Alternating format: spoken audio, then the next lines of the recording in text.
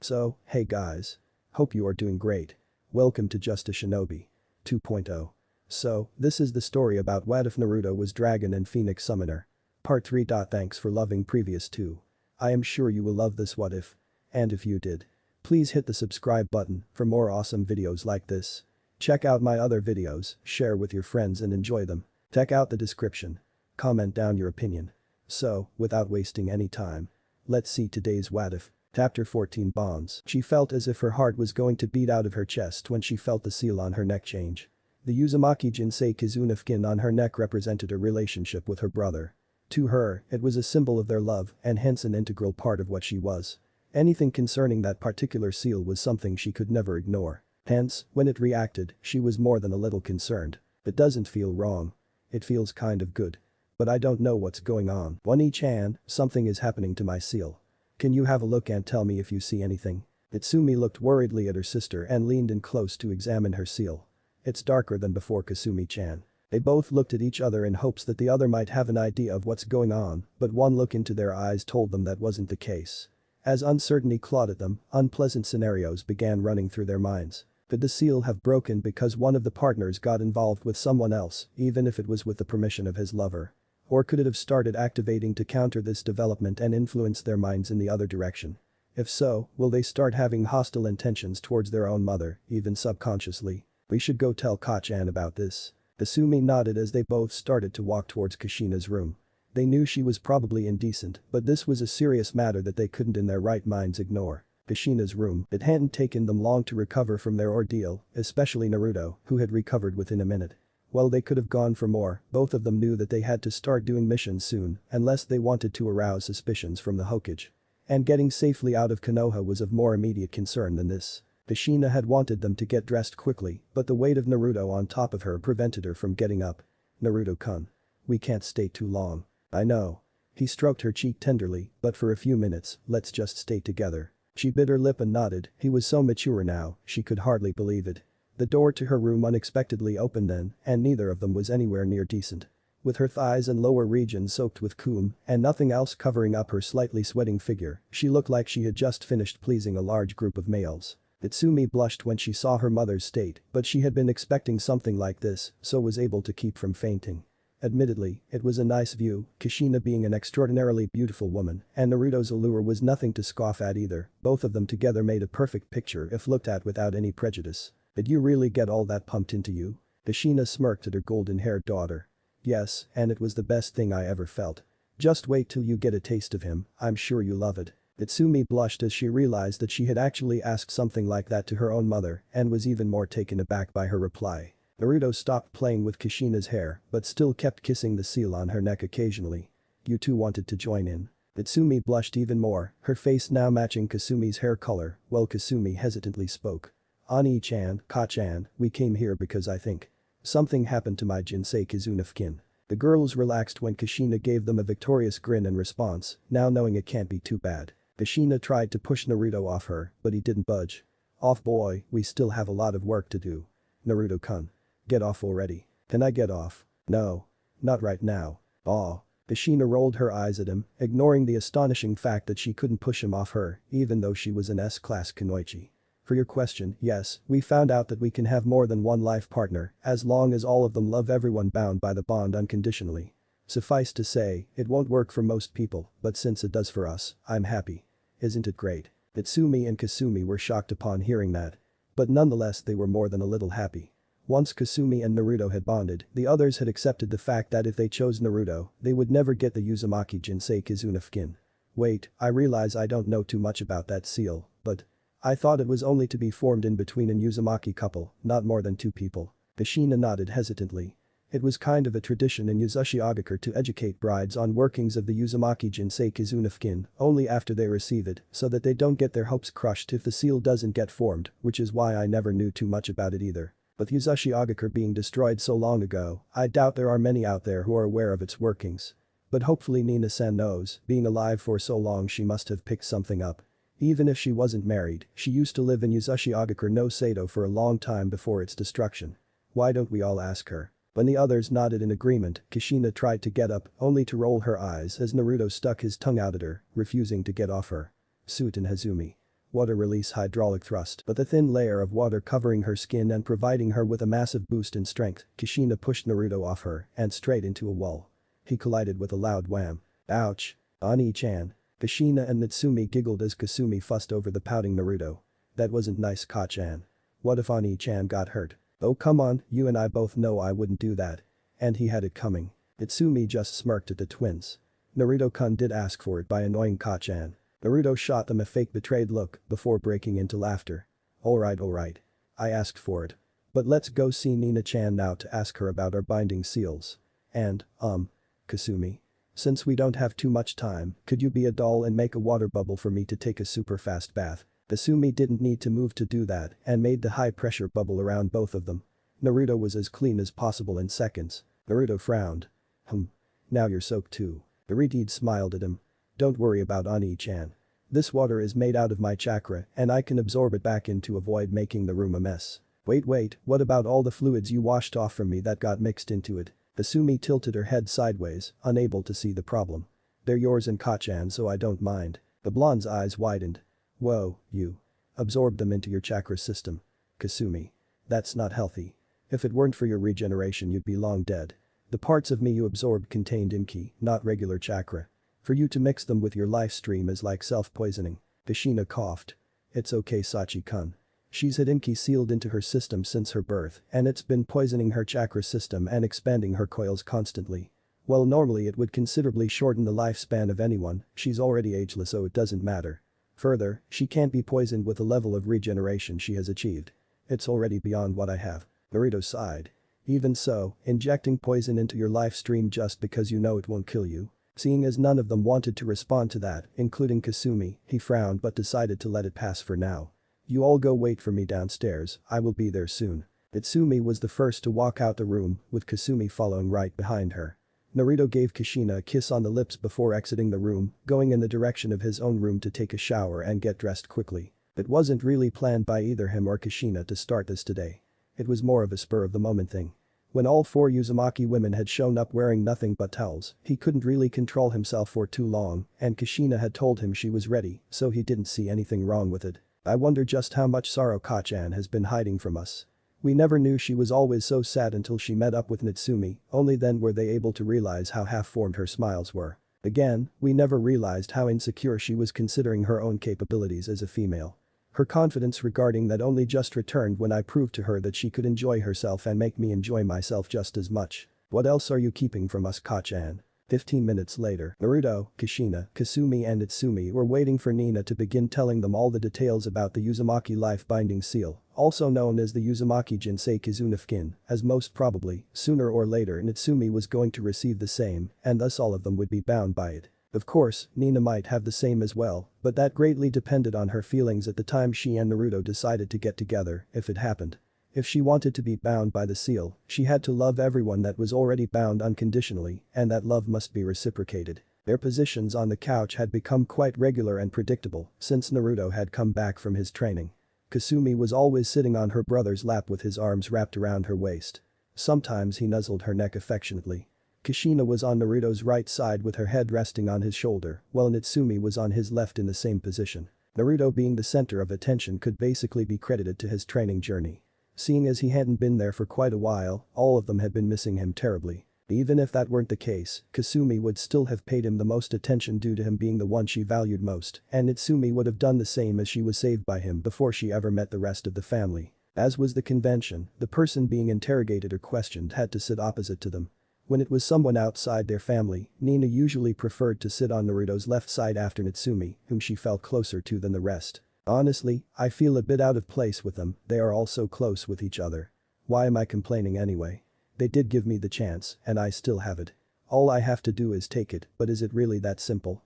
I want to be sure if I love him or not, only time will tell. Finally, Nina began telling them what they were waiting for. I suppose you all know how the Uzumaki Jinsei Kizunofkin is formed, placed and its requirements. So I will skip those. I didn't know more than 2 people can be linked through the seal, so that's new to me as well. But I guess it's rare for all 3 or maybe even 4 people to love each other unconditionally. It's just seems very unlikely to happen. Nevertheless, I guess it's not impossible, as we can already see. The Jinsei Kizunofkin's most basic function is hidden in its name. It binds the life of people that share the seal. Let's say if one of them dies, then his or her life partner, or partners in this case, will all die along with that person. Additionally, sometimes life partners can hear or feel what the other one is thinking or feeling, but that's a rare occurrence. Usually when your life partners need your help or are in danger it activates. Other than that, life partners can somehow always tell where their significant other is. I guess that should be because of the seal as well. Others in the room frowned but nodded. I wouldn't want to live without any of you. Although this does make our elimination much easier. If someone were to be able to kill even one of us, would all of us die? Nina shook her head. Don't forget Naruto-kun, you are a wild card here. It is said that those who possess the legendary ninjutsu are beyond life and death. The Rikiden Sennin was said to have the power to bring recently dead back to life, as he had some form of control of the dimension between life and death. As long as the person's soul has passed on recently, say a few hours, and is still in that realm, a wielder may be able to revive them. Unlike the Edo Tensei, it really brings them back to life permanently, as if they had never been dead. As such, it wouldn't make sense for the seal to take your life to reunite you with your partners when you can bring her back, will it? If the person who created this seal really was the Rikiden Sennin, and I doubt anyone else could have given how complex it is, then he must have taken this possibility into consideration. So we don't know what will happen in your case. Either way, that is the only disadvantage, if you can call it that. I am certain you all know that the seal strengthens your bloodline and lets your partner have it as well. At their nods, she continued. For the 3 basic Uzumaki bloodline traits, the Uzumaki Jinsei Kizune of kin strengthening goes like this: your regeneration gets faster, but the chakra cost remains the same. The aging will still take the same amount of chakra, but you will be able to have a better control over it and age up and down at higher rates. For blood healing I'm not sure myself. That is the rarest of the 3, but I guess you will be able to heal more and more fatal wounds with less blood. If you all have a common linking of each other through the seal, your abilities and control will be phenomenal. Naruto might even be able to control them as well as us if he practices well enough. The complication that I can't answer right now comes with Naruto's bloodline, though since Natsumi has studied Kasumi's blood in detail, I am sure she can enlighten us a bit on it. She questioned. Natsumi nodded. Sure, from what I can tell Kasumi didn't receive any new affinities from Naruto-kun. So if you did get the same stuff as Kasumi you will be able to combine the elements you already have to make sub-elements. But like he already told us, we will have to learn it first. Kushina seemed to think about it for a while. I have Suiton as primary and natural affinity like all Whirlpool girls, and I have a decent grasp over Kaiten because of being in fire country for so long and learning so much about fire. It's not as good as my water affinity, but it is there. So I guess I should be able to use a boil release if I learn how to do it, huh? Itsumi nodded after thinking about it a bit. That should work. The Rinnegan gene strengthening that happened in Kasumi should have happened with you as well, but I will check it later anyway. Kasumi looked like she wanted to say something as she was squirming on Naruto's lap, giving him a hard-on. Kushina looked at her questioningly. You wanted to ask Kasumi-chan? She nodded a bit nervously. Yeah, I wanted to know if you are planning on having kids anytime soon, Ka-chan. Seeing as you two have finally gotten together. Kushina seemed to think about it for a bit. She didn't have anything against having Naruto's kids, but pregnancy wasn't a very pleasant experience. The Uzumaki bloodline regeneration did absolutely nothing to help with it. When your hands get cut off, you can regenerate them with the bloodline, but that doesn't mean you will feel any less pain when they are cut. The reason she was so weakened after the delivery was pretty simple. Her bloodline kept healing her during the delivery, making the process harder and even more painful, as the damage will be inflicted again because of the baby trying to get out, only to be healed repeatedly. The whole process consumed a lot of chakra as well. Any Uzumaki female had a much higher probability of dying while giving birth because of this, reasons ranging from chakra exhaustion to inability to bear the unimaginable pain.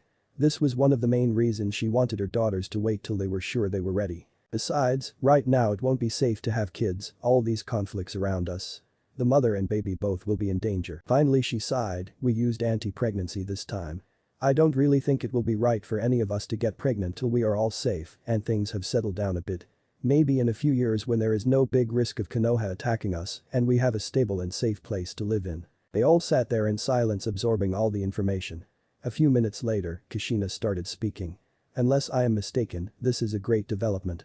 But we also have something more to worry about. Thanks to Jiraiya we now know we've been too relaxed. He got inside the compound and now knows some of our secrets, like Naruto-koi's bloodline, about Hitomi-chan, as well as a few minor Uzumaki Genjutsu techniques. What are we going to do about him, Ka-chan? They all frowned at that. Jiraiya had caught them with their pants down. Well, Naruto-koi's bloodline was going to be disclosed sooner or later, we can't keep it hidden forever. We shouldn't worry about it as he doesn't know too much about it, just that it is something like that and possibly extremely powerful. That will help in driving some fear into people's hearts. But what worries me is that he knows Naruto is a half-demon now. If this gets out before we are out of here, then the whole village will be after our heads. Can I trust you with this, Natsumi-chan? Natsumi looked nervous for a few moments before regaining her confidence. Nothing is perfect, Ka-chan, but from what I can tell he should be in coma for at least 6 months, even in intensive care, and that is without my sedatives. We will be out of here in 7 months at most. I'm going to put my best sedatives in him that will be undetectable by anyone except someone of Tsunade's caliber. Those should keep him down for many years, given the skill level of the medics here, but I am sure that Tsunade will be called upon sooner or later to heal him, as he is important to Konoha. If she tries, she can counter my sedatives. But they will all be busy till the Chunin exams, right? So they can't afford to pay way too much attention to him till the exams are over, and by that time we will be out of here. Kushina nodded. Well, the plan had some flaws, like Tsunade coming back sooner than expected. There wasn't much that could be done there. I guess we will have to work with that here. If he does wake up and we are attacked, we need a backup plan. Natsumi bit her lip nervously. She was still pretty shaken from the scolding she got earlier from Naruto about self-poisoning her chakra system, but nonetheless, this was important. I think I might have a solution for that. If you all let me place some seals on each of you, I will be able to reverse summon you to my location. If I place one of my special seals outside the village, I will reverse summon you as soon as I teleport there, getting us all out safely. Kushina smirked. It's a good plan. But what's the fun in that, Kasumi-chan? Since sooner or later Jiraiya will wake up and tell everyone about Naruto-koi's bloodline, I think it will be best if we make Konoha fear us as much as possible. Others raised their eyebrows at that, clearly interested in making Konoha suffer, but wary of any risks Kushina's plan was going to bring. Aiko are Konohan in after all, and they are the ones that raped my Ka-chan.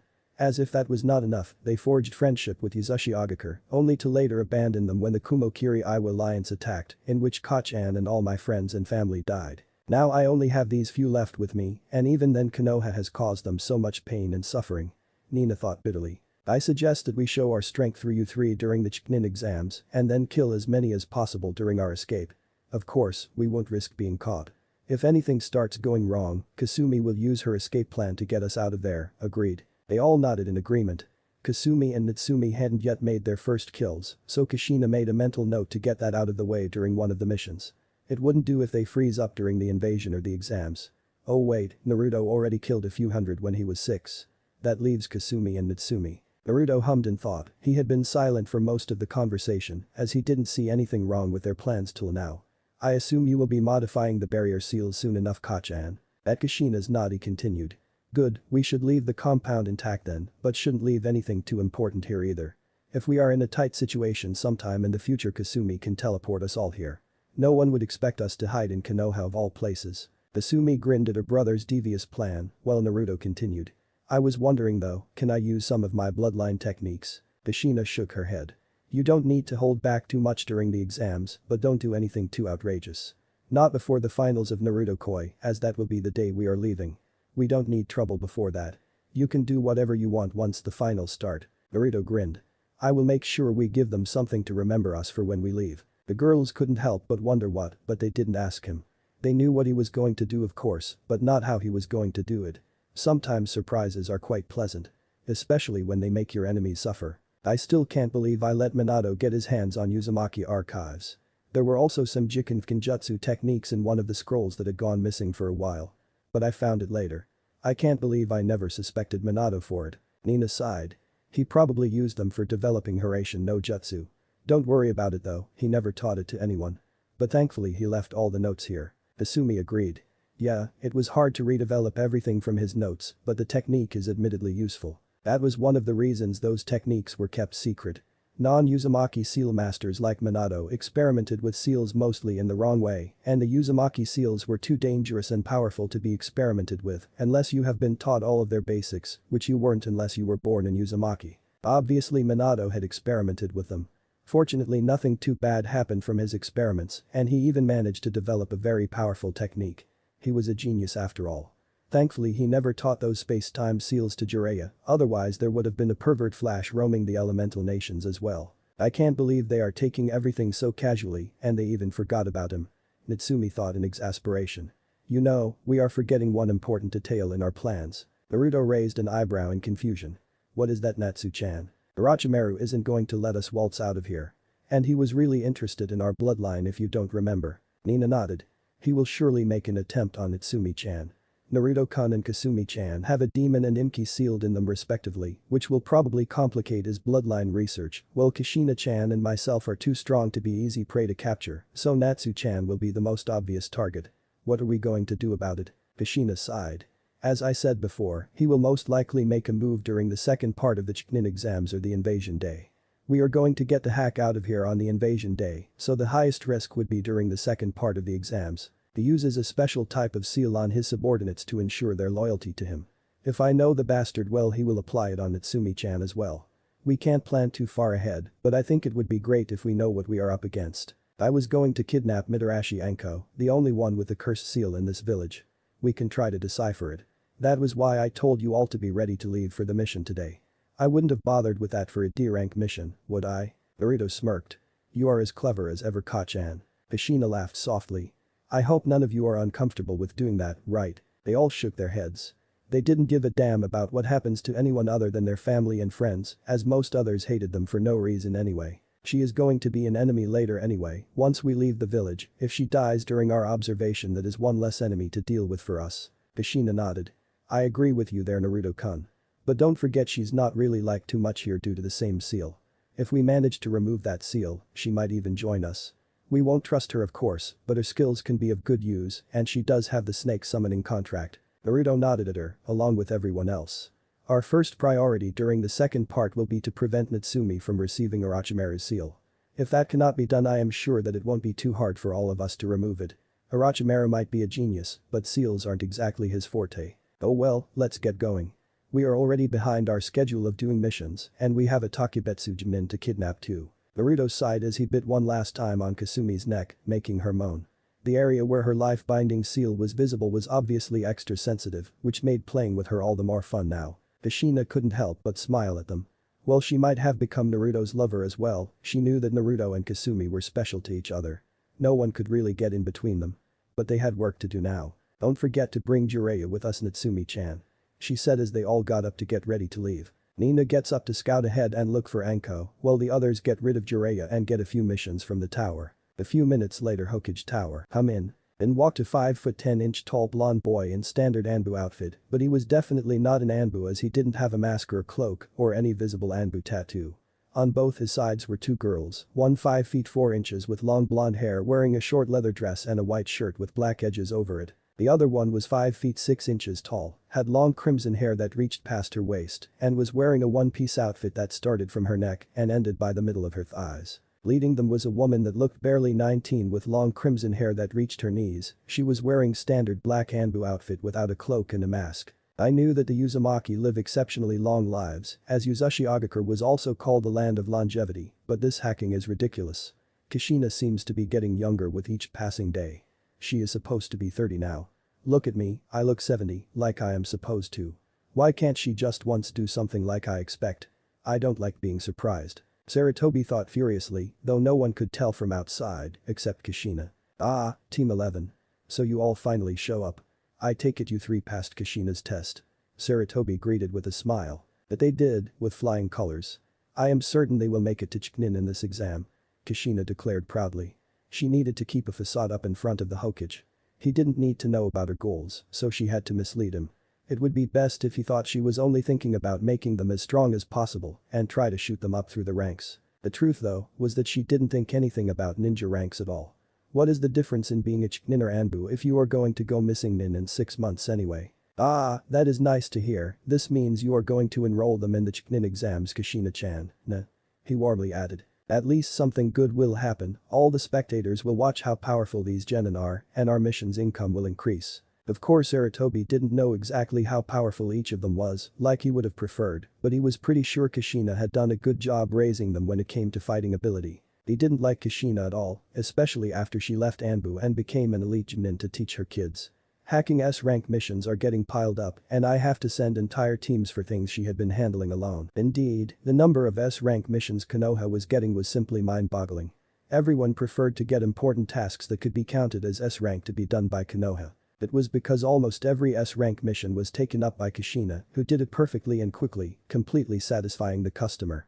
But after Kushina had resigned from her Anbu position did the council understand her importance. The number of S-rank missions they were getting remained the same as the customers didn't know or care that Kushina had stopped working and expected their job to be done the same way as Konoha had been doing all this time, efficient and perfect. Much to their disappointment though, even when Konoha sent entire Anbu squads they were slower, messier and less efficient. This was leading to a constant decline in the village's income that they got from S-rank missions, as well as their reputation being spoiled.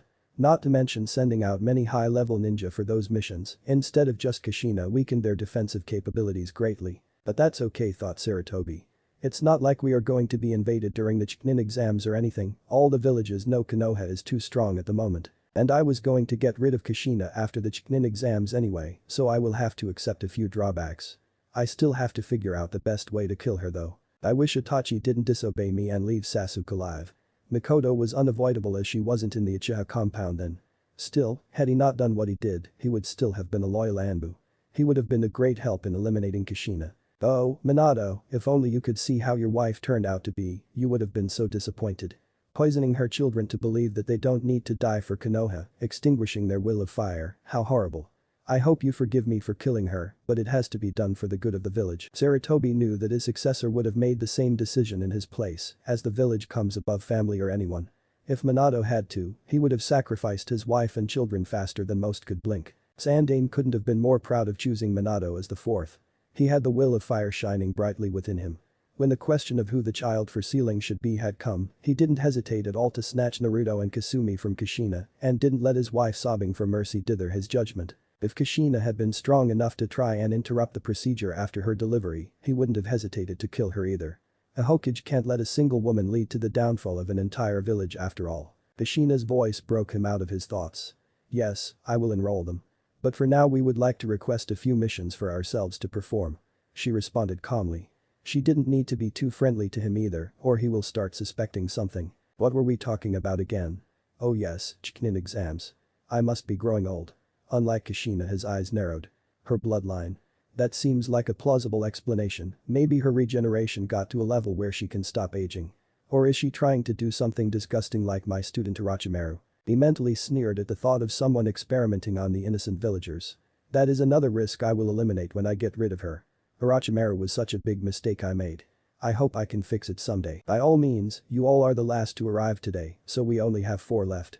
You can choose between painting a fence, capturing Tora, picking out some weeds and babysitting. Which one do you want? He asked, switching back to his bored tone.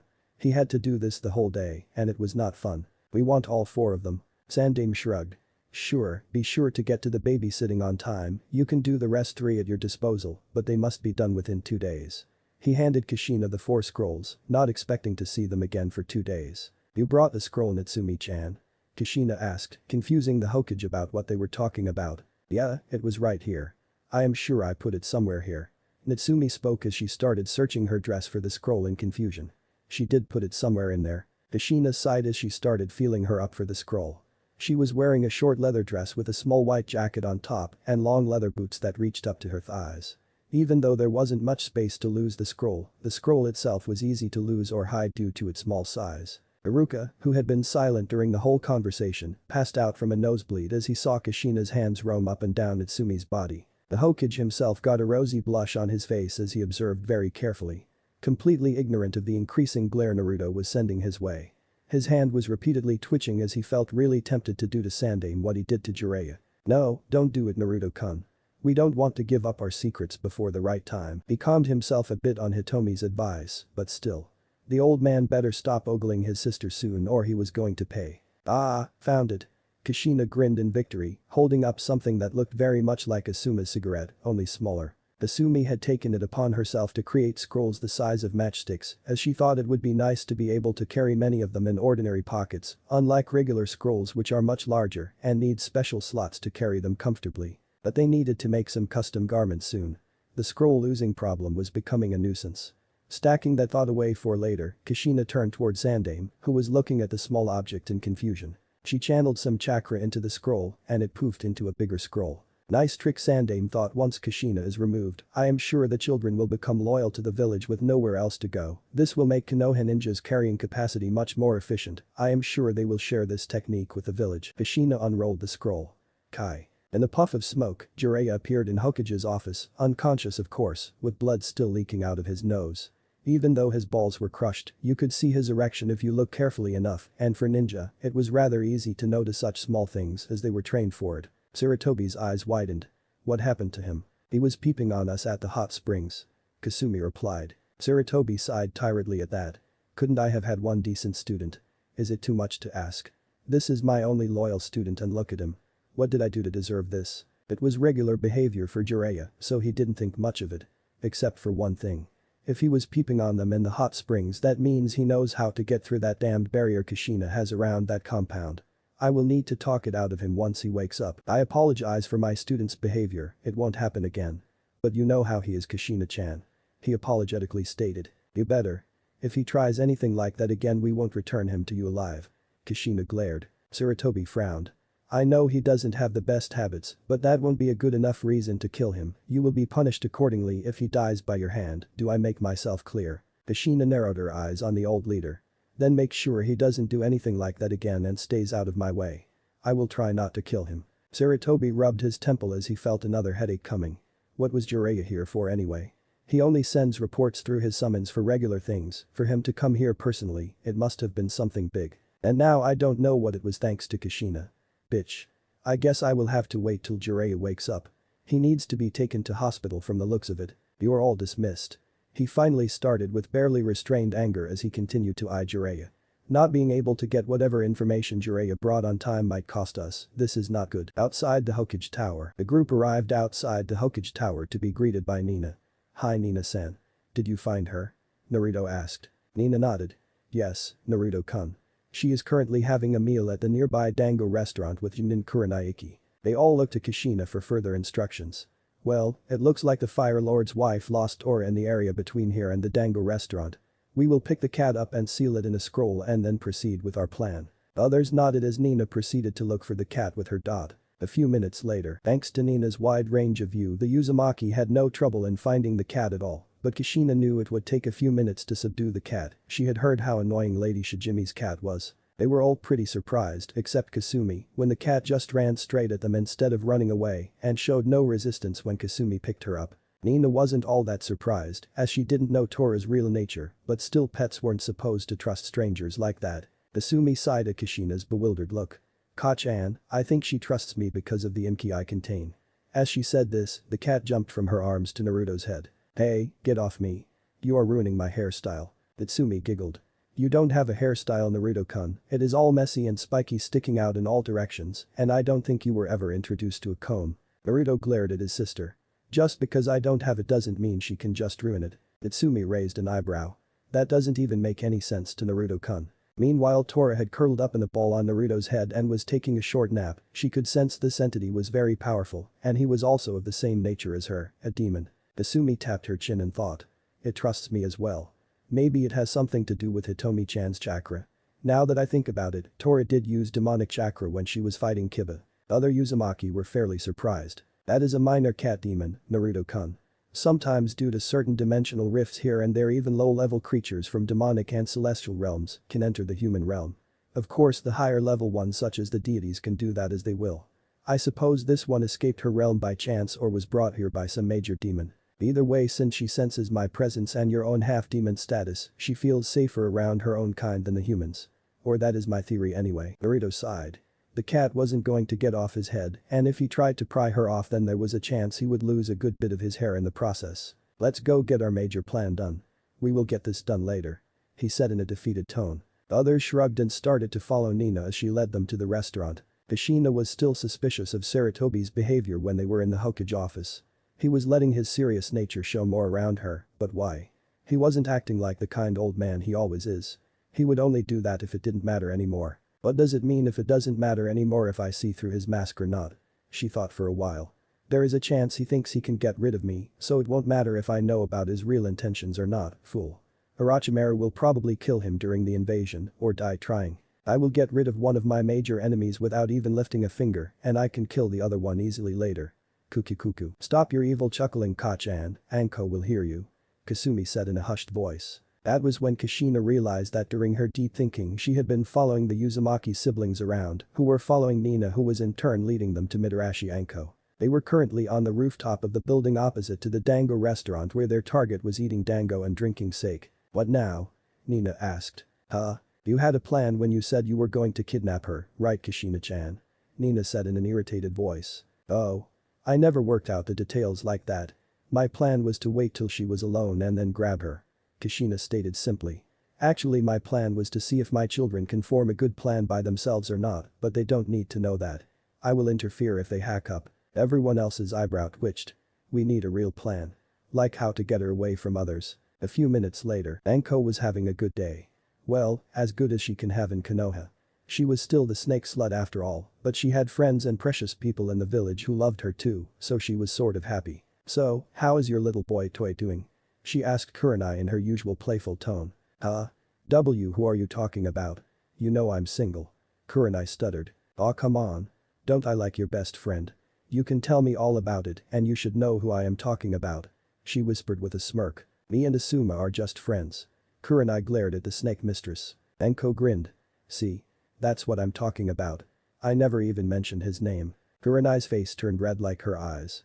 "If you tell anyone about this," she started dangerously. "Hey, is that a hacking cat eating my dango?" Anko suddenly spoke, interrupting Kurenai mid-threat. Kurenai looked down back at their table, and indeed there was a brown cat with 5 pale stripes on her head and a red ribbon on her right ear chewing on Anko's dango, completely unaware of the impending doom that was going to be brought on her. "That was my dango," Anko yelled furiously. The poor cat looked up with her innocent black eyes and then started hopping away with one of Anko's dango sticks in her little mouth. "What the heck do you think you are doing taking my dango? Give it back here, you little thief." Anko started rushing after the cat as Kurenai shook her head. "That is so like Anko, she will probably kill the poor cat for taking her dango." "Oh well, I have a date later with Asuma soon anyway, so I better get going." 20 minutes later. That cat, how can it run so fast? She had been following the cat around for quite a while now, unbelievably enough the cat was able to keep up with her speed. That isn't supposed to be possible. She knew that it was probably a ninja trying to trap her away from the general populace.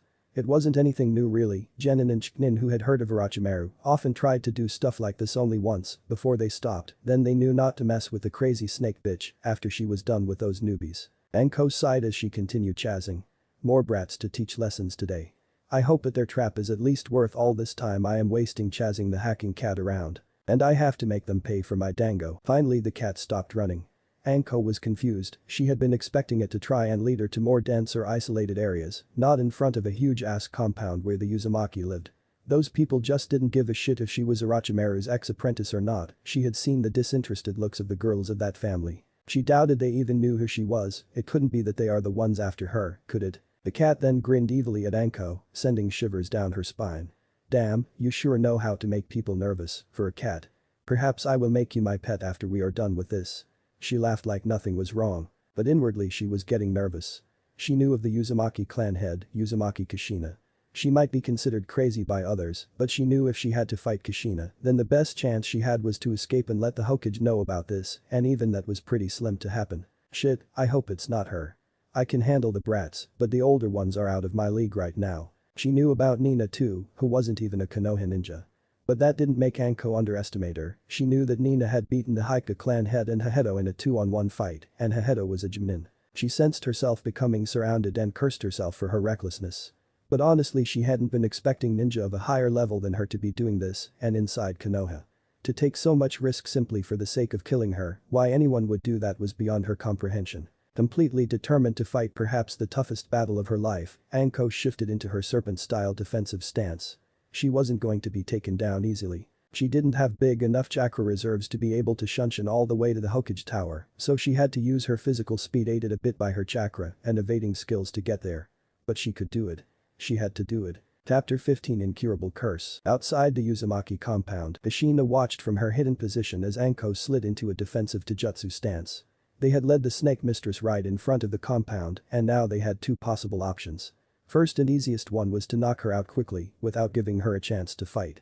Kushina would have preferred this, but she wanted to see how well Naruto was going to handle a Konoha Jinin. That didn't mean they were going to take any excessive risk though. Being a seal mistress that specializes in kenjutsu, Kushina had almost no difficulty in erecting a privacy barrier around half-kilometer wide outside the perimeter walls of the compound for a day.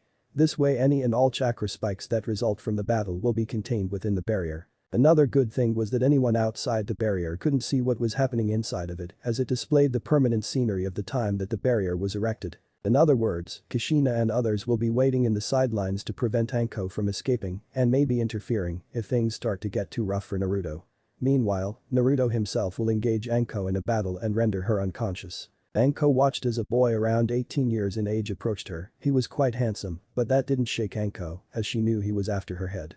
She was impressed by him though, as he had been able to conceal his location from her, a Junin, even though she had known he was there, she didn't know where. Well, look what I have here, she smirked, have you been trying to catch me so that we can do something? She used her usual seductive voice in an attempt to catch him off guard. Naruto himself was caught a bit off guard at her attempt to seduce him. You do know that you are probably going to die, right? Anko giggled. Aw, you won't be that rough with me, will you cutie? You didn't even need to go through all this trouble to get me here, you could have just asked. She mocked in a playful tone. Naruto grinned and shook his head. She didn't know how much she was pissing off some people with her words. That's enough talk. Let's see what a Takebetsu Junin of the Leaf is truly capable of. Anko had been trying to stall time by talking with the young Uzumaki, but unfortunately he didn't want to give her that time. Hack, I haven't figured out where others are yet. She wasn't a tracker-type ninja, so it wasn't easy for her to be able to do that. Additionally, the blonde's accomplices seemed to be well hidden. I can't make an effective escape plan unless I know their positions. Running around like a headless chicken won't help, so maybe I should just throw it around and hope people come to investigate the chakra spikes, if only to watch a fight. That will at least make the Hokage aware of what these people tried. Not to mention the Hokage might be seeing this through his crystal ball, and thus the help might be on their way. I just need to hold out as long as I can and escape if and when I can get the chance. She thought furiously. She was completely unaware of the barrier that currently surrounded her, or she would have known that the Hokage's crystal ball couldn't view anything within the barrier. That was why the Hokage was even more wary of Kushina and her family. He didn't have any idea what they were truly capable of, but why did he come out alone? Maybe the others are brats too and the older ones are not involved. Well, that's a relief. Too bad, he was sexy too, it seems I will need to kill him to get out of here. But. She smirked. If I catch him alive we're going to have fun. She licked her lips. Naruto decided to wait for Anko to come at him as his ability to predict movements gave him a distinct advantage when he started off on the defensive. Moreover, he had noticed Anko's Taijutsu stance shift from defensive to offensive when he had shown himself. That meant that the Junin intended to take the lead. As he had predicted, Anko dashed towards Naruto, who stood his ground. His Genjutsu was permanently activated, but still he decided to concentrate some extra chakra towards his eyes to be able to predict and counter Anko's movements better. Anko started out with fast and precise strikes that her style offered. The first strike came towards Naruto's shoulder blade, which he intercepted much like the Hikage Ken. Her strikes are too fast and concentrated to block, or they might damage my arms. He made a mental note to not block her attacks, and rather deflect them. Anko shifted into an advanced stance then, and soon enough she was a blur. So skilled. There are few who can hold ground against me in Konoha when it comes to Taijutsu. Maybe Guy, Kakashi and some of the Anbu, but definitely most Junin, would be struggling to keep up by now. She delivered strike after strike at Naruto's body with the flexibility and precision of a snake, and just as deadly. Every single one was aimed at critical areas of Naruto's anatomy, one hit and he would be handicapped for the rest of the fight if he was a normal person. But Naruto was not stupid, he knew what would happen if he let her hit him, so he deflected all her blows, though Anko's speed was only increasing as he found himself pushed to his limits. She was baffled that the boy was able to predict all her movements, but it didn't stop her from trying. Goddamn this guy. He's starting to annoy me. Within a minute, his eye caught a strike that he had no chance of deflecting, so he jumped back away from Anko. I am still much below her level in Taijutsu. She could have overwhelmed me within a few more moments. But thanks to my Genjutsu I can easily predict where she will strike and act accordingly. Still, no use taking chances. Kushina and others watched everything closely, ready to interfere at a moment's notice. They were not samurai, so they didn't care if it would be fair to gang up on the Kunoichi or not. And they were kidnapping her, which wasn't really the most honorable thing either. But Kushina wants Naruto to be able to test his limits against an opponent who is not his family and thus is willing to harm him. While they didn't pull their punches on each other in training, a real battle against a powerful enemy was a different experience that all of them needed. She could have sent Natsumi or Kasumi as well, but they had already decided on Naruto by logically weighing all their options. Three voices shouted simultaneously. Jan Kenpon. Asumi and Natsumi both had paper, while Naruto had scissors. Their attention snapped back to the arena as Naruto jumped back to avoid a lethal strike. Naruto was already in the middle of forming hand seals at a fast pace to perform an advanced ninjutsu. Senijashu. Hidden shadow snake hands. Naruto cursed mentally but didn't get much time to think as the poisonous snakes were advancing at him at lightning fast speeds. Had he been able to complete his technique, the Junin would have been severely weakened or completely out of the fight. But her speed of initiating the technique was impressive enough to catch him off guard. Usually Anko used this technique to restrain people, but she was not taking any chances now, so she had instructed the snakes to inject lethal poison into Naruto's bloodstream. She smirked, but it was wiped off just as soon. Too late to block or dodge now. No choice then. Amaterasu. Goddess of Sun. The snakes didn't even feel the pain as they were incinerated as soon as the black fire touched them. Anko sprung out of the way of the black flames, staring wide-eyed. What the heck is she demanded? Naruto frowned, he hadn't planned on using any bloodline techniques during his battle, but he had been forced to do so. Moreover, his lenses had stopped concealing his ninjutsu as soon as he used Amaterasu. He didn't have good enough control to keep them active and use advanced techniques at the same time. Oh well, that just means Anko got her one-way ticket to hell. There is no harm in telling her, but why should I? Who knows what weakness she might find from my explanation. Kushina smirked as Naruto ignored Anko's demand. She had drilled into Naruto's head how most shinobi were foolish enough to boast how their techniques worked to their opponents, which led to their downfall. None of them would ever do so as it just didn't make any sense and was a waste of time. Anko glared at Naruto as he remained silent. Fine, have it your way. Her eyes narrowed when she saw Naruto's now revealed ninjutsu. It seems they have been hiding more than what I thought. I wonder what else he has up his sleeve. But I haven't heard of Uzumaki having a ninjutsu, they must have been hiding it pretty damn well. Which one is it though? Out of the three great ninjutsu, it is not Sharingan, definitely not the Byakugan. Then her eyes widened. There is. In no way did the Uzumaki have the Rinnegan all along, and no one knew. It was supposed to be a myth. She started going through hand seals that were very familiar to Naruto as she grit her teeth in desperation. No. The giant snake appeared with a puff of smoke. Naruto smirked, he knew that most people who knew summoning almost always used their summons in critical battles, but he had the perfect way to counter that. Hanashibari no Jutsu. Temporary body paralysis technique. The snake froze in its place. Naruto wasted no time as he charged forward, which caused Anko to raise an eyebrow. What is he, going to punch a huge snake to death? Within seconds it will be free from paralysis. She was going to mock him for it, but her words died in her throat as Naruto took out the Rikjin from the dragon seal on his right arm, which also worked as a storage seal for his sword. She noticed that the tattoo seemed eerily similar to a summoning tattoo. A dragon summoner? And what does 24 mean? Shkrik. Dragon strike. He slashed the Rikjin vertically downwards towards the snake. A red-black translucent dragon came out of the sword and headed straight towards the snake. Otenderoku Geshi. Earth-style terror shield. As Anko finished, her wall of earth rose in between her summon and the dragon. The dragon was not extremely fast and a ninja could have easily dodged it. But her summon was large and paralyzed. She expected the dragon to blow up the wall and the attack to be stopped there, but to her surprise, the dragon passed right through the wall without disturbing a single dust particle. Naruto meanwhile raced towards the snake himself, which Anko noticed and jumped down to intercept him. Taking out a kunai, she engaged him, or tried to. Anko was shocked when the boy's sword passed through her kunai like it wasn't even there. But she could tell that her kunai was cut, unfortunately, with nothing to intercept his sword with, and not expecting her kunai to be cut through, Anko received a deep wound diagonally across her chest. Arg. She cried in pain.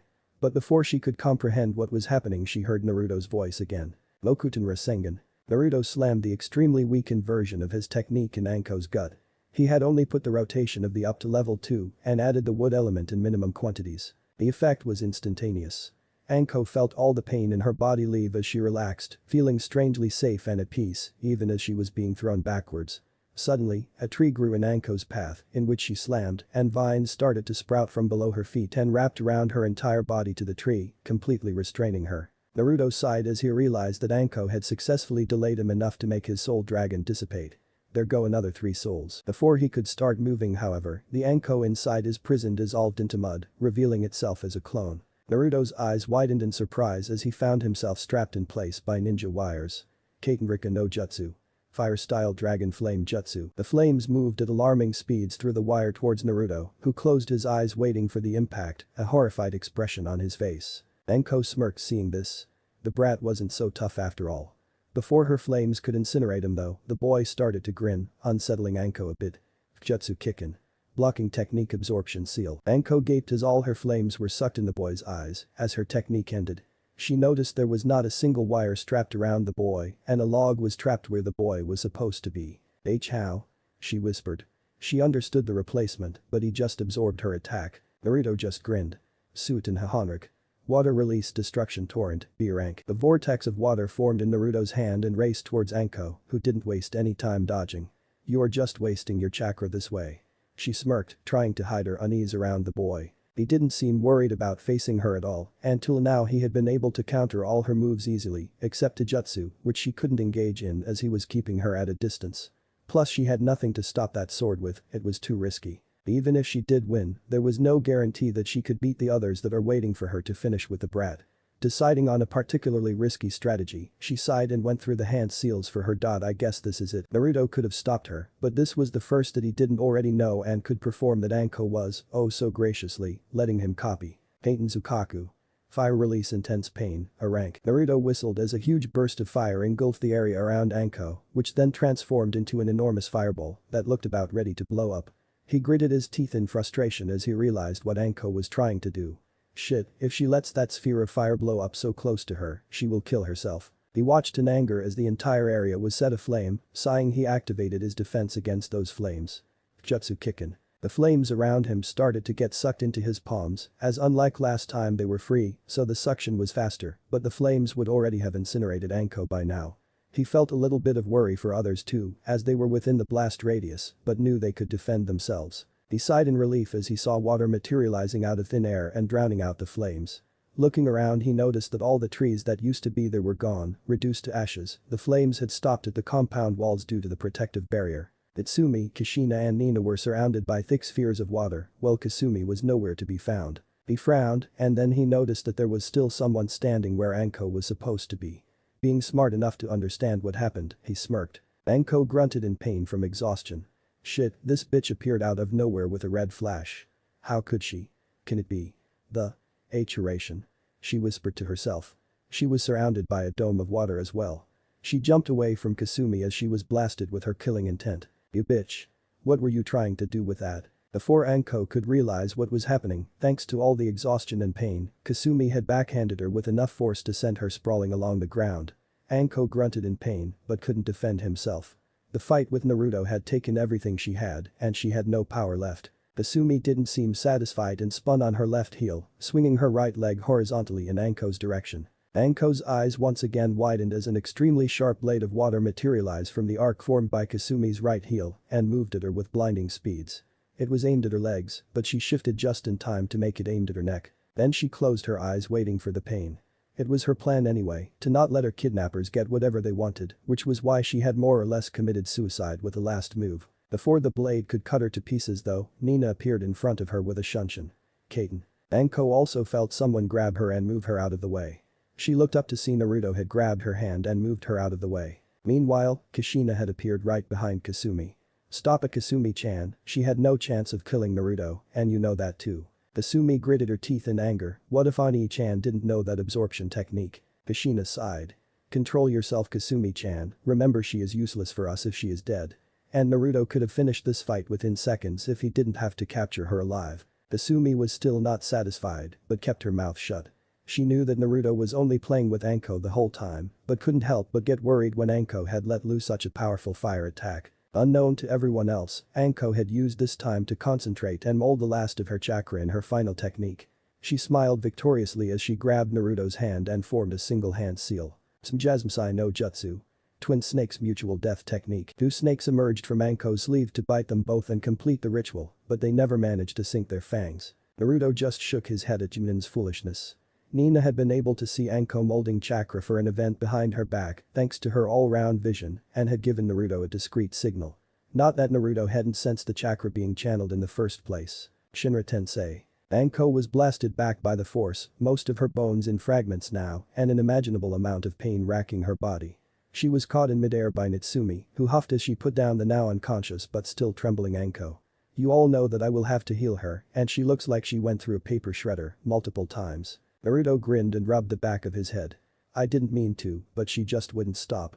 On a positive note, Kasumi didn't chop her legs off, right? Kasumi blushed in embarrassment as Natsumi's eyebrow twitched. Well, she is lucky she didn't, as we don't know how stressful the seal's modification or removal process is going to be. Nina nodded in agreement with Natsumi. Yes, we don't want our only chance at confirming a counter for that seal to be gone just like that. We don't want Natsumi to be put in danger by using a possibly fatal seal. Kasumi paled as she realized the effects of what could have happened had she hit. Note to self-control emotions better. Hashina just sighed as she approached Naruto. So, what do you think? She asked. Naruto snorted as he summarized the battle. She was better than me at Taijutsu unless I started using Tozi, which would have increased my speed and strength, but other than that it wasn't that tough. I did get an air rank fire technique for us though. I had her playing in my hand the whole time. When she had replaced herself with a mud clone on getting hit by my Mokuten Rasengan, I was able to detect her earth-nature chakra thanks to my Yajengan. But I didn't want to give her a clue that I can do that, and it was funny to see her getting all hopeful thinking she can get away. But still, I got too careless when I allowed her to get too far away. I was way out of range to stop her from suicide if it wasn't for Kasumi. I never expected her to try something like that. Kushina frowned but nodded. You should be careful with suicide moves, Naruto-koi. They are the most dangerous things an enemy can throw at you. Remember, even Hitomi-chan got sealed by a suicide move, you're no different. Naruto frowned in thought. I guess so. I'll have to be more careful from now on. Kushina smiled and nodded at him. Sure, Naruto-koi. Now that the show is over, let's get inside. But before that I want all of you, except Nina, to send 3 cage buncheons for each of our D-rank chores. They did so and proceeded to take Anko inside the compound. The cage buncheons were more than capable of completing all the chores as they didn't really involve the risks of getting hit and dispelling. Of course they will still get a headache from the memories of the babysitting mission, but it was better than having to do it themselves. Uzumaki compound. Naruto was deep in thought as he considered the consequences of what Hitomi had told him about the changes that his Uzumaki Jinsei Kizuna was making. The technique perfection of Yajengan was now supposed to take less chakra than before, which was one of the best things he could have hoped for. But still, if he wanted to use something in battle situations, the waste of chakra was unacceptable. So he will have to manually master as many of his techniques as possible. He had tested this theory by trying to make it during the fight with Anko, which somewhat worked. Then his already decent regeneration was supposed to get a boost. His aging was already frozen thanks to his partial, but now he could increase or decrease his age gradually with chakra. His blood didn't seem to have any healing properties though. Another thing that was bothering him was the fact that Anko could have beaten him in a Taijutsu-only match unless he used Tozi to help with his speed and strength. His form and style were perfect, but he just didn't have the experience of a Junin like Anko. I guess that's one of the things there is no shortcut for. Oh well, I will get experience eventually. He shook his head to clear it and then proceeded to add the newly acquired A-rank Kaiten technique to Uzumaki library. Their collection was already very extensive, containing more Genjutsu scrolls than all of the elemental nations combined, and enough ninjutsu to make any great village green with envy. Kushina had spent a lot of time adding as many as possible to the library, and Nina had contributed greatly to the Genjutsu archives. As it was right now, they were going to study Anko's seal. Since all of them were proficient in Genjutsu, they didn't think there would be anything they couldn't understand in Orochimaru's seal. The cursed seal was said to have no cure, but the fact was, as far as they knew, no seal master had tried to break it yet. There weren't that many seal masters to begin with, and Konoha's only seal master Jiraiya was way too busy with peeping and spying to ever get the time to properly study the cursed seal. The Uzumaki on the other hand were specialized in different forms of Genjutsu. Nina specialized in chakra Atsuri change and manipulation of Genjutsu, Kushina specialized in barrier of Genjutsu, Kasumi specialized in Jiken space-time of Genjutsu, Natsumi and Irie medical of Genjutsu, while Naruto himself was adept at combat of Genjutsu. With all of them together, there was no way that there was a seal that could be made by Orochimaru, who wasn't even a seal master, that they can't decipher. 3 hours later, that was a pretty impressive piece of work for someone who isn't even supposed to be a seal master. Kushina couldn't help but agree with her. I know, either Orochimaru has been hiding a lot of skill, or he has someone who is as good as us in Genjutsu on his side. Naruto frowned. Either is not good news for us, is it? We will need to be much more careful. All of them nodded in agreement with him. They had been working on a counter seal for a few hours. Quite frankly, it shouldn't have taken this long for 5 Uzumaki to counter a single seal, but this one seemed exceptionally well made. The design was intriguing for them. The seal functioned in many parts, much like the Fujin, which had fail-safe kill switch, restrin, lock and absorb parts. The cursed seal had 4 parts as well. The first part contained a special enzyme that they couldn't quite place the origin of. From what Natsumi had been able to understand, said enzyme corrupted its host's chakra and mind, making the mind weaker and chakra more potent. Another notable effect was it enabled the user to have an advanced regeneration very much like the Uzumaki bloodline, as well as a soul shift. Hitomi had described soul shift as basically changing your current body into the representation of your soul. Normally this would have no bad effect on a sane human, but those with a cursed seal tend to have a twisted mind, thus becoming something that would look similar to twisted monsters. In the case of demons, the soul shift was what led to their demon forms. Kikbi had a foxy personality, mischievous, cunning and smart. At the same time she was strong and swift, hence a fox was what she would think of herself as. Sanbi was calm, gentle and quiet, preferred to be left alone and doze off, hence she was a turtle, and so on. Why Shukaku was a crazy-ass desert raccoon dog was beyond Kikbi's understanding, so she refused to answer that question. The second part was an absorption seal that absorbed the user's chakra constantly, making it so that he only had half of his reserves at his disposal most of the time. This chakra was then corrupted by the enzyme, thus making it much more potent. Whenever a cursed seal user would activate his seal, he would instantly feel 4 times more powerful than what he usually does, thanks to the remaining half of his own chakra that was stolen by the seal, albeit 3 times more potent than before returned to him. This made the seal addictive to the user, as well as making them believe that they were somehow becoming much stronger whenever the seal was in use, which in a way was true. The more dangerous part of the seal was where the user activates what could be considered as level 2 of this seal, which will let the strange enzyme flow through the user's body, giving them advanced regeneration which when mixed with their high cursed seal reserves, would work beyond what even the Uzumaki regeneration offered. This had shocked them greatly to say the least, but still they couldn't deny the truth. Again, that was something that most would believe a great gift unless they knew the workings behind the seal. With the enzyme flowing freely through the body, the person's mind and soul got corrupted even faster. And it wasn't the darker thoughts corruption, but an unhealthy corruption that slowly poisoned the person leading to an eventual painful death. The third part of the seal was a remote pain-inducing and kill switch. This was a total rip-off from the Haika caged bird seal, so the Uzumaki didn't bother researching much on it. Orochimaru probably took the seal from them and adapted it into his own design. It lets the person who knows the required molding pattern induce pain or kill the person with the cursed seal. Of course that would have been a stupid mistake that both the Haika and Orochimaru made. They had to key in the molding patterns into the seals, and the Uzumaki had easily deciphered those patterns and could now kill any Haika branch family member. But Orochimaru was not that stupid, and the Uzumaki couldn't kill a cursed seal user just because they knew those patterns, only Orochimaru could activate a cursed seal given by him. That was because of the fourth part of the cursed seal, a soul fragment of Orochimaru sealed inside the array. The Haika couldn't do the same as they wanted all the main branch family to be able to activate the caged bird seal, while Orochimaru only needed himself to be in control. They thought it terrified all 5 of them. To have Orochimaru's soul fragment in Natsumi, even for a moment, was unacceptable. Who knows what that pedophile was going to do inside her body? No, that was not tolerable at all. Naruto sighed as all these thoughts ran through his mind. This is giving me a hacking headache, what are we going to do now? Nina tapped her chin and thought. I think that the reason the cursed seal makes the victims loyal to Orochimaru is mostly because of that soul fragment, as the Haika branch family sure as hell doesn't look loyal to the main branch. So that soul fragment should be somehow capable of influencing the victim's soul from its mere presence. You know, I was wondering, why is Anko not influenced by her seal? She should be loyal to Orochimaru given how long she has had that seal. Natsumi shook her head. I don't think so. Unless she uses the seal at least once and lets her chakra be absorbed into the seal, it will be unable to invade her chakra coils. Once it does have the user's chakra, it will be able to constantly influence that body. Others nodded, accepting her explanation. Seals were a complex art which had many branches. No matter how good you were, sooner or later you came to a point where you had to choose an area to specialize in. They had all chosen theirs, and Natsumi was the only one with medical seals as her specialization, so they depended on her as far as that type of genjutsu was concerned. They sat there in silence considering all the options they had. They could have completely removed Anko's seal of course, but Natsumi wanted to study the strange enzyme. It had bad effects yes, but at the same time it offered some advantages as well. If the bad effects could be removed, making chakra 3 times more potent sounded pretty good. I was wondering.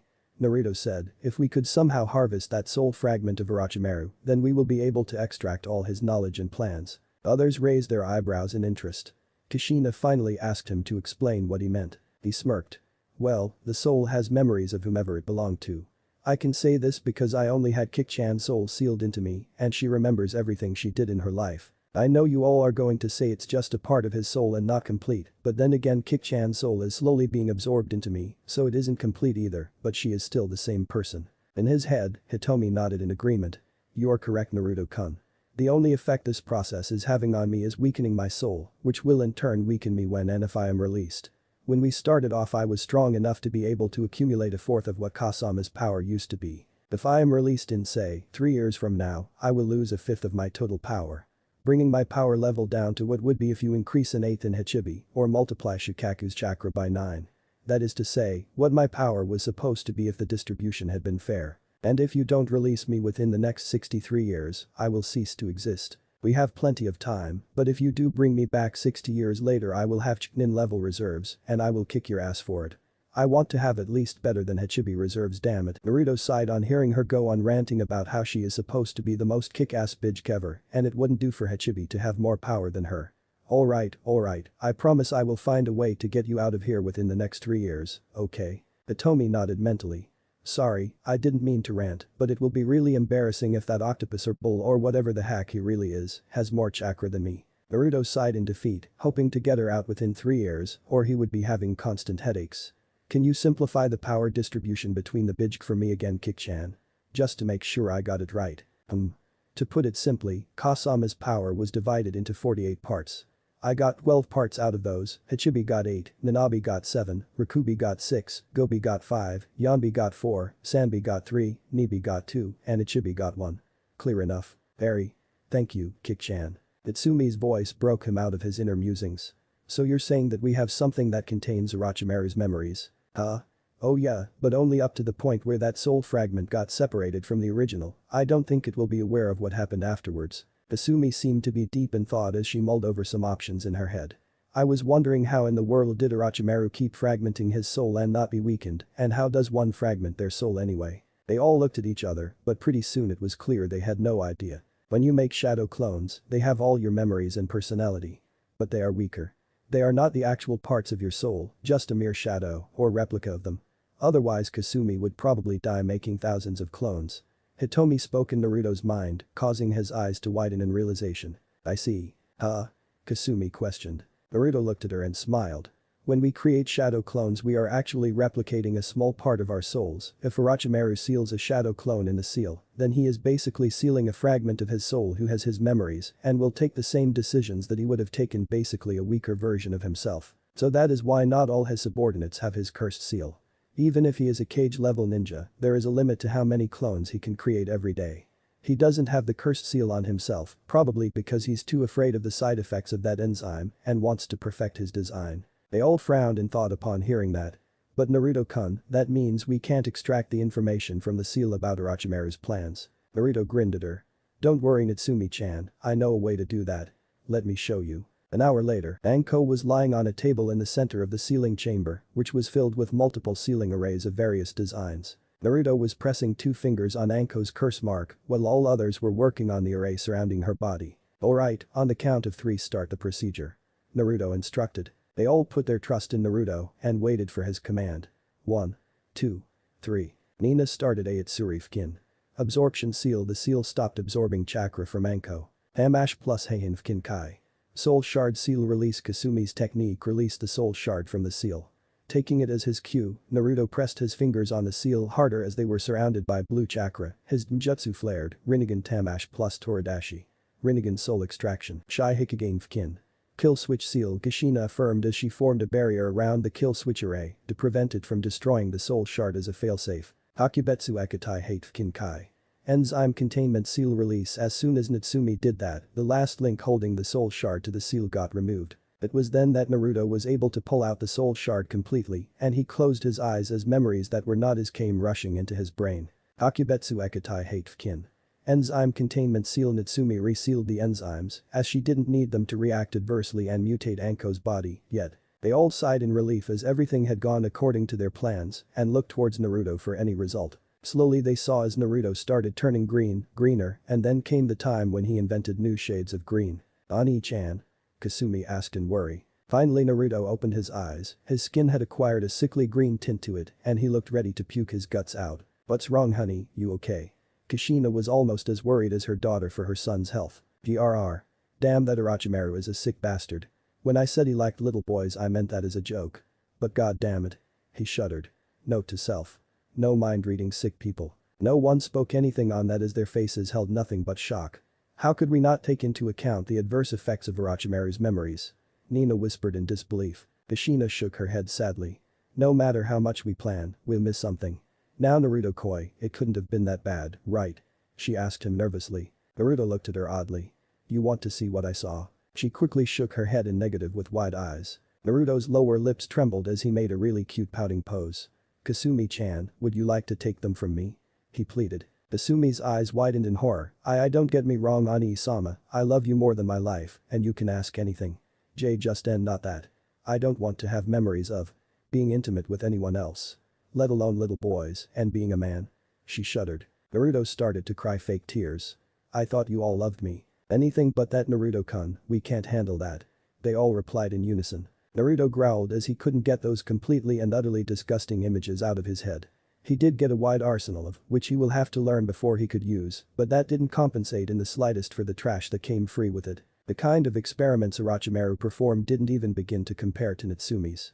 Hell, Natsumi wouldn't be able to hold her stomach if she ever saw even one of those. Finally he stormed out of the room as the girls that were inside felt even more horrible for not helping him with his problem. I will go, Kachan. Kasumi's voice was shaky. Well, Kushina herself got up. I'll be coming with you. Natsumi, Nina-san, please go get some sleep, I have some plans for tomorrow. The other two nodded sadly. They didn't want Naruto to suffer alone, but they just didn't have enough courage to handle something like that. They made a mental note to repay the favor to him as soon as they left to get some sleep. A few minutes later, Naruto was sitting outside the compound building but within the boundary, with his back against a pillar as he gazed into the starry sky. Ani-chan. She steeled her resolve. I'll do it if it bothers you that much. Naruto sighed as he turned around and smiled at her. He motioned for her to come near him. Once she was comfortably sitting on his lap, he started to whisper in her ear. Don't worry about it, princess, I've seen worse. She raised an eyebrow at his words, now feeling even more worried. What did he see worse than that? You have. She finally managed to squeak out. Okay, I haven't seen anything worse than that. He muttered in defeat. But, he continued with a grin, I can handle it. Besides, you call me your big brother, so it's my responsibility to protect my little sister from such hurtful memories, not give them to her. I was only kidding when I asked you to take them. Kasumi nodded against his chest. She had been scared to take those memories from him if it was even possible to transfer them. She didn't know how it could be done or if Naruto had been joking about that as well. So appalling. I'm relieved that he didn't do it. TCH. After a while of uncomfortable silence, Naruto whispered in her ear. You know, Kasumi, you shouldn't do things that you don't like just for me. What do you mean, Ani-chan? She was confused about what he was referring to. He sighed as he rubbed her back with his left hand and leaned against a pillar he was sitting by the side of. What I mean is, just like you want to see me happy, I want to see you happy too. If you only concentrate on my happiness and disregard your own, I won't ever be truly happy, right? Kasumi froze as his words smacked into her like a ton of bricks. She had always wanted to see him happy. It was always on the top of her priority list. But just wanting something to happen wouldn't make it happen by itself. Her mother's words rang in her ears, road to hell is paved with good intentions. I'm not saying you should stop loving me, as I know you can't do that, I wouldn't want you to. He gave her a warm smile, which she returned shyly, still shaken from his earlier words. What I am saying is, try to enjoy the time we spend together and be happy with me, not just for me. She nodded against his chest. I will try my best, Ani-chan, but I've thought it through already. She answered hesitantly. Even though you may not understand my thinking, and I know I'm more than a little weird. It's just that, if you think I'm not happy doing what I can for you, you're wrong. Kushina smiled as she saw and heard everything. Those two were good, but still not enough to detect her presence. She could completely seal her presence, even from the likes of Naruto. Many underestimated the capabilities of barrier-type seals, but it was thanks to them that she could be within an arm's length of someone and be undetected, even if he has the dot. Having all her chakra sealed up inside a sealing barrier, along with her presence, sounds and everything else, the only way to find a spy like her was to stumble across her by dumb luck. It can happen, of course, but the chances were slim. Kasumi gasped sharply as out of nowhere her mother emerged from behind her. She never got used to that feeling, even though she herself used Jikin ninjutsu. A few moments later she relaxed as she let her mother and brother hug her. Naruto-koi, Kasumi-chan, let's go to bed now. I have some important tasks for us tomorrow and we can't be late. She told them softly, of course we can wait for an hour, or 2, or 3, depending on Naruto-kun.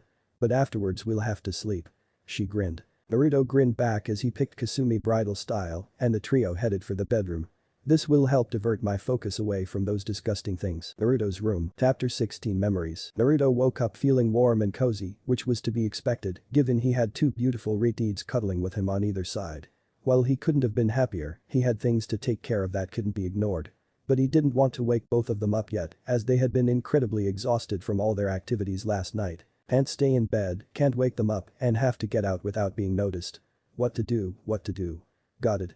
Kage Bunshin no Jutsu. Soon enough a shadow clone popped up by the bedside, which he replaced himself with, leaving behind a very happy shadow clone cuddled between the two beauties.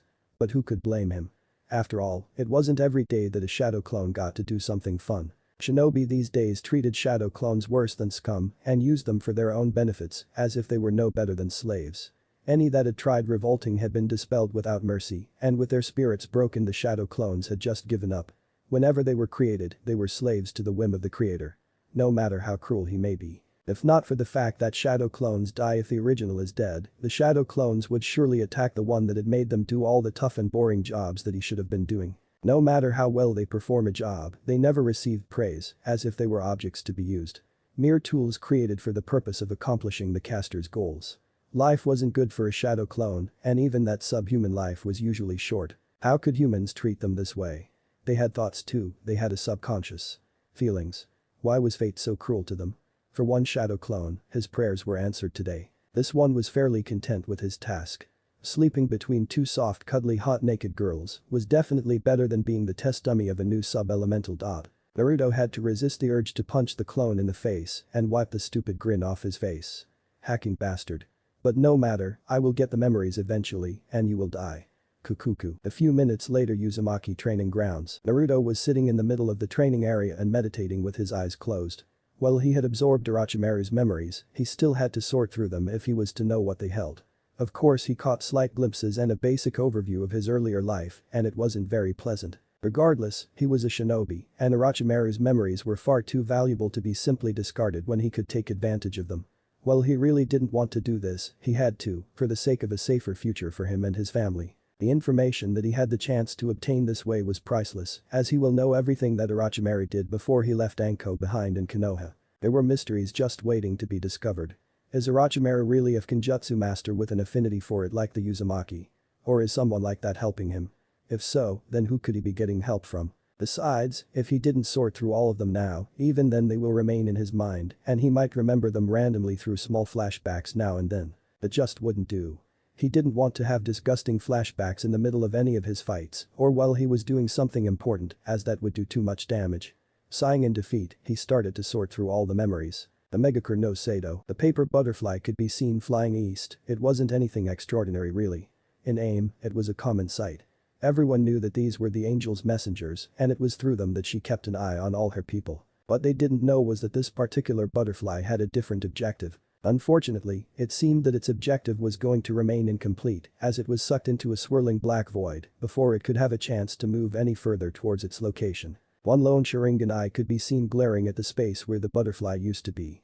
His subordinates should have known better than to try to fool him. They will learn in due time. Within moments, vast quantities of paper started materializing around him and gathered together, taking the form of a blue-haired girl. Conan stared impassively at the figure before she spoke in an emotionless voice. No emotion was betrayed by her face or eyes either. If she was afraid of him, she didn't show it in the slightest. I don't like my spies being disturbed, it would be better for you if you don't ever do that again. The masked figure merely chuckled, not the least bit intimidated. Oh. But Toby didn't do anything, Toby is a good boy. Conan narrowed her eyes at him. Why is he acting like an idiot? There was no way that an Uchiha could act like that. They were supposed to be stuck-up pricks with arrogance bigger than mountains and infinite emotion. Cheerful, carefree and idiotic personality was just wrong for an Uchiha. I would prefer if you leave us alone to do our jobs. We know how to do what we do and we know what we're doing as well. She was slightly unnerved by the steely gaze of the masked man, which was a complete contrast of how he was acting. His eyes seemed to speak of her imminent death, while his composure and attitude were that of an idiot. Toby hopes you do know what you are doing. Toby is going to go play now, he hopes you don't get naughty while he's gone. The man vanished as his laughter echoed through the area. The laughter was childish, it didn't suit that person. However, that was not what bothered Conan. As soon as the traces of his presence were gone, a victorious smirk formed on Conan's face. Fool. The Mikage Tower. Conan reappeared in front of her two childhood friends Yuhiko and Nagato in a flurry of papers. Neither of them was famous yet, and they didn't have any aliases for them either, like Konoha's Yellow Flash or Whirlpool's Red Death. But that wasn't because they were incompetent or any less dangerous. It was just that AIM had always been extremely secretive, and while they were legendary in AIM, no one outside except for a select few even knew if they existed or not. In AIM, Conan was quickly looked upon as God's angel, due to her angel-like appearance when using her origami ninjutsu to fly. Nagato himself was extremely mysterious and didn't show himself to people. It wasn't that he was shy or anything, but he didn't want trouble to come to AIM if people found out about his ninjutsu and decided that they wanted it for themselves. It didn't mean he would be afraid to reveal himself if needed, he was just waiting for the right time. No matter how much Conan and Yuhiko tried to convince him otherwise, he wanted to make an awesome entry. His initial plan was to show himself while leveling Konoha to ground, which would have been awesome. But then he was reminded that there were people there that he didn't want to die, so that plan was out. At least until there was no one there that he cared about. He was still trying to come up with something better in case that didn't happen. If his enemies could see how awesome he was, their greed would turn into fear and they wouldn't try attacking his village. If they did, he would just have to kick their asses. The people in AIM knew that he was there though. They called him God. He was flattered, really, but he thought that was a bit extreme, even for someone as awesome as himself. Conan told him that it was because he could make it rain and stop whenever he wanted, so since he could control the rain in the rain village, people thought he was God. He had told her that it was because of the Uzumaki water affinity amplified by and powered by a lot of chakra.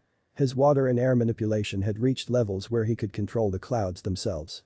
While he needed to be at a really high elevation for it, if the Amikage Tower was anything, it was tall. Yuhiko was the leader of the village and people praised and looked up to him.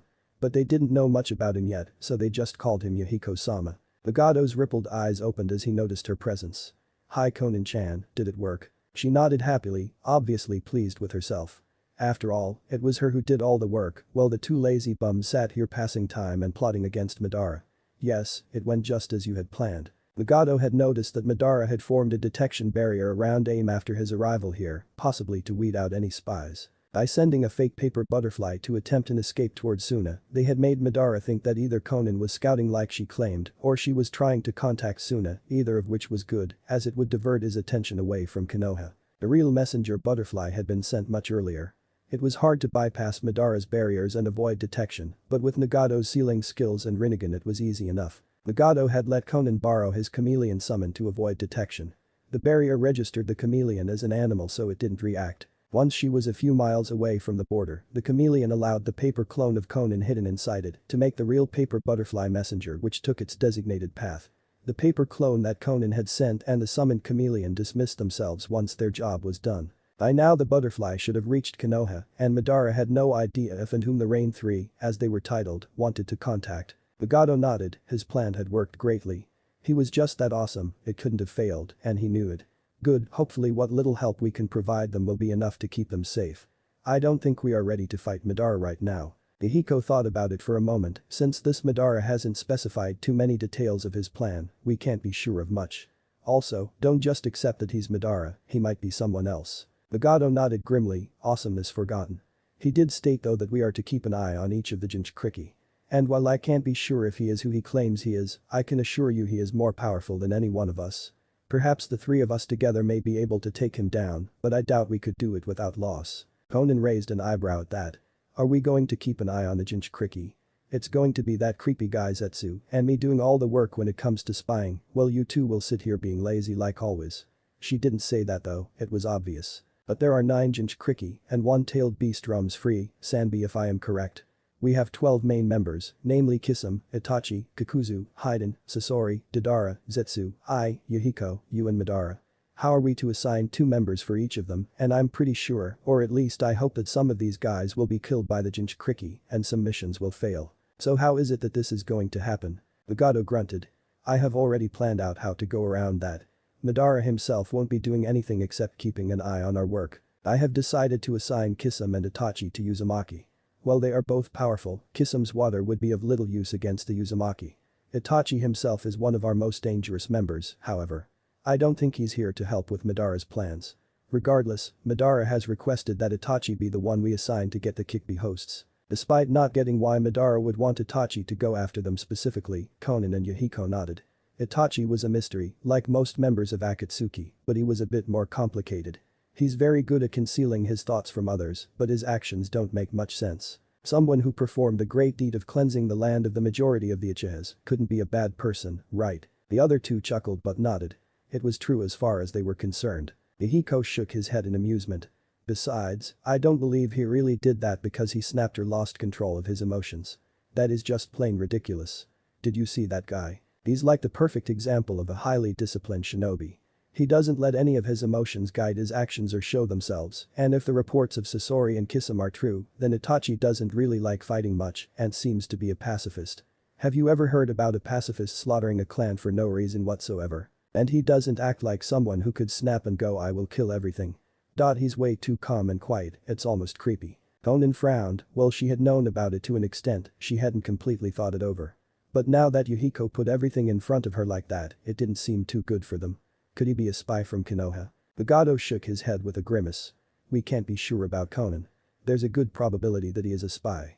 However, for all we know, he could just be a victim tricked by someone and framed as the killer for the Uchiha clan. The blue-haired girl tilted her head in confusion. Can't you just read his mind? I will not deny that I'm indeed awesome enough to read his mind, but that will need him to stay still while I hold his forehead, which I don't think he will let me do peacefully. And if we fight to subdue Itachi it will attract suspicion from Madara, who we know is as of now stronger than any of us. We don't know about that. Let's just leave it for now, until we get some more leads. We should keep an eye on Itachi though. If he is a spy, he is most probably from Konoha, which makes him all the more risky as Konoha is the most dangerous enemy we have at the moment. They are the ones closest to the few people I care about other than you two. Konan nodded as she accepted her red-haired friend's response. I will do the job of keeping an eye on him. But he's pretty good at what he does, so I'm sorry if it doesn't help us out too much. Despite how childish Nagato behaved from time to time, he was the best strategist among the three of them, and while she would never admit it, he was the smartest too. But if she told him that he will just go on and on about how completely awesome he is. There were some things that were better left unsaid. Let's just try our best. Uzumaki training grounds. It took Naruto a complete hour to finish the process of assimilating Orochimaru's memories, and in the end even he felt mentally tired. While usually it only took him a few seconds to sort through the memories of hundreds of shadow clones, this was an entire lifetime worth of time he had to catch up with. The entire hour was a complete torture, and how he got the courage to go on was beyond even him to understand. Hacking shit, that was sick. I swear if I ever see that bastard I am going to rip him to shreds. Hitomi's voice seemed exhausted from her dry heaving. Naruto couldn't help but agree with her. That was the worst way ever to ruin such a great morning, but the good thing was he still got hands on some useful information. Just then, much to his surprise he saw a paper butterfly heading towards him from a distance. Must be from Konan-san, I wonder what it's for. While he had gotten pretty good with origami ninjutsu, Konan was on an entirely different level. He was sure that Konan could see with that butterfly, while making it last enough to reach Konoha from a megacure, which was an astoundingly difficult feat. Someday, I will learn how to do this. And fly. And how to dissolve into paper. And, yeah. Hitomi drowned. Naruto huffed. Why do people underestimate him all the time? Sure he was making zero progress with origami ninjutsu, but if he kept trying, he was sure he could do it, no matter how impossible it seemed right now. Thousands of times zero is. Still a zero though. He sighed in disappointment, he was missing something important that he needed to progress further with origami. A healthy mind, that's what you're missing. Hitomi informed him sagely. Naruto pretended not to hear her, but for Hitomi he was just proving that she was right by ignoring her. It wasn't that she didn't want him to become powerful, or she thought that he wasn't capable or strong, but she had told him again and again and again that unless he completely dedicated himself to one thing he couldn't reach the perfection of a sub-element, especially paper, which wasn't even a sub-element and thus it was even harder to control. The only reason Naruto was able to control it was because there wasn't any element that he couldn't control, and after observing Konan for 2 years from time to time, he was bound to get something from the instructions she constantly gave him. Eventually I will find out. Until then I will have to work on other things. Hitomi gave up on telling him to give up. TCH. What a stubborn guy. The butterfly floated into his hand and then unfolded itself into a straight sheet of paper. Within a few seconds, characters began to appear on it. Amazing. To have such control. But what he read caused Naruto's frown to grow deeper with every passing sentence. Naruto-kun, I'm afraid I have some bad news for you. By the time he had finished reading the letter, his hands were shaking with anger and apprehension. Shit. This is not good. A few minutes later, Uzumaki compound. The entire family was currently having a meeting that was called by Naruto. They weren't sure what he had to say to them, but it was very rare for him to do this kind of thing. Given how close they were to each other, to be so formal with them was something they wouldn't expect from Naruto unless something really serious was being discussed. Itsumi had been studying more on Anko's seal, trying to modify it to better suit their needs if possible. Removing it was easy enough if the person hadn't used it even once, which Anko hadn't. But they hadn't removed it yet, merely disabled it completely. Removing it would bring questions from anyone who might see it as to where the seal went. Naruto coughed lightly, catching everyone's attention. I got a message from our friends in AIM Nagato, Konan and Yahiko. Apparently, Uchiha Madara has shown up out of nowhere and taken control over the Akatsuki. This caused Hitomi to growl in his mind, sure she knew about it already since Naruto had read that message, but hearing that name alone made her blood boil. Normally everyone would have been shocked and would have questioned Naruto on what he meant by Madara had taken over Akatsuki and how he was alive in the first place, but the Uzumaki had already been informed of the true Uchiha history. They knew Madara had received some of Hitomi's powers when he achieved the Eternal Mangekyo Sharingan, which included immortality. This only solved the mystery of where he was and what he was doing. However, as much as they wanted to, they knew that Uchiha Madara was probably stronger than any of them. They needed time to prepare for him. After letting the information sink in, Naruto continued from what Nagato-san and others are able to discern, he plans on taking over the world by becoming the Jinchuriki or capturing the entire world in a massive Tsukuyomi by placing an image of his eye on the moon. This caused all four girls to sweat. Seriously, world domination. That is so cliché. Naruto shrugged. I guess. I don't care what happens to the rest of the world. But the bastard was responsible for what happened to Kik-chan. And even if we somehow let that pass, he wants mine and Kasumi's head. They all nodded simultaneously. Madara was already on Hitomi's shide list, this just made him a higher priority for them. But the thing that worries me is the excessive power he is gathering. He is recruiting S-rank missing ninja for his cause. Nagato-san has sent us all the info he has on them so that we know what we are up against. Here it goes. First is Uchiha Madara, probably one of the strongest shinobi alive. Nagato-san isn't sure about his fighting style, but since he's an Uchiha, we can expect especially powerful fire techniques and of course the deadly Eternal Mangekyo's expert usage. I will try to find out more about him from any records from Shodai Hokage's time. Next is Deidara of Iwagakure, the mad bomber who used to terrorize Tsuchi no Kuni for fun. Nagato-san says that he uses some strange technique to complement his Bakuten bloodline. The explosion release is one of the deadliest bloodlines from Iwa, so he's definitely not to be underestimated. Then there is Haiden of Yugagakure who is said to be immortal. No matter how much damage anyone manages to inflict on him, he just shrugs it off and moves on. Other than that, it isn't clear how he fights as of yet. Supposedly he's not much of a threat, but it doesn't hurt to be careful. Next is Kisame Hoshigaki of Kurigakure, strongest of the Kiri no Shinobi Gatana Shichinen SHK, the Seven Swordsmen of the Mist. Definitely not one to be taken lightly, as if Nagato-san's eyes didn't deceive him, the guy had as much chakra as the Ichibi. Holy shit. No kidding. That's what he said to Natsumi-chan, well he keeps most of it suppressed, he can't deceive the Rinnegan. The golden-haired girl gulped, and the others felt their nervousness increase with Naruto's words. So far it was bad for them, not just bad but absolutely terrifying. Konoha was no longer the biggest threat to them. An even bigger threat had entered the picture now. It's not over yet. There are a few more, bear with me until then. The Kuzu of Takigakure is also with them. Another immortal that everyone thought was dead, till now. He fought Hashirama Senju and escaped alive, which is very impressive. I doubt he's anywhere near Madara or Hashirama's level, but that doesn't make him any less of a threat than the other S-rank nin. Next is Sasori of the Red Sands, the legendary puppet master of Sunagakure, another one of those supposedly dead missing nins. Like most puppet masters, he uses poisons. But what makes him stand out is his use of human puppets. Depending on the human, he's able to use them as well. That means he is capable of using almost any bloodline out there that he can get his hands on. The next name is from this village itself, Uchiha Itachi. Thanks to him there is no Uchiha clan we have to put up with, well, except for Makoto-san, whom we don't mind, and Sasuke, who we do mind. He's a genius, very fast, very good at strategy, his bloodline, and interestingly Nagato-san thinks he has unclear motives. Next is one of the few names I've never heard of, Zetsu from Sunagakure. He's Madara's personal spy, we don't know much else about him. But if Madara keeps him around, he must be good.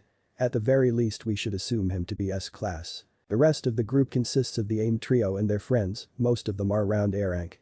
Well, they're all powerful, they're not a threat to us as they are ultimately on our side. This didn't change the tense atmosphere of the room. Even with Nagato, Yahiko and Konan by their side, if they were to fight against a group like that there was no telling which way the battle would go. In fact, it will most likely go against them. Moreover, they didn't know anyone capable of beating Madara.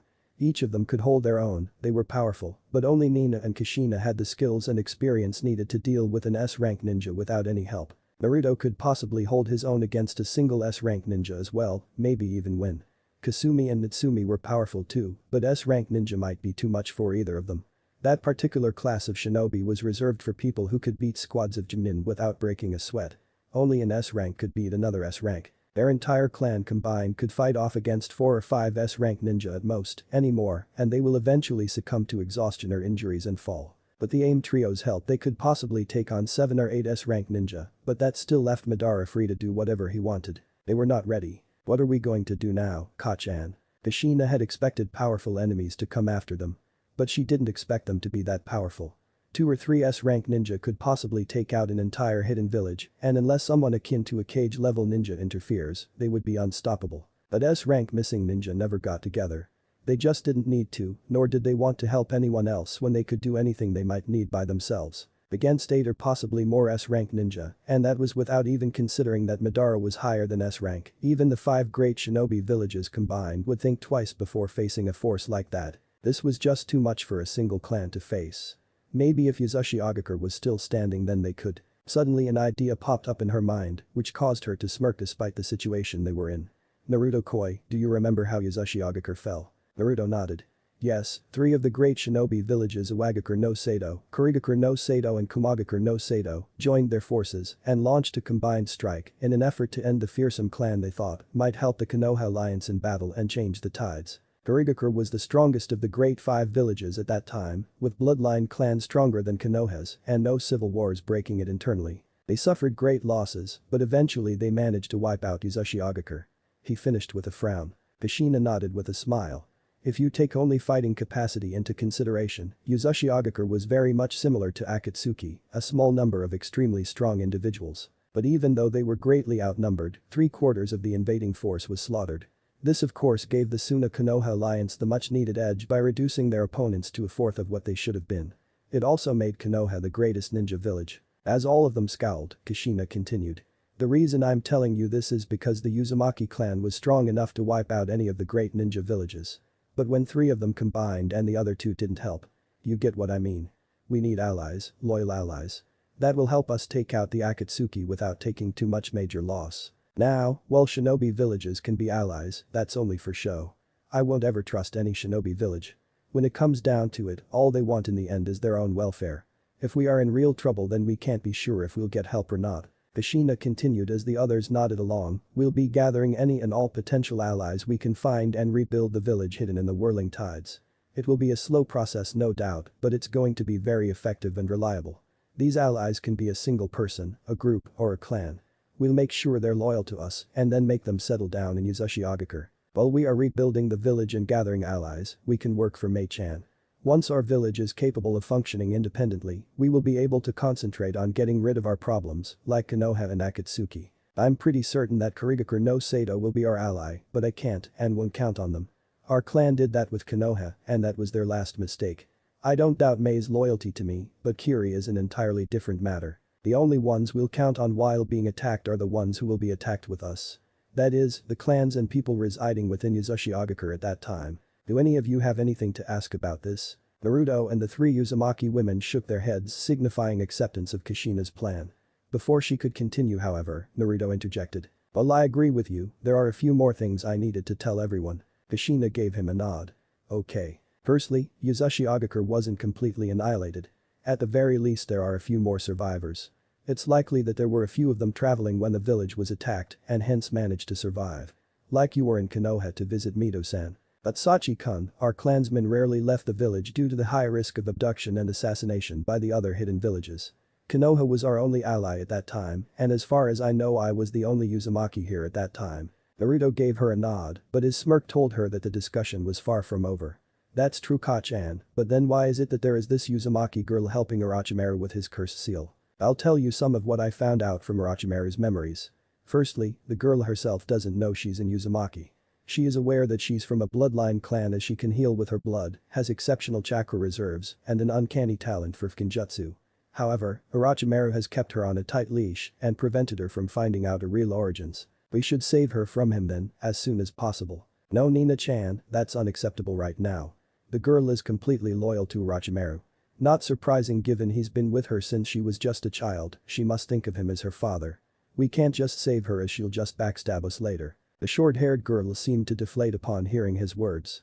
Then what should we do about her now? Naruto gave her a pointed look. Nothing. We simply can't take our focus away from getting out of Konoha first. Once we get this done, we will work on rebuilding Uzashigakure as much as possible. Meanwhile, if we somehow encounter her, we'll take her into custody, with or without her consent. If that happens, she will need to be watched constantly, and if she's a threat, well. Nina stood up from her position, shocked by his words. No. Not to our own. Wait, Nina. I know this sounds bad, but if the girl doesn't care about us and is on Orochimaru's side, to leave her would increase his strength considerably. That'll be dangerous for us. Further, we can't be sure what she's like right now. What Sachi-kan is saying is based on Orochimaru's memories. It could be that the girl has been deceiving him all along. The pale-eyed girl seemed to calm down upon hearing their reasoning. That's true. But unless absolutely necessary, please don't kill her. Naruto gave her a grin. Don't worry. We don't have anything against her. And trust me, it'd be great for all of us if she becomes loyal to us. If she doesn't though, that's not too much of a loss. Either way, as long as she's not a threat, she'll be spared. Aside from that, someone named Shino from the supposedly annihilated land of Sky helped Orochimaru perfect his immortality technique. Not that it matters too much, but still. Oh, and just to clear it up, Karen herself isn't very good with Genjutsu, in fact she was never properly taught much about it. But she's got more than a few decent ideas regarding seals and a very good innate grasp of Genjutsu. I think Orochimaru didn't want any of his subordinates getting too strong, so he only taught her the very basics and prevented her from dwelling too much into it. They made a mental note to pay the Shino guy a visit. The man must be a genius to be able to create a technique that could provide a regular person with pseudo-immortality, and despite him having helped their enemy, he could be of use. If not, then he was just too dangerous to leave out alive helping their enemies. They understood that Orochimaru probably didn't teach Karen sealing because of the fear of her getting too strong for him to control. But the natural talent Uzumaki had with Genjutsu was not to be underestimated. What could be considered normal ideas by them were actually genius plans for normal Genjutsu users. As such, Karen's ideas, combined with Tsunade's research on her shadow seal and Jiraiya's notes, gave birth to Orochimaru's cursed seal. He was a part of their squad and they did most of the missions together, so it wasn't too hard for him to get a hold of their research. Wait. If he already had an Uzumaki girl in his grasp, why go after Natsumi then? Nina questioned the group. The Shina leaned back into the sofa, slightly tired mentally by all the recent revelations. Naruto-kun. Karen. Is only 1/4 Uzumaki. That means no Uzumaki Jinsei Kizunofkin existed between her grandmother and grandfather, one of whom was a full Uzumaki. Then one of her parents bred with another civilian or non-Uzumaki ninja and gave birth to her, once again without the Uzumaki Jinsei Kizunofkin. Hence while she has surprisingly inherited a part of our bloodline when it comes to blood healing, even her DNA doesn't show any signs of advanced regeneration or longevity. Hence he was very interested in getting his hands on a half or pure-blooded Uzumaki. It doesn't matter if they use regeneration or blood healing or longevity. As long as their blood isn't diluted, their DNA will contain all the information Orochimaru needs. Kushina sat there thinking over everything. While Nina was the most experienced and the eldest, she wasn't really leading material as she had lived alone most of her life, free and independent. As such, most of the decisions were made by Kushina for them. This was no exception. Anything else? Naruto thought everything over in his mind, but didn't find anything he might have missed. Not really. Good. Then here is what we are going to do. We will train and get stronger like usual, gather as many allies as we possibly can, and once we are capable of doing so re-establish Uzashigakure. Until the village is strong enough to be independent, we'll be taking any missions we can from Kiri, thanks to Mei. With our allies we should be able to fend off Akatsuki and other major threats better. Also, in order to make sure that Akatsuki doesn't get too strong, we will be collecting demon containers ourselves. If they join us willingly, great, otherwise we can't let them fall into our enemies' hands. This saddened both Kasumi and Naruto. After all, Jinchuriki already had suffered a lot in their lives. They were lucky to have Kushina while growing up and they wouldn't even dare to imagine what their lives would have been like if Kushina wasn't there. Regardless, their mother's voice was firm, signifying that her decision was absolute. If they had faith in her, they wouldn't go against it. And they had complete faith in their mother. As far as Karen is concerned, capture her on sight. Also, don't refer to her as Uzumaki Karen, since she's technically not one, maybe one of her grandparents was, but not her. She just got a part of our bloodline and latent talent with Kenjutsu, other than that she's just another girl. We will kill her if she is loyal to Orochimaru, or she can stay with us if she is not. We can't trust her completely even then, after all, she did help Orochimaru with things she didn't need to and wasn't ordered to. For today, I'd plan to take up as many D-rank missions as possible and complete them with our shadow clones. Meanwhile, the originals, including Unina-san, will be going to make our first alliance. Nina nodded her assent. She got bored sitting in the compound all day anyway, not like she had much to do except making scrolls of supposedly extinct techniques and training Natsumi. Kushina continued as she saw Nina accept her part. We'll be leaving in an hour, that's when the mission assignments start. You're all free to do whatever you want till then. She left the room hurriedly after that. So many problems, why does everything have to be so difficult? She knew it would be difficult for her children if they had to kill any Jinchuriki, and even more for all of them if they had to kill an Uzumaki, even if she was only a quarter-blooded one. But she will have to take the blame for it.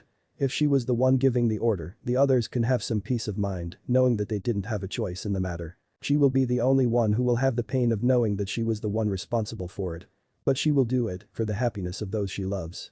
For her family. Itsumi-chan, do you have a moment? Itsumi stopped in her tracks as she looked back to notice both her siblings standing right behind her. Sure, what did you need Naruto-kun, Kasumi-chan?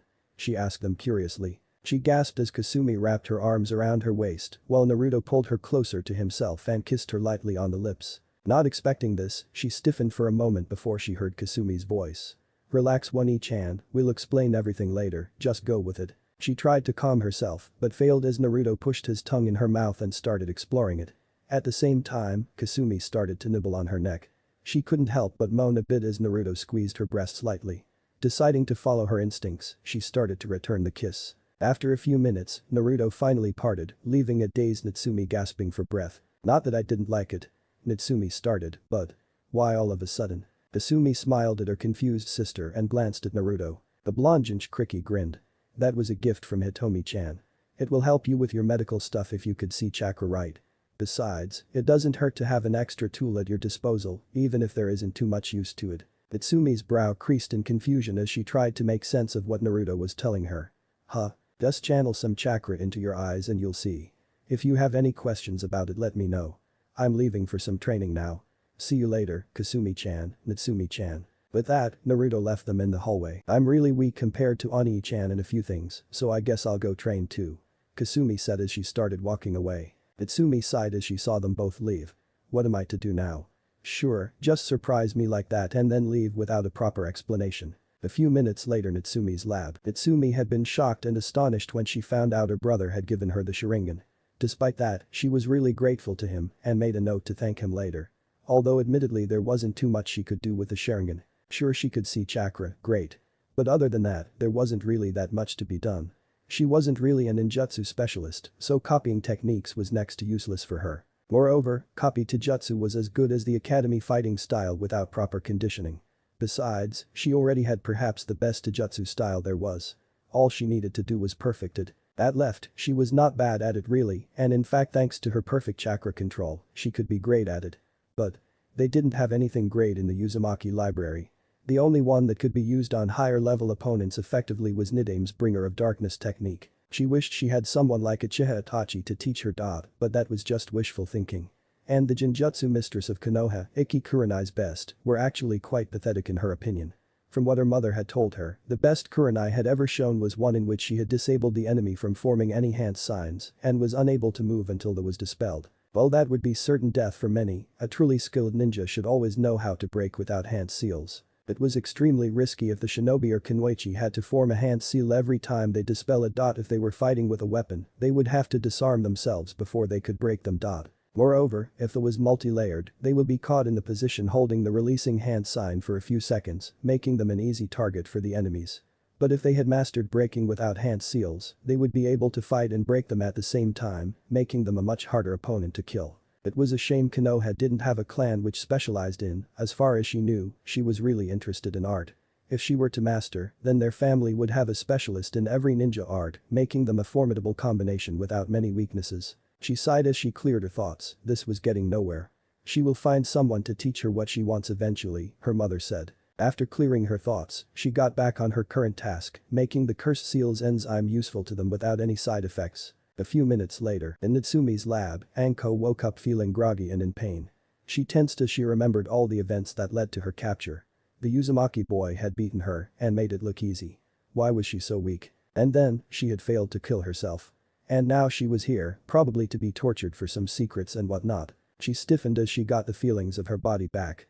Someone was lying on top of her. She opened her eyes to see the offender was who was possibly raping her. The girl with long blonde hair and ocean blue eyes was straddling her waist, leaning down to inspect her neck multiple times and making notes. Anko relaxed as she realized she wasn't being raped, but felt her anger flare as she noticed it was the cursed seal the girl was inspecting. So these people are working for Orochimaru and probably checking how the seal has worked so far or its effects on me. Get off me, you bitch. Anko yelled. Natsumi jumped away in surprise before calming herself. Sheesh, you don't have to be so loud. She mumbled before drawing a quick seal on Anko's throat. There, that should keep you quiet. Anko started to yell again, or tried to. She soon realized that no matter how much she tried to yell, no voice was going to come out till that seal on her throat got taken off. But that didn't stop her from glaring or leaking killing intent. This hacking bitch is using a silencing seal on me while I can't move. I'll make her pay if I ever get free. Natsumi sighed as she addressed Anko again. Look, don't make this difficult, stop trying to fly around. I don't really hate you or anything, given your life here wasn't exactly pleasant either. If you're willing to talk like a mature person, I will remove the seal, if not then I will just keep doing my work here and you will keep your mouth shut. On a side note, don't screw with anyone else you see here, you might lose your tongue. Anko was well aware that her chances of surviving now were really low, but she wasn't the type of woman who would just give up. She tried to calm herself as it won't do any good to make hasty decisions. After a few deep calming breaths, she nodded at her captor. I can't tell how many, but there must be many seals all over me or around me to put me in this position. I can't feel my chakra, can't really move. How do I get out of this? If these were ropes I'd be out in a minute. Even if they were chakra binders I'd be out quickly enough. But I'm no Fukinjutsu expert.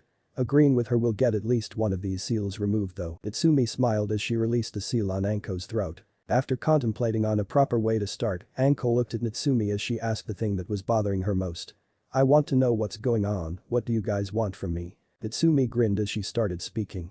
Well, there are a few things that I can't tell you, but I will answer everything I can. First of all, your former master, Orochimaru has his eyes on our bloodline.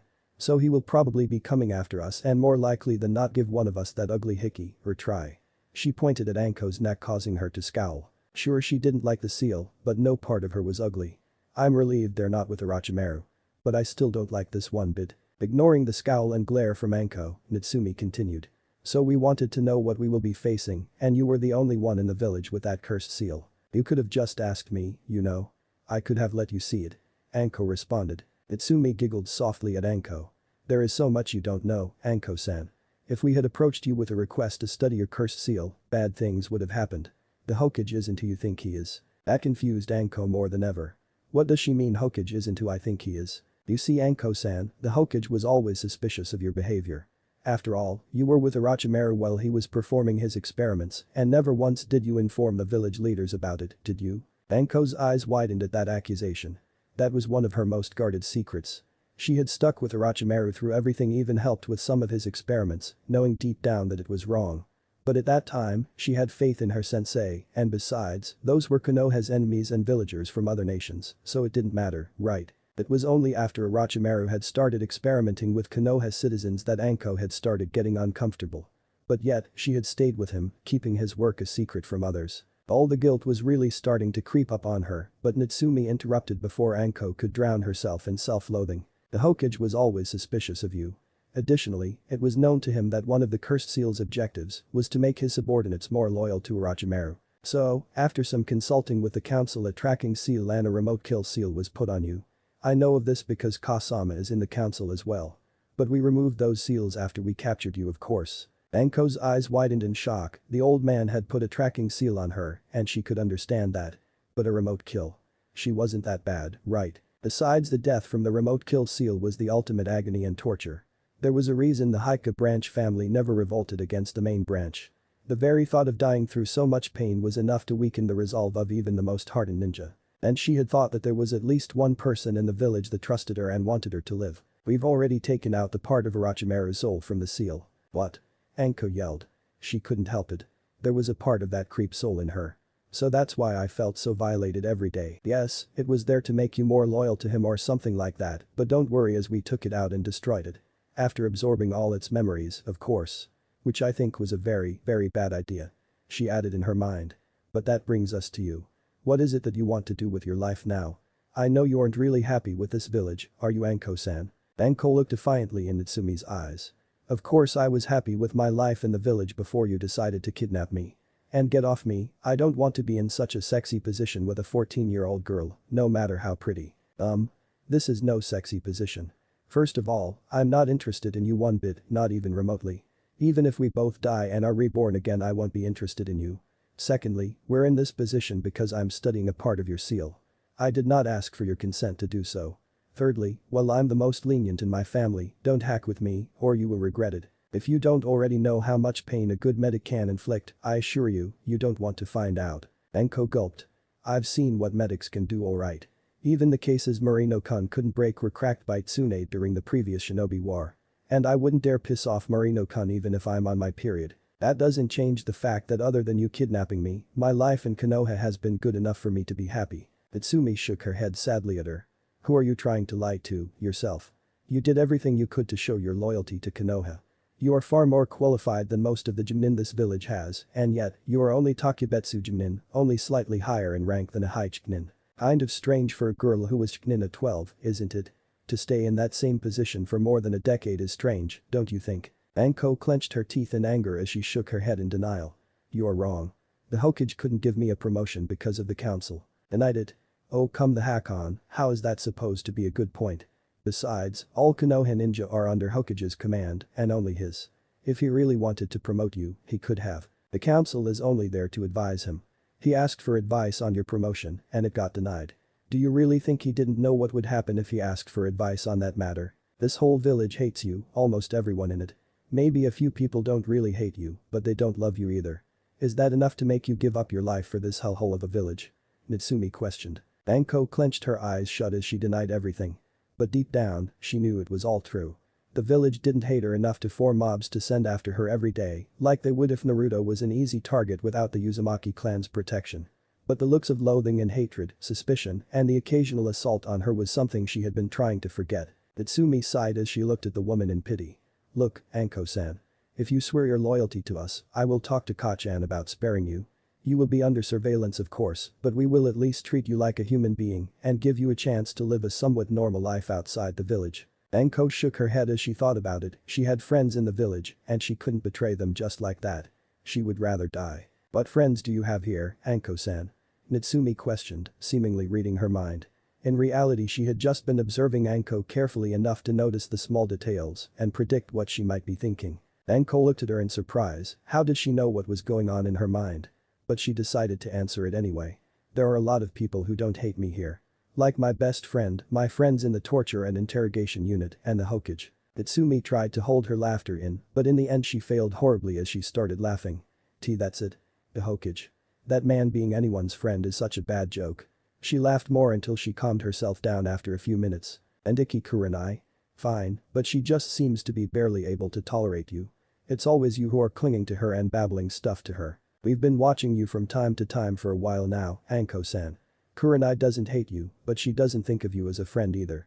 If you were to die tomorrow, she won't be celebrating like the villagers, but she won't be hurt like a real friend would have been. And your friends in torture and interrogation unit.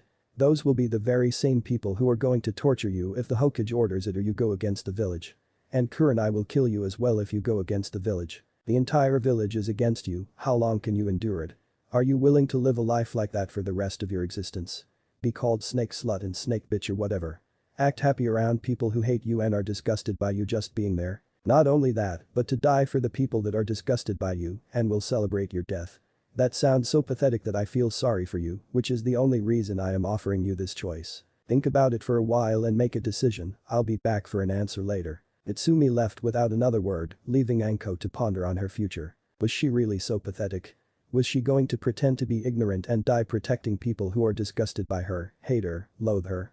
Was that what her life was going to be like? Or was she going to die here? No one knows how she died and why she died. Or maybe she will be labeled a missing ninja and hunted for. Or there was the alternative choice. To join her captors, the same group of people who had subdued and kidnapped her. It was funny. The only people who took pity on her were the ones who had bound her to this floor as a test subject. As it was right now, neither of them looked too appealing. As is human nature, she would have resisted change. Given any real choice, she would have preferred Konoha against the Uzumaki. But she knew no matter how lenient the golden-haired girl seemed, Anko would be dead if she made that choice. What will I do? What should I do? Chapter 17 The Kurama Anbu. When Kushina had told the others about creating a possible alliance with someone in Konoha, Natsumi had been one of the most surprised members of the group. During her stay in the village, she hadn't once seen someone who had reacted positively to their presence. Sure, there were the lustful stares, but those could hardly be considered positive. Behind those lustful feelings, the citizens of Konoha only harbored hatred and repulsion for the Uzumaki. In her more than 2 years of observing Konoha, not once had someone smiled at them without any ulterior motive. And then her mother wanted to create an alliance with people like that. The very thought made her shiver. Yes, there are a few people here who don't completely hate us, but they aren't our well-wishers either. Who might Kachan be thinking of? Who would pick us over Konoha? Noticing it was almost time for them to leave, she rechecked her scrolls and supplies before making her way towards the rest of the family. She could feel their chakra signatures downstairs in the living room. Given we're all strong when it comes to individual strength, I doubt Kachan is looking for independent shinobi or kunoichi. Most likely she will be going for a group of them to add to our numbers, probably a clan then. That brought another question up, which clan could Kushina see as a potential ally? Uchiha are gone, and Haika will never work alongside Nina. Nara, Akimichi and Yamanaka are completely loyal to Konoha, so that's not an option either. Perhaps one of the minor clans. But aren't they too weak to support us? And even so, every single clan here is either jealous of us or hates us for housing Naruto-kun. But if Kachan thinks there is some clan good enough, I will have to trust her. Natsu-chan. Startled, Natsumi turned to see Nina right behind her. I was sure she was downstairs with others. Must have moved while I was lost in thoughts. Nina-san. What do you need? I just wanted to tell you to be careful if you encounter any powerful enemies today. I don't mean to hurt your confidence, but currently you're not on a level where you should be running independently. But of course, Kushina-san decided that we will be splitting up, at least for a few minutes. I want you to be careful when that happens, Kay. As soon as she had nodded, Nina was gone with a shunshin no Daruake. I'm pretty sure I can handle up to mid-Jumnin level opponents, so if Nina-san is worried, we're messing with either the elite Jumnins or Anbu. The thought made her uneasy, but if her mother and siblings trusted her to be able to handle it, she would have to trust herself as well. Nina-san will definitely watch me with her ninjutsu, but I'll still try my very best to honor her and Kachan's time spent training me. Is this a Kachan test? Or maybe I'm just overthinking it. The thought of her training made her shudder. While Kushina was merciless with her training, Nina was positively brutal. Another thing that bothered her was the fact that Nina only trained her and not Kasumi. It could be because she didn't ask for it, but I get the feeling that Nina-san only wants to teach me. Her interest in me is unusual, and I think Kachan knows this too. Could it be because I'm not a standard Uzumaki girl because of my hair, like she isn't either because of her eyes? Regardless of the brutality, after her training Natsumi's confidence and skills shot up above and beyond what she ever thought she could possibly achieve. And throughout it all, Nina had been extremely patient and comforting with her flaws, such as low chakra capacity. The brutality was reserved for drilling the concepts into her and not for ridiculing her. That thought caused a frown to grace her face. It had taken her a while to understand the concept, but she had finally been able to find out the reason for her low chakra reserves. The first and foremost was the lack of training she received before her reunion with her family. But that was something she could easily overcome by doing extra training now, which she was doing all she could. The reason behind her low reserves had been something she had suspected from the beginning. The healing property of her blood required a constant amount of chakra being infused into her bloodstream, which consumed a lot of her chakra over time. The worst part was, it was subconscious and out of her control. No matter how much she tried to prevent it, it happened anyway. After a while, she had given up on it and started to look for alternative means to boost her chakra reserves. Kasumi had been a great help with that issue. The concept of nature chakra that their mother had told them about had been so fascinating that they just couldn't ignore it. With a few seals placed on her body to gather natural energy, she would have been able to rival Jinchuriki in terms of chakra capacity. But there comes the problem of the harmful effects of using natural chakra without proper synchronization. She would turn into a stone statue that wasn't something she or anyone in her family desired. The body contained two types of energies. Physical and spiritual. Combining both of these, ninja are able to mold chakra.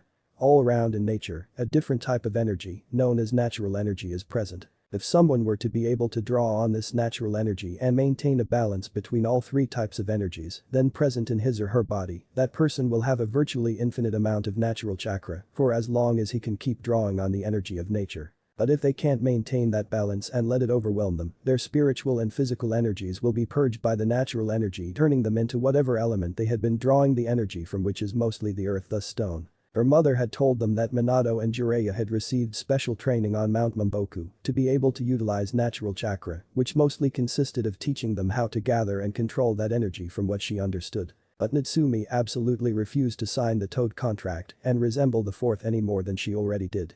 She knew it was childish for her to reject a summoning contract just on that basis, but she didn't care, she would find some other way to become stronger without resembling the fourth. That was the reason she gave to her mother and sister anyway, actually she just didn't like toads. They were ugly. Kushina would have lectured her on how ninja were supposed to use any means necessary to reach their goals, but the fact that there was another toad summoner alive and the toads possibly had loyalty towards Konoha due to Minato and Jiraiya prevented her from opposing Natsumi's rejection. No one in the family knew of this, but being the only Uzumaki female to not have red hair made Natsumi feel like an outsider.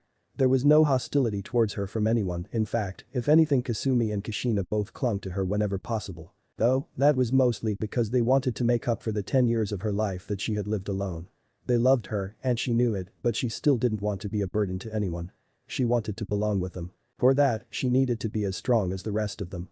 A chain is as strong as its weakest link, and she refused to be the cause of downfall for her family, which was why she was going to become strong. Since training with toads was out for her, that left her with the problem of being able to collect and control nature chakra without special training. Kasumi had helped her as much as she could, and in the end, she had been able to provide her with a special version of the reinforcement seal. The seal didn't do much except collect large quantities of natural energy from the surroundings. Followed up by Natsumi's extremely strong restraining seals, a steady and extremely low amount of natural energy was constantly being pumped into her system, which she was slowly but surely getting used to. The restraining seals were made with 5 different levels. The lowest one provided her with inconsiderable amounts of natural energy, which she could subconsciously convert into chakra without any noticeable effort. This was only meant to make her body get used to nature chakra. Once she was used to the first level, the second level could pump in a lot more natural energy, boosting her chakra reserves to double of what they were.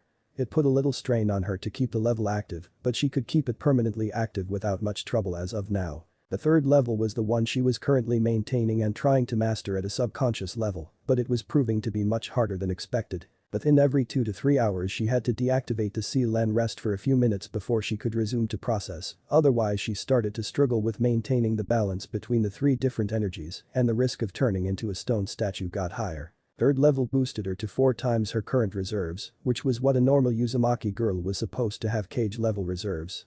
The next level, fourth, was twice as powerful as third, boosting her reserves to twice that of any regular Uzumaki girl. She could maintain it for a maximum of 5 minutes before risking mutation. She didn't risk trying the 5th level yet, which will open up all the restraints completely, letting nature energy flow through her without any seals blocking it. She is assumed to be able to enter Toad Sage mode once she masters the 5th level, if she manages to do it. From what Kushina had told them, when using Toad Sage mode, Minato had shown himself to have more than Jinchuriki level of chakra reserves.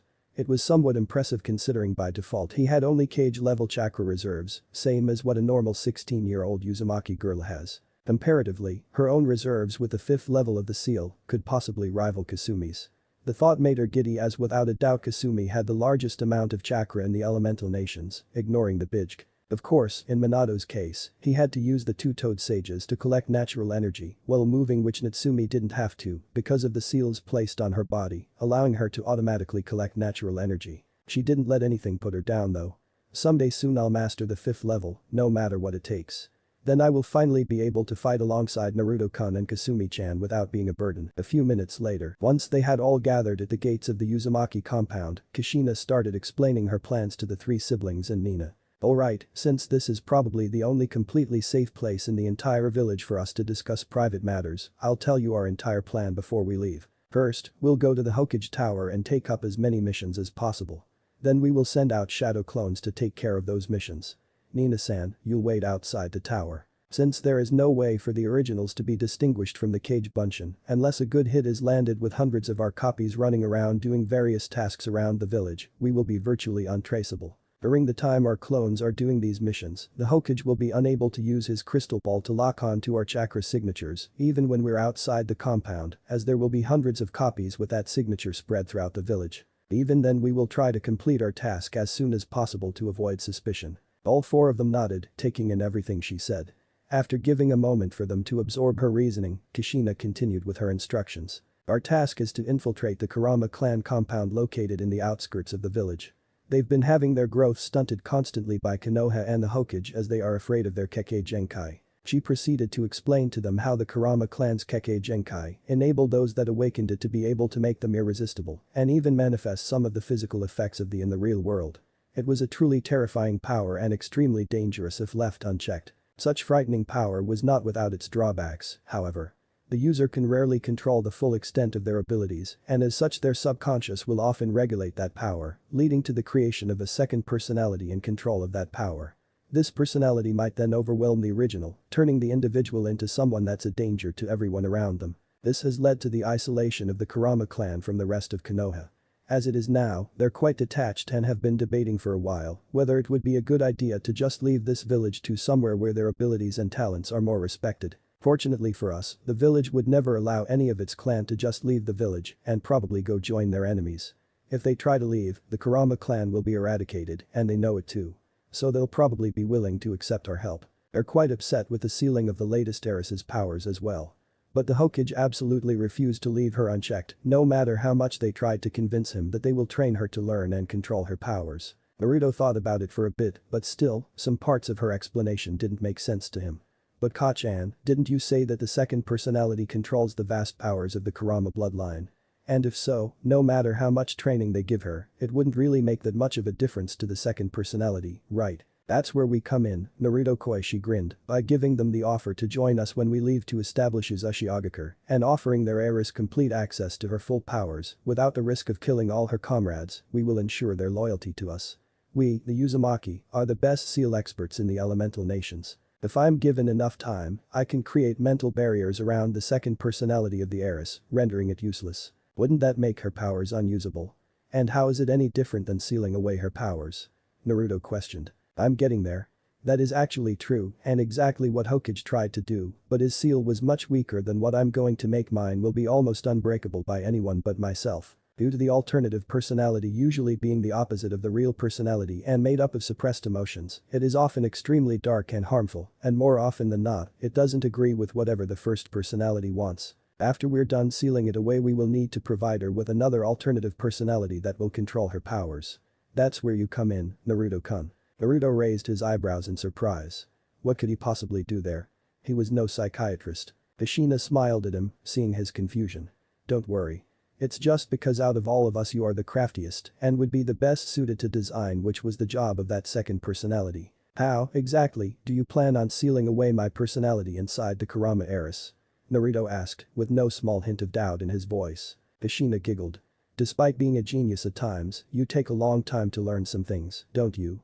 If Kage Bunshin replicates the soul, how in the world do you think they cannot replicate the personality? Realization dawned upon his face as a wide grin spread on it. Of course, she was going to seal his shadow clone inside the Kurama heiress. That's a great idea. And my shadow clone will think just like me, so I guess it'll be better than whatever hacked up second personality it's going to replace. Kushina nodded. Be prepared though, if they refuse or there is a chance of them telling the Hokage about our plan to leave. If that happens, we will need to kill them all, every last one who knows of it. Do you all understand? After a collective chorus of yes ma'am. She proceeded. Good, now let's get this over with. 30 minutes later Hokage office. In their apprehension of capturing Anko the Uzumaki had unfortunately forgotten all about Tora the cat demon who had been wandering the town after fleeing from the battle scene. Fortunately though, it was fairly easy to locate and reacquire the cat. After capturing Tora and making a mental note not to forget about little things in the future, the Uzumaki proceeded to the Hokage office for the next stage of the plan, taking up a lot of missions to use as a distraction from their real task. Instead of waiting, Nina had suggested scouting the area near the Kurama compound. Kushina had seen no problem with it, so she had allowed her to leave. Sarutobi rubbed his temples as his headache seemed to overwhelm him. After giving it much thought, he had asked Inoichi Yamanaka to take a peek in Jiraiya's mind to find out what he was in Konoha for. Unfortunately, it seemed that Jiraiya had various seals put on him that blocked anyone from entering his mind and potentially stealing sensitive information. Sarutobi could tell by the design that they were made by Jiraiya, hence it wasn't Kushina responsible for it this time. The Toad Sage had done that to protect Konoha's secrets of course, but right now it was working against them. Sarutobi didn't know if he should be happy that Jiraiya was so careful with their secrets or mad that there was now no way for him to acquire the information except to wait till his student woke up. He had sent an Anbu squad to retrieve Tsunade though, but he wasn't sure if she would come. TCH. I shouldn't have been so negligent with letting her do whatever she wanted. A knock to his door pulled him out of his reverie. Ah, Naruto-kun, Kasumi-chan, Natsumi-chan. So nice to see you all here today, I suppose your missions went well. In case you forgot, Kushina interrupted. I'm supposed to be the team leader here and you're supposed to ask me questions like that, not my students. Sarutobi merely gave her a mysterious smile. Oh. Who knows how long the older generation will last, I prefer to address the future generation as they will be the ones to carry on our will of fire. Somehow, they were able to suppress their laughter at Sarutobi the old fossil, referring to Kushina as the older generation, while he was the only one in the room with wrinkled skin. That took all their effort though, preventing them from responding. I wasn't expecting you all to complete your missions yet. And I noticed you have taught these gen in Cage Bunshin a dot. He had seen them use it to do the D-rank missions they had taken previously from his crystal ball. Care to give an explanation, Kushina-chan?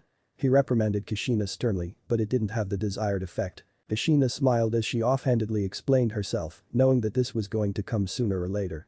Don't forget that the Cage Bunshin no Jutsu was registered in your Forbidden Scroll by Minato who got it from me and I learned it from my clan archives, what is left of them anyway. So it's a technique that belongs to the Uzumaki clan which Konoha is using thanks to my ex-husband giving it to you. Extra emphasis on ex. Even then you can't deny the fact that the technique belonged to the Uzumaki before it ever became a Konoha, thus you have no right to tell me whether or not I should teach the Uzumaki heirs their own techniques or not. Sarutobi frowned at her explanation. Though, her response wasn't entirely unexpected, a simple I'm sorry couldn't have hurt. That may be Kushina, but don't forget that technique has some risks and is for a reason. He tried to reason with her. Kushina shrugged nonchalantly. The Uzumaki don't risk anything from using Cage Bunshin, it is custom made for us, by us, after all. For someone with the Uzumaki reserves and vitality there is nothing to worry about. So those are some lame excuses. She murmured the last part, which Sarutobi pretended to ignore. Sandaime nodded at her, not bothering to argue anymore.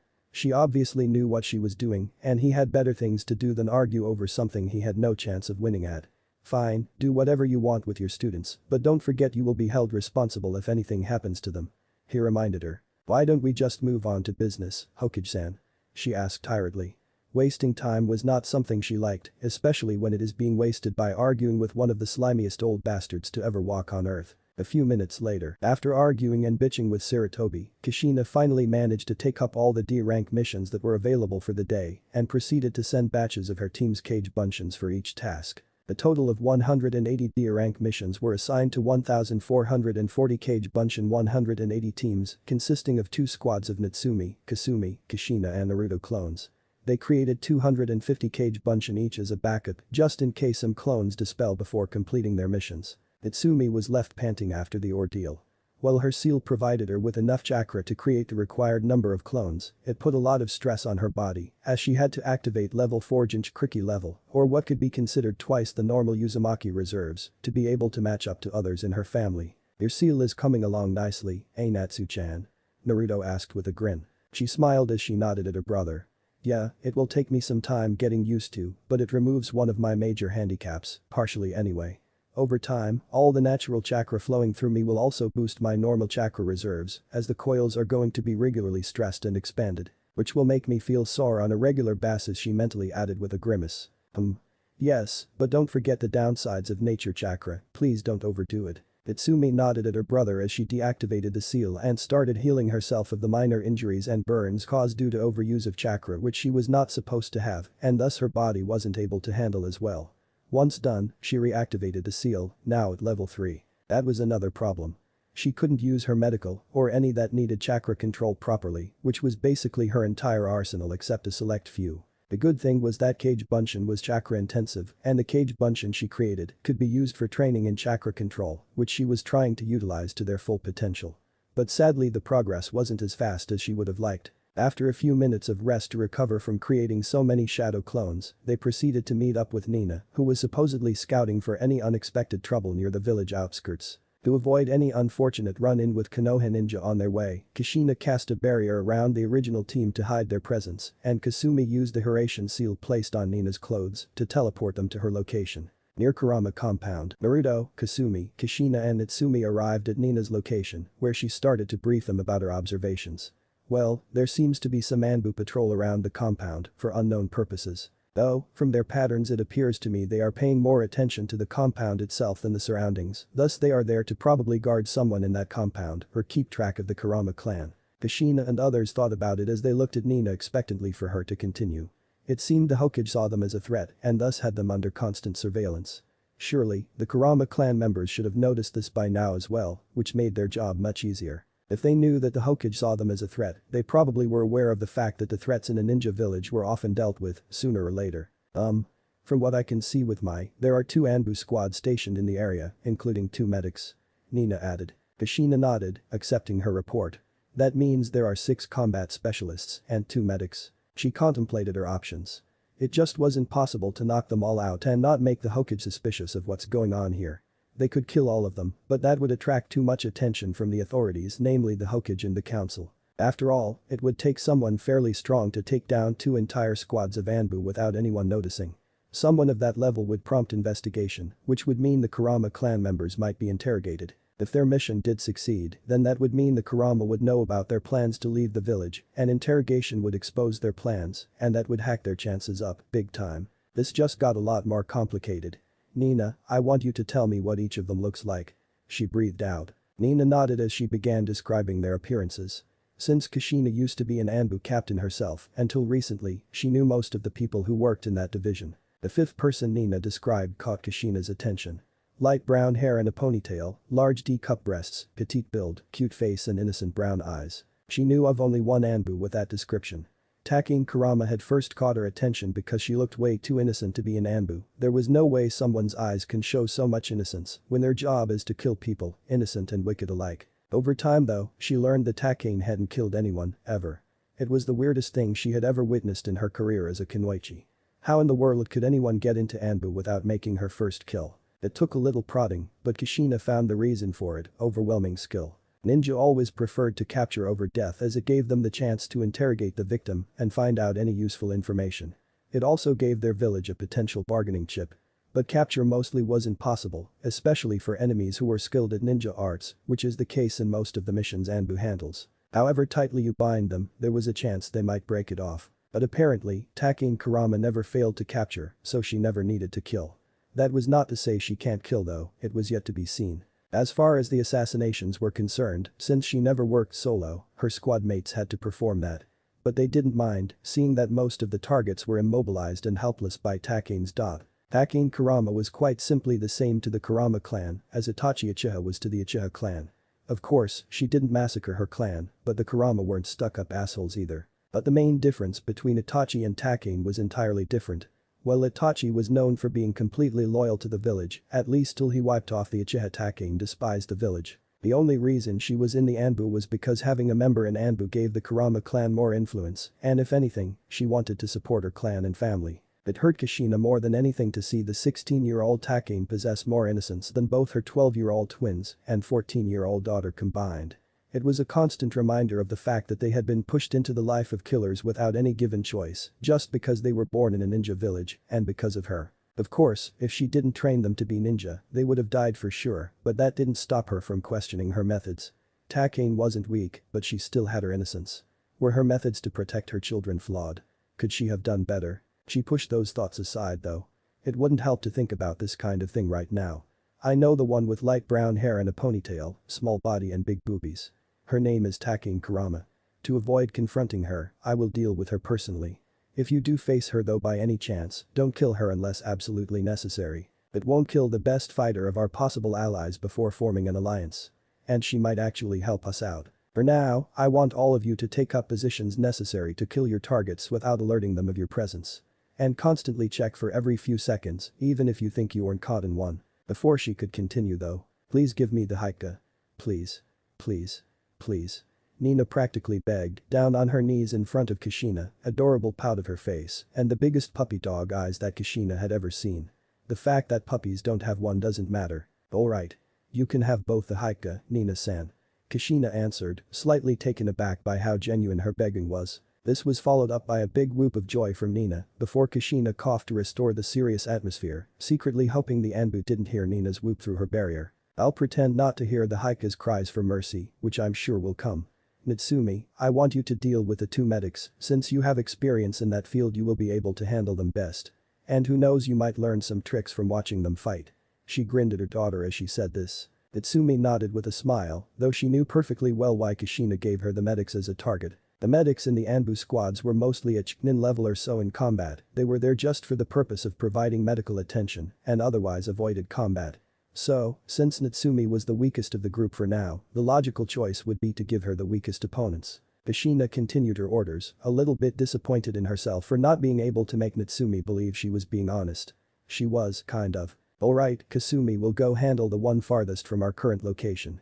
From what I know of him, he's extremely skilled in deciphering his opponent's moves and seeing through traps and tricks, so be careful. Naruto, you will be fighting two Anbu alone, they are both extremely skilled, a cow is an ninjutsu specialist, and a tiger is a taijutsu. But they both act like idiots, take advantage of it if at all possible. I want you to be extremely careful, okay? I have full confidence in your abilities, but each of them is much tougher than Anko, and they will be working as a team against you. Don't do anything reckless, got it? Don't worry, Ka-chan, I'll be fine, believe it. He grinned. Yeah, that. Don't get too overconfident. Kushina rubbed her forehead. I'm going to make a barrier around this area to conceal the chakra spikes and prevent the Anbu from possibly alerting anyone else. She said as she went through intricate designs on a seal tag, which she placed on the ground. I will have to place 3 more of these before the barrier can take effect. Meanwhile, I want you all to sneak up and hide in appropriate positions to ambush your targets. You will start once these, she said as she handed them each a small slip of paper, start glowing. After waiting for any questions and receiving none, she proceeded to create her usual barrier around herself that concealed her presence while moving, and then headed off to place the rest of the tags around the area to erect the bigger barrier. A few minutes later, Hakin Kurama was not happy at all. The only reason she had joined the Anbu was to give some much needed influence and respect to the Kurama clan, and now she was basically the Hokage's bitch. The Kurama were treated in Konoha like outsiders. They were not trusted by anyone. Even the village leader didn't trust them, who she thought was a senile old asshole. Seriously, what did they ever do to deserve this? Sure, there was a bit of instability, but wasn't the entire Uchiha clan unstable too? And they were treated with respect, so why not the Kurama? Apparently, there were rumors going around the village that the Kurama is this amazingly powerful super technique which kills everyone around them. So obviously, no one would want to go near them. The isolation wasn't just social either. Any economic establishments the Kurama owned were economically starving as well. No one wanted to risk going there and getting trapped in the Kurama dot. It was completely stupid and unreasonable, which makes perfect sense to the villagers of Konoha. Kurama was a bad omen. Their summons, black crows, just added to their belief of them being bad omen as well. As if that wasn't enough, as an Anbu, it was her duty to do anything the Hokage commanded. Right now, her mission was to keep an eye on the Kurama clan mansion. Yeah, she was ordered to spy on her own family, and she was doing it because she was the Hokage's bitch. Hack that bastard. If I ever get the chance, I will make him my first kill for sure. If only she could go against the orders and tell the Hokage to piss off. But there was only one person who had the balls to pull that off. She really admired Kushina because of that. That woman knew what she wanted, and there was nothing you could do to stop her. But Takane was neither a clan head nor a cage-level kunoichi. She knew she couldn't do what Kushina does. But still. This sucks. She whispered to herself. Yeah. She rolled her eyes. Great, now the loneliness has caused her to develop multiple personalities. To be honest, she didn't mind, at least she could now talk to someone while on these completely idiotic missions, like spying on her own clan, which was completely isolated and screamed of loneliness. So, what do you think of this assignment? It sucks, right? I mean, come on. I'm spying on my own family. I joined this organization for them, and now I'm doing the exact opposite. It sure does. But what are you going to do? The other her responded. Not seeing anything wrong with telling herself her plans, she proceeded. Well since our heiress is kind of sealed and kicked out of ninja forces, and I'm the most powerful Kurama who is basically now the Hokage's bitch, we are hacked. We can't do anything. I wish I was more like Kushina-sama. She's so brave and… Kushina laughed softly at that, causing Takane to spin around in alarm as she realized she wasn't talking to herself. Show yourself. She hissed. Not that she expected it to work, she was already waving it internally, it wouldn't be long till it took effect. Relax, Takane-san, wasn't it you who just said you admired me, sort of? Kushina smirked as she dropped her personal barrier, revealing herself to Takane. Takane stopped her before it could take effect, surprised beyond belief that she was stupid enough to think she was talking to herself. Out loud. And she was using swear words too. Please don't tell anyone about this. She pleaded to Kushina using her big brown innocent puppy dog eyes to full effect, embarrassed that not only had someone caught her swearing, she had also been caught plotting against the village, which could be used to get her executed. Kushina giggled at the younger Anbu's desperate attempt. Kasumi and Natsumi used those eyes on her so many times that it really didn't have the desired effect on her anymore. And she had just survived the version of it, so there was no way she was going to fall to this. Relax, no one will know of what you said here, except maybe a personal joke between me and my family. Takane looked horrified. You wouldn't. Hey, let's discuss this later, okay? Why don't you continue where you left off? I'm so brave and… Kushina smirked. Takane blushed as she looked away. Well, it's just that, you could do things I never had the courage to. I know you would never do something like I'm doing right now, and I couldn't even speak a word of protest when I was given the order. I was afraid of being sent to a biki to be disciplined. Like Haid. She shivered as she remembered what happened to Ikgao's boyfriend. Haid had tried to stop his Anbu partner from killing a newborn on a mission, offering to adopt it instead. But they were supposed to kill the entire family. That had led to his demotion to Takebetsu Jinin and a torture session with a biki. After he was done, Haid had been constantly sick, his body never completely recovered, and according to Ikgao, neither did his mind. Ah yes, I remember that. Too bad for him, I don't really see anything wrong with letting the baby live, but the missions have to be performed exactly as the client agreed upon. It was the Hokage's decision as he could have negotiated with the client to let the newborn liver die. But once it is decided, the Anbu don't get to choose what to do. Takane nodded. I know, she stopped mid-sentence as she realized what she was going to say. No matter how daring, Kushina was still a Konoha ninja, and Takane didn't think it would be good to say she hated her leader in front of Kushina and later hoped to not be reported. But much to Takane's astonishment, Kushina spoke exactly what she wanted to say. Yeah, he is a senile old bastard, I hate him too. Kushina-sama. You shouldn't say things like that out loud. The rest of my squad is in the surrounding area, what if they hear? Takane tried to warn her. Kushina shook her head slowly as she tried to think of the best approach method. In a few moments, she decided to be direct about it and see what happens. Say, Takane, if I could give you and your clan a chance to live a free life, where you won't be completely isolated and economically crippled, would you take it? Takane looked at Kushina as if she was crazy. You know we won't be allowed to leave this village alive, and we won't get those things you promised inside this village. So what you're saying is sort of impossible. So you would just let a chance to get free go by and not take it? Take the coward's way out? Kushina asked, sounding genuinely curious. Takane didn't reply to her for an entire minute as she pursed her lips in thought. Finally making her decision, she responded to her calmly.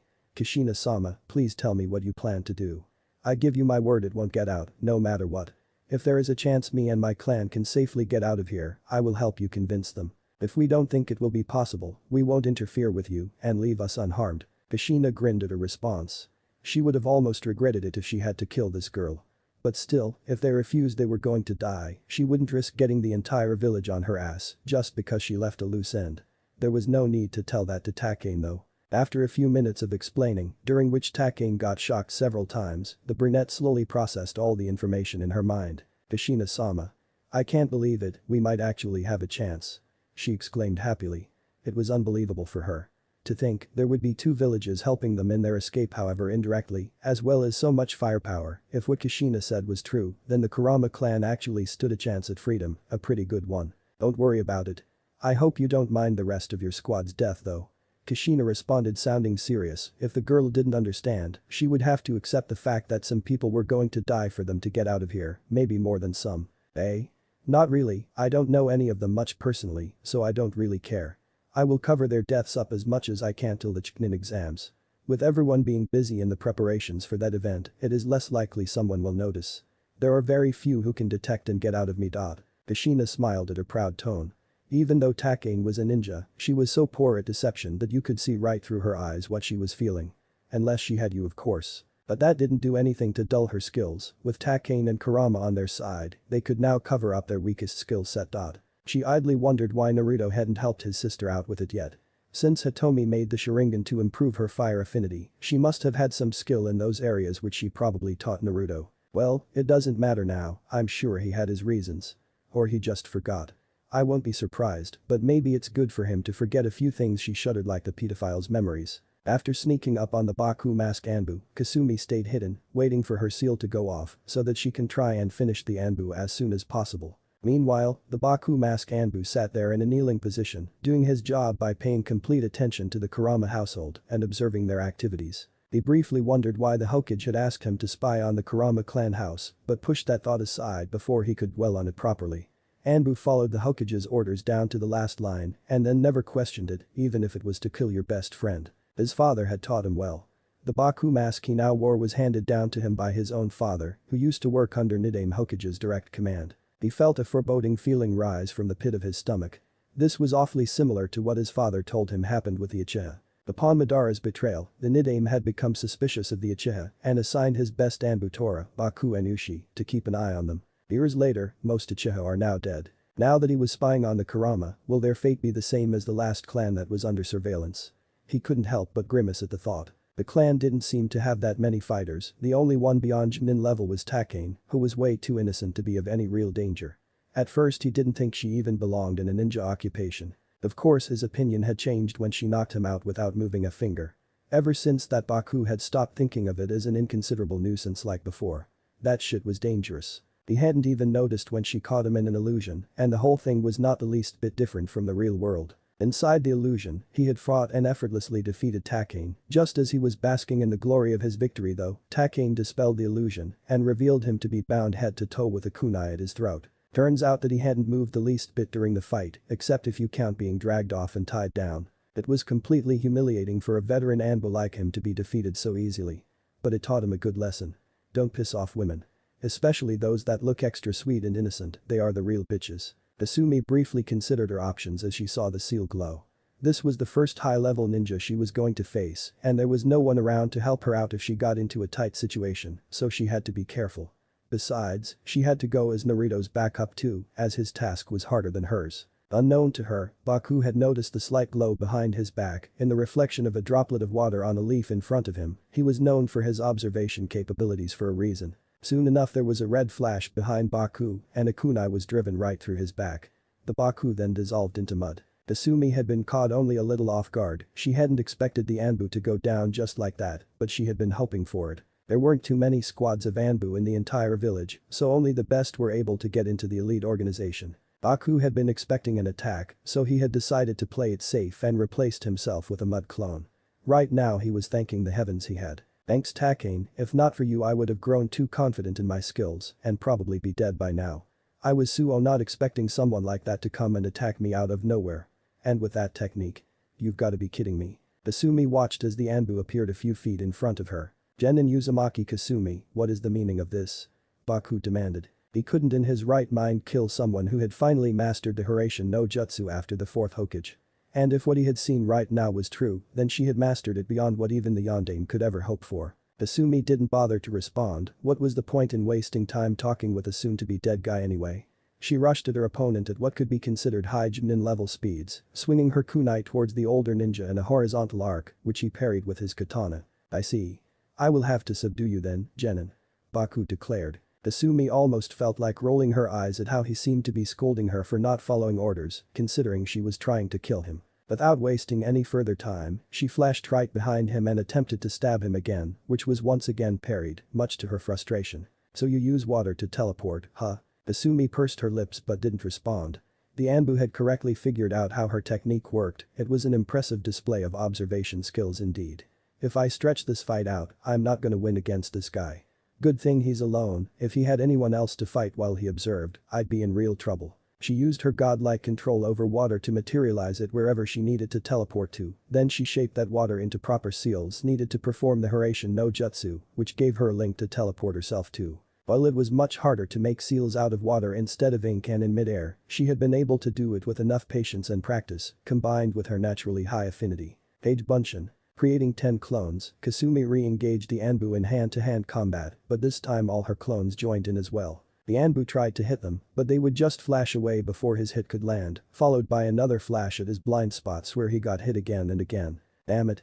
Baku wheezed out as he tried to create some distance between himself and the clones, unfortunately, that doesn't work well when they can move anywhere almost instantly. Baku escaped many times from death as he used the replacement technique. He didn't have enough time to perform any of the greater techniques from his giant arsenal. Even with hundreds of battles he had fought and all that experience, he found himself getting bruised and cut up. Okay, Yondaime Sama's technique isn't hacking funny. This is almost unfair. Screw you Yondaime for making this technique. GRR. He tried to perform a replacement to avoid the piercing of his chest. Unfortunately, all the wounds he had received consecutively till now made themselves known. He was a second too late. Asumi stared at the dead Anbu her clones held up. With a mental command they sealed the body in a scroll. Someone probably had a bounty on this guy's head, which will help with their funding when they cash it. The fact that she had just made her first kill didn't bother her. I hope Oni-chan is okay. But Naruto. So let's see, there are two super strong guys I have to kill. I don't want to take them both on at the same time, so I will have to surprise kill one first. There is this awesome Taijutsu dude and the awesome ninjutsu dude. Well, now there will be the dead Taijutsu dude and soon to be dead ninjutsu dude. Don't be so overconfident Naruto. Hitomi warned him. Don't be so concerned, we both know I can handle them. If I couldn't then we wouldn't be prepared for fighting our way out of the village, would we? Hitomi sighed as she gave him a mental nod. Still, don't forget why I got sealed in here. Bansho Tenon. Universal pull. The cow-masked Anbu watched in fascination as his partner started flying. Dude, I knew you were good with moving your body around and Taijutsu, but this is just too much. Why didn't you tell me you could fly? Tiger just looked bewildered as he was lifted up in the air by an invisible force. I didn't know either. Maybe it's my hidden bloodline limit. Al looked at him sympathetically. Man, now you're going to become breeding stock. I almost feel sorry for you. What do you mean almost? Tiger asked suspiciously. Al gave him a light chuckle. Well you do get lots of women in this bloodline limit. Al then watched as Tiger did something even more awesome. He flew backwards. Damn. You're already mastering it. He yelled as he followed behind his super partner. Tiger grinned widely behind his mask but then got an alarmed look on his face. Wait, what if we are under Kurama and all this is just an illusion? Al just scoffed. As if. You know Takane would detect that shit and dispel it for us. It's her duty, if she doesn't do it she will have a fate worse than whatever ours could be. And there is no way there is anyone who could escape to Haika and get to us. He blissfully ignored all the ceiling barriers and space-time techniques being used, as well as the fact that the Haika didn't have their activated all the time. Naruto slowly and discreetly kept pulling the idiotic Anbu towards him. Both of these Anbu were extremely skilled, but they were idiots and often acted retarded. Well you know what they say, if you act like something all the time, you might just become it. But once they get serious they will be troublesome, he should kill them both before they become serious at all. Covered with a minor spying he had learned from Hitomi, he slowly created a chakra rod in his other hand. Tiger didn't get to comprehend what happened when a black rod penetrated his chest. It was merely a battle reflex that saved him, his body responded on its own as he found himself replaced with a tree log. Both Anbu immediately got into their battle modes, stupidity was their way of coping with their lives, like porn was for Kakashi, or maybe he was just a pervert. Either way, they were now completely serious. Formation C Tiger signaled his partner, who nodded in approval. Ton Repshim. Wind release violent wind palm, Taiten Kakak no Jutsu. Fire release great fireball. Naruto stared impassively at the incoming attacks which formed a violent torrent of flames targeted at him. Jutsu Kikken. Blocking technique absorption seal. The ninjutsu attack got sucked inside the blocking barrier. With a few subtle improvements to the technique, Naruto now has to not only negate the technique, but the chakra powering up that technique will now be added to his own reserves as well. Gritting his teeth at the futility of their combined arms, the tiger rushed in towards Naruto in an attempt to subdue him with his superior taijutsu. Naruto formed a chakra rod in his right hand as he stared at the tiger Anbu rushing at him with impressive speed. Within a few quick strikes, Naruto found himself being pushed back as the Anbu used his katana to parry and deflect all of Naruto's strikes from the chakra rod while keeping up his assault with his other hand and legs. Compared to Anko, this guy is on a whole other level. Meanwhile the cow-masked Anbu watched a combination of taijutsu and fought with his senses on high alert, waiting for an opening in his opponent's guard to take advantage of. After receiving a few minor cuts and bruises, Naruto had had enough. Shinra Tensei. Heavenly subjugation of the omnipresent god. The tiger Anbu was thrown back painfully with some damage, but he regained his balance in time. Go. He signaled his partner, getting a nod from the man. This boy's techniques are very unconventional. I had no time to prepare for that attack. I hope this combination attack works. Ninmashi Hiketsuke. Ninja art demonic death attraction. Mud rose from the ground around Naruto and formed into various growling dog-like demonic creatures. Mud-brown skin and blood-red eyes and a constant drool of acidic substance from their mouths would have made any normal opponent at least a little intimidated.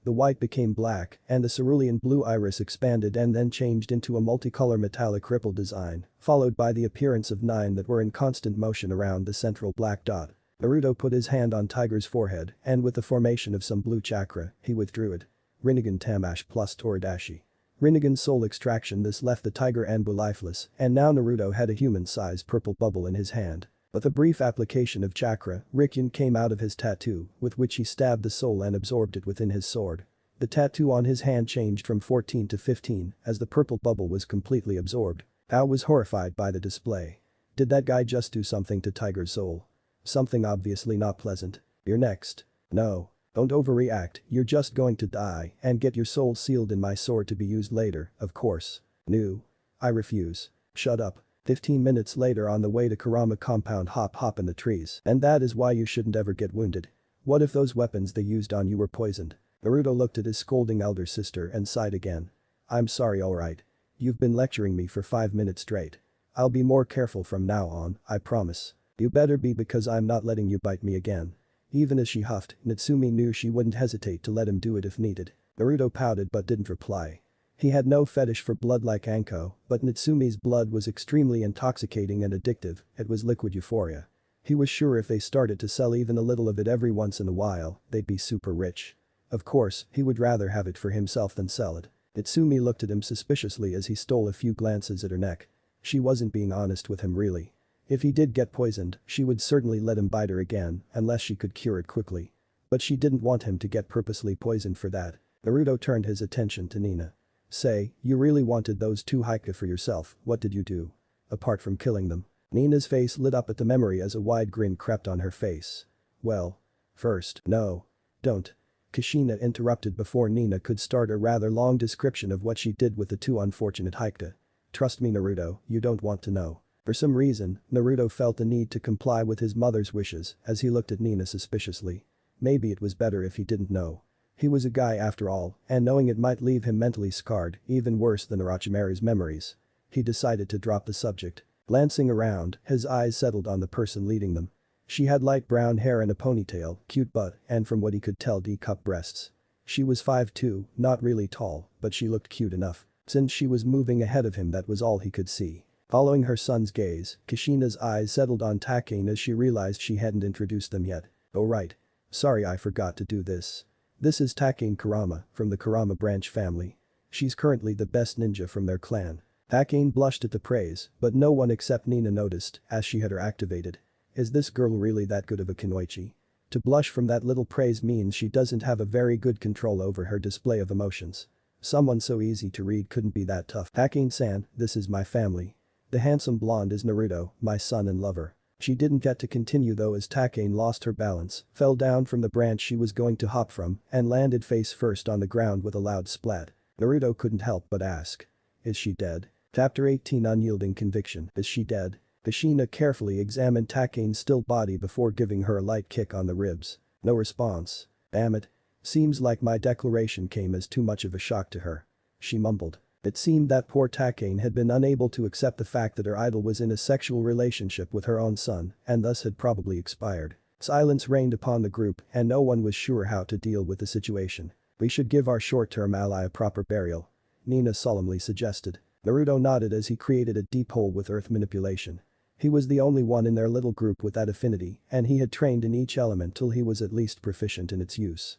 He grabbed Takane's legs as Kasumi grabbed the girl's hands and together they hoisted her up. They were just going to throw Takane in the hole when she groaned. Ugh. What happened to me? She slowly opened her eyes and looked around and noticed she was being held up next to a giant hole in the ground. That's when she panicked. What the hell do you think you guys are doing? She asked while breathing heavily. How did she fall unconscious again? She didn't remember. Oh my god, you're alive. Kasumi jerked back in surprise, which was followed by Naruto. Needless to say, Takane fell on her butt. They almost couldn't believe it, Takane was alive and they had made sure she was dead before they started burying her. Okay, maybe they had been rushing it. Ow, my cute butt. Takane groaned in pain. What the hell? We were just waiting for you to wake up. Kushina answered innocently, too innocently. Yeah, we totally didn't assume you were dead. Nina nervously added. Takane looked at them suspiciously for a few moments, trying to detect a lie in their words. After a while she gave up and then tried to find any hint of words in their lies. That's when all her recent memories came back, slamming into her face like a ton of bricks. Kushina was hacking her son, Naruto. Her perfect idol. Immediately, a cloud of depression appeared around her as her surroundings were completely covered in darkness. The spotlight fell upon her as she cried and bawled her eyes out. How could you? No. The Uzumaki watched in awe as they never realized when Takane had caught them in the dot. Takane kept crying her eyes out, mumbling, how could you do this to my dreams, and my idol was supposed to be perfect. This oddly reminds me of Guy Lee. Kushina mumbled to herself, but everyone heard her. Kushina had been going on one of her missions when she had noticed the spectacle the Jonin genin often made, and needless to say she could never forget it. Naruto and the others looked confused for a moment before finally Naruto asked her who Guy and Lee were and what she was talking about. Before Kushina could refuse to scar their minds with those horrible things, Takane Kurama was on their faces with the words revenge hovering over her head. Let me show you. She whispered with a grin that just radiated evil. Kushina looked alarmed as she tried to frantically run away. You'll never get me. Too late now, Kushina realized her legs were bound with illusionary trees, or maybe Takane had Mokuton, which she highly doubted. Damn. She swore. The others couldn't understand what was so alarming about the situation. Takane was supposedly an ally, so if she wanted to show them something was as good a way as any to do so. Naruto looked on curiously as a man clad in a weird green spandex with bowl haircut, freakishly large eyebrows, blindingly white teeth and an annoying smile showed up. He was already regretting agreeing to see this. It only got worse as another similar figure, albeit appearing younger, appeared a few feet away from him. Their eyes fell upon each other, and then flames burst from them, signifying the activation of a possible ninjutsu. Never heard about this ninjutsu before. Naruto thought. They started running towards each other yelling out the other's name. Tears fell from their eyes showing how much they were being strained by the ninjutsu. Or so Naruto thought. Lee. Dai-sensei. Lee. Dai-sensei. Lee. Dai-sensei. They hugged and cried in front of the sunset which had appeared out of nowhere. The rest of this scene was censored. Naruto watched it all, horrified and petrified, along with his two sisters. Kushina and Nina had long since broken out of the illusion thanks to their battle readiness. Poor siblings had been too terrified to try anything once they had seen the two monstrosities hug. What made it worse was they all had activated their ninjutsu in an effort to better read chakra patterns and probably break out of the illusion. But that only served to permanently burn those images into their memory. Luckily for her, Hitomi had been taking a rare nap in Naruto's mind and had escaped a fate worse than death without even knowing. The Uchiha compound. It had taken her a long time to bury these thoughts deep within her in hopes of forgetting them, but yet, today it was with a conviction that she had set down to come to terms with her inner turmoil. Uchiha Mikoto, mother of Uchiha Itachi and Uchiha Sasuke, and one of the few remaining Uchiha alive, was currently pondering on the reason her son would massacre their own clan. When the incident had taken place, whether it be considered fortunate or unfortunate, she was visiting her friend Uzumaki Kushina and hence had remained alive. Her other son Sasuke was within the compound, but for some reason Itachi had spared him. While there was no doubt that it was Itachi who did it, given the countless proofs, she didn't believe even for a second that Itachi had snapped and killed the entire Uchiha clan. There had to be some other reason, that's what she believed. Sasuke's memories of that night had been reviewed in front of the entire council, thanks to the Yamanaka, and there was no doubt that Itachi had killed the clan. But it just didn't make any sense. Hence the council had concluded that Itachi had snapped under the intense pressure of being an Anbu captain at such a young age and had gone mad. But she had seen Itachi when he had sliced off Yugaku's head. She had seen his eyes and his expression from Sasuke's memories. While the young Uchiha hadn't been able to see it in his outraged state, Mikoto was not only a Jonin, but also Itachi's mother. The person she had seen wasn't a madman. It wasn't the expression of someone who was doing it for fun, but of someone who would do anything to fulfill his first priority by completing the given task and completely discard any and all personal views. It wasn't her son Itachi, it wasn't the crazy mass slaughterer Itachi. It was the Anbu Captain Weasel. The Anbu Captain Weasel didn't snap because it was not a human. She knew, once Itachi got into his Anbu mode, he had no emotions, he became just that an Anbu captain, a tool that was available at the disposal of the Hokage. When active as an Anbu, Itachi could no longer be considered a human, but it was a tool. Tools don't have emotions, and they cannot snap or go mad. However, she knew Itachi too well to not be able to see through her son, no matter how well crafted his mask was. The night before the massacre. He had come at me when we were alone by the lake with a sword in his hand. I didn't think of it much at the time, it's normal for us to carry weapons around. But that's the time he was supposed to kill me, wasn't it? He knew my pattern of visiting Kushina-chan, and he knew I wouldn't be in the Uchiha compound the next day, so he had to do it then. But Itachi hadn't used that sword on her. They'd stood there in comfortable silence for a while before simply returning to their home. Now that she knew better, he must have faltered inside when he had tried to raise his sword at her. Despite her skills as a Jnin, she knew he had already surpassed her long ago, and she was proud of him for it. He could have killed her, yet he didn't. There was only one sensible conclusion she could come to from all this. Itachi Uchiha, her cherished son, hadn't snapped. He hadn't gone mad. He was on a mission. He was ordered to kill the Uchiha clan. It had been a hard truth to accept, but it was many times easier for her to believe this over believing Itachi had done it of his own accord. She knew her son didn't like to kill, and he only did it when it came under his duties and was needed. But then the question that bothered her most came up: who ordered him? Who had the authority to order an Anbu captain? Of course, the Hokage was the first choice. But that was even more ridiculous than her son going mad. Sarutobi was a kind old man who would never do such a thing. The very idea of him ordering the slaughter of one of his village's own clans was laughable at best. She had thought it must have been the council, as she had heard something about an uprising in the Uchiha clan at times. So she had arrived upon the conclusion that some of the Uchiha had been planning to betray the village without the consent of the rest like her, and the council had ordered their extermination. No one was to be spared. But her son couldn't find it in himself to kill his mother and brother. Itachi and Fugaku didn't get along, and Fugaku was an asshole, even though she had to admit it. So Itachi had no problems killing him. She had even asked Kushina and had been told that no such topic was discussed in the council. But then again, Kushina didn't go to half the council meetings, as the rest didn't trust her with the more secretive matters and forgot to invite her from time to time, and sometimes she was busy with missions. But yet, the clan heads won't allow such a thing. From what she knew, the clans won't ever allow the Anbu forces to interfere with clan matters, as they didn't want it to happen with their own clans either. Even if the other clan was an archenemy like Haika, they wouldn't risk the privileges they got as prestigious clans to be gone for the sake of petty rivalry. So who did it? Who? She was clueless until she noticed how wary and disgusted Kushina looked every time Sarutobi was mentioned in their conversations. Upon asking, Kushina had told her about what she thought of Sarutobi, on the condition that her lips were to be sealed on the matter. After hearing everything, the Hokage ordering the Uchiha massacre didn't seem so ridiculous anymore. Anyone else would have considered Kushina a ridiculous liar and a mad woman for accusing Sarutobi of such things, but Mikoto trusted her friend. And once she'd heard everything out with an open mind, it seemed more than likely to be the truth. Ever since she had realized that Sarutobi was the one who had ordered the death of hundreds of innocents who had been loyal to the village, along with hundreds of traitors, she had lost her trust in the village.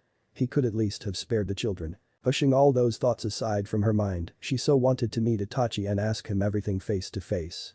Maybe convince him to be with her once again. She won't even bother asking him to come back to Konoha. She knew the village had already sacrificed her son for the greater good. Mother-hacking assholes. She muttered. Sasuke, who had been passing by her room, almost tripped on his own feet at his mother's words. As stuck up he was, he didn't want to be in the place of whoever his mother was cursing right now. He had only heard her do that once to Fugaku, and it had not been pretty. He had almost lost his father that day. Not to mention Mikoto was extremely blunt when agitated, not at all bothering to hold back the threats in front of her children. Sasuke blushed as he ran away to brood somewhere else. Uchiha compound was more dangerous right now than it had been when Itachi had been massacring people. Back in Mikoto, she was trying to calm herself. Now that she was a widow and had no husband to torture, she could no longer lose control of her emotions, lest she let Sasuke be beaten to a pulp by her. Her younger son was already the emo king, and she knew that would only make the situation worse. Besides, Itachi had already tortured the poor kid before leaving. That was another thing she didn't understand. Why would Itachi use a torturing technique, which even the cages feared, on his own little brother? She made a mental note to have a little talk with her older son soon, whenever she found him. He had a lot to explain.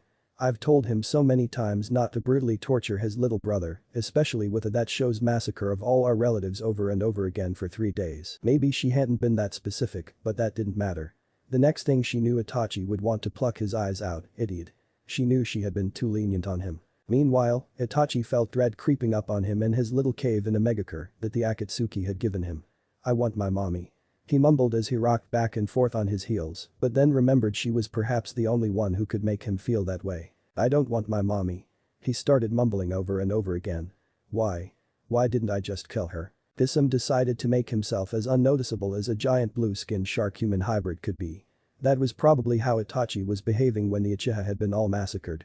Better be safe than sorry. He was in no hurry to find out if those black flames Itachi used could be sucked up by Samehada. Back to Mikoto, Itachi hadn't been the only thing bothering her. While she wasn't sure at first, right now she had no doubt that Kushina was planning something big. And she didn't like being left out of things, especially when it came to her best and only friend. Ever since her third teammate Haika Hikari had died giving birth to her daughter Hanabi, she and Kushina had been each other's only friends. As a ninja, it's hard to find someone you could trust, and it only becomes harder with time. Her suspicions had started when Kushina had let her watch the video of Naruto and Kasumi's activities. Her friend had been so excited to finally be able to watch her kids hack that she didn't even notice what she was letting Mikoto in on. She blushed as she remembered how the handsome blonde had pounded his gorgeous sister into a sexual coma. But she pushed those thoughts aside. She had bigger and more pressing concerns. Naruto Uzumaki, her friend's son. She had seen his eyes that night. Sure, the lighting wasn't that good, but it was quite easy to notice, and while she didn't have the Sharingan, her eyes were sharp enough. That led to too many questions. Naruto had a ninjutsu, the Uzumaki had a ninjutsu that the village knew nothing about. While it was normal for ninja to keep secrets, this was just too big to not be revealed. Why did they risk hiding something that big? It could be that they don't trust the village. But yet, they could use it as an enhancer of their reputation.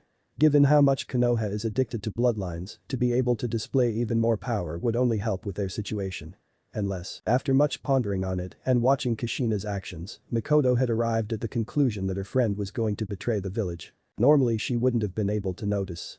But all the cold glances of disgust Kushina threw at the villagers, her lack of caring for the village's actions against her children, and her own ex-husband's acts had made her completely go against Konoha. When Kushina had asked her to become a possible spy inside the village and told her of the possibility of them being exiled or something similar, her doubts had been confirmed. But she wasn't one to break her best friend's trust. And Kushi-chan has changed a lot since Naruto-kun and Kasumi-chan were born. I wouldn't be surprised if she used some genjutsu to make me unable to reveal this to others. She guessed there were a lot of other people who knew about her past relationship with Minato as well, like Kakashi, the Hokage, Jiraiya and the like. The rest of the village was blissfully unaware of the fact that their beloved hero was the father of the demon twins, even though he had lost his right to call himself a father long ago. Yes, she knew who Kushina's husband was, even if it was a well-kept secret, she wasn't one of her best friends for nothing. She knew as much about Kushina as anyone except maybe her own kids did. Not even Minato knew her that well. She twirled one of her long raven locks as she thought about what she should do. She won't betray her friend and tell this to Sarutobi, she would be dead before anything like that happened. She didn't have any allegiance left for the village either. Her entire clan was dead, killed by her own son who was ordered to do it by the village leader. So no, she didn't hold any allegiance for Konoha anymore. I could go with her, I'm sure she plans to leave this village soon enough. That will also give me a chance to meet Itachi. He won't be coming back to Konoha for sure. But Sasuke, what do I do? What should I do about Sasuke? The village didn't see her as an Uchiha, as she never activated her Sharingan. They had made that clear enough when she had not been appointed as the new clan head for the Uchiha clan after the massacre. Sasuke on the other hand, was an entirely different matter. She was sure he would be pampered no matter if she was here or not. Besides, they rarely talked. She guessed seeing her left alive reminded him too much of others that had been killed. Or something, she never understood the emo way of thinking. At times she wondered if Sasuke even noticed she was still alive there. All his needs will be taken care of and more, of that I have no doubt. He will be protected and given proper training and care as well. The only use I might have for him would be to provide him company or love, but he doesn't want that. He just pushes me away each time I try getting close. Another problem was that he was hell-bent on avenging the clan by killing Itachi. Now while she might not be too gentle when she met Itachi either, she wasn't going to kill him, nor was she going to let anyone else kill her son.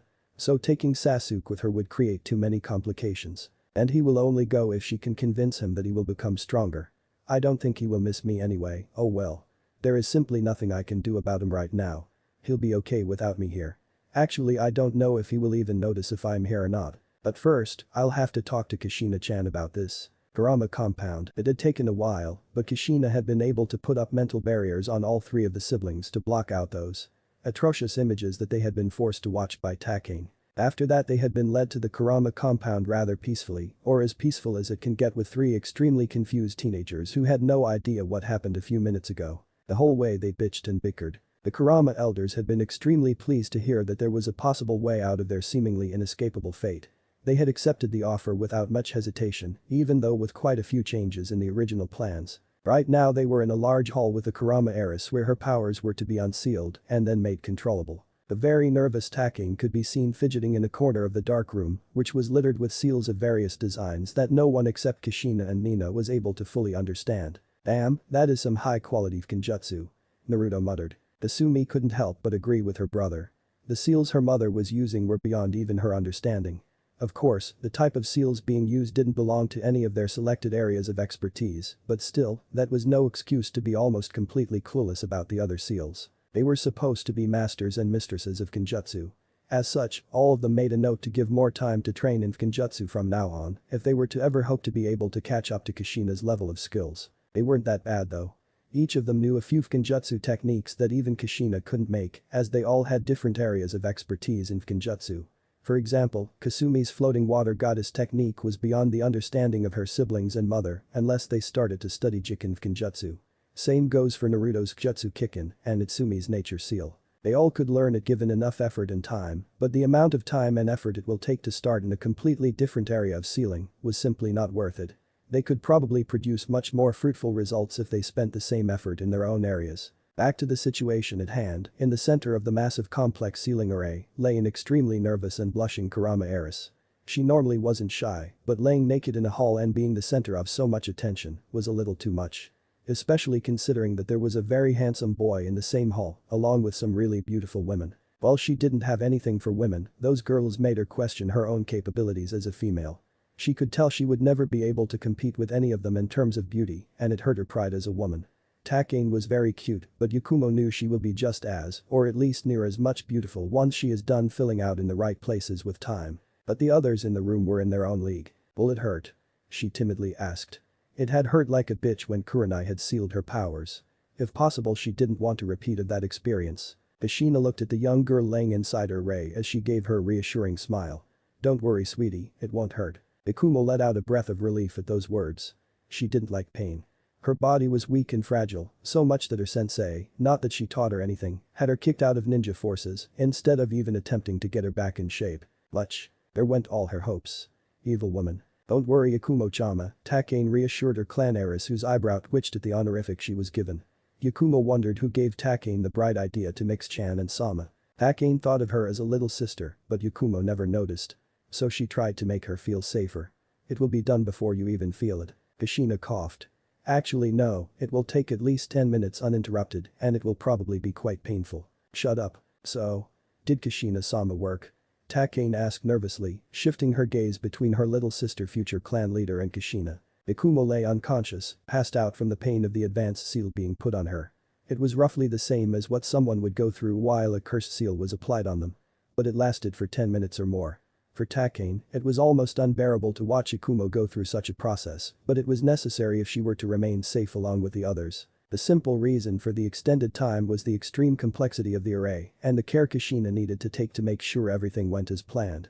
While not taking so much care would have saved Yakumo some pain, it might have cost much more in the future. She had already sealed one of Naruto's clones in a scroll beforehand and brought that scroll with her as she didn't want the Kurama to know exactly what she was doing. Naruto's clone, which was now sealed inside the Kurama heiress, had as much authority over her as the unsealed Edo monster used to have.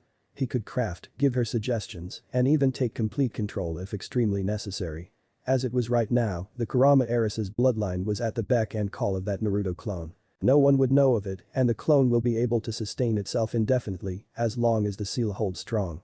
There was no loss of chakra from him, as the being cast will use Yakumo's chakra, and there was no way anyone could land a solid dispelling hit on the clone without breaking the seal first. After applying a complex encryption pin to make sure no one could break Yakumo's seal, Kushina got up and headed for the Kurama Council meeting, where they were to discuss the changes their plan would need. "Don't worry, she'll be completely fine after a good sleep," she reassured Takane, who nodded hesitantly. As it was right now, Ito was no more, and the Kurama heiress had full access to the complete Kurama dot. Not only that, they had ensured Kurama heiress's powers would never be usable against them, and the Naruto clones wouldn't allow it. Inside Yakumo, you could hear the evil laughter of a Naruto clone.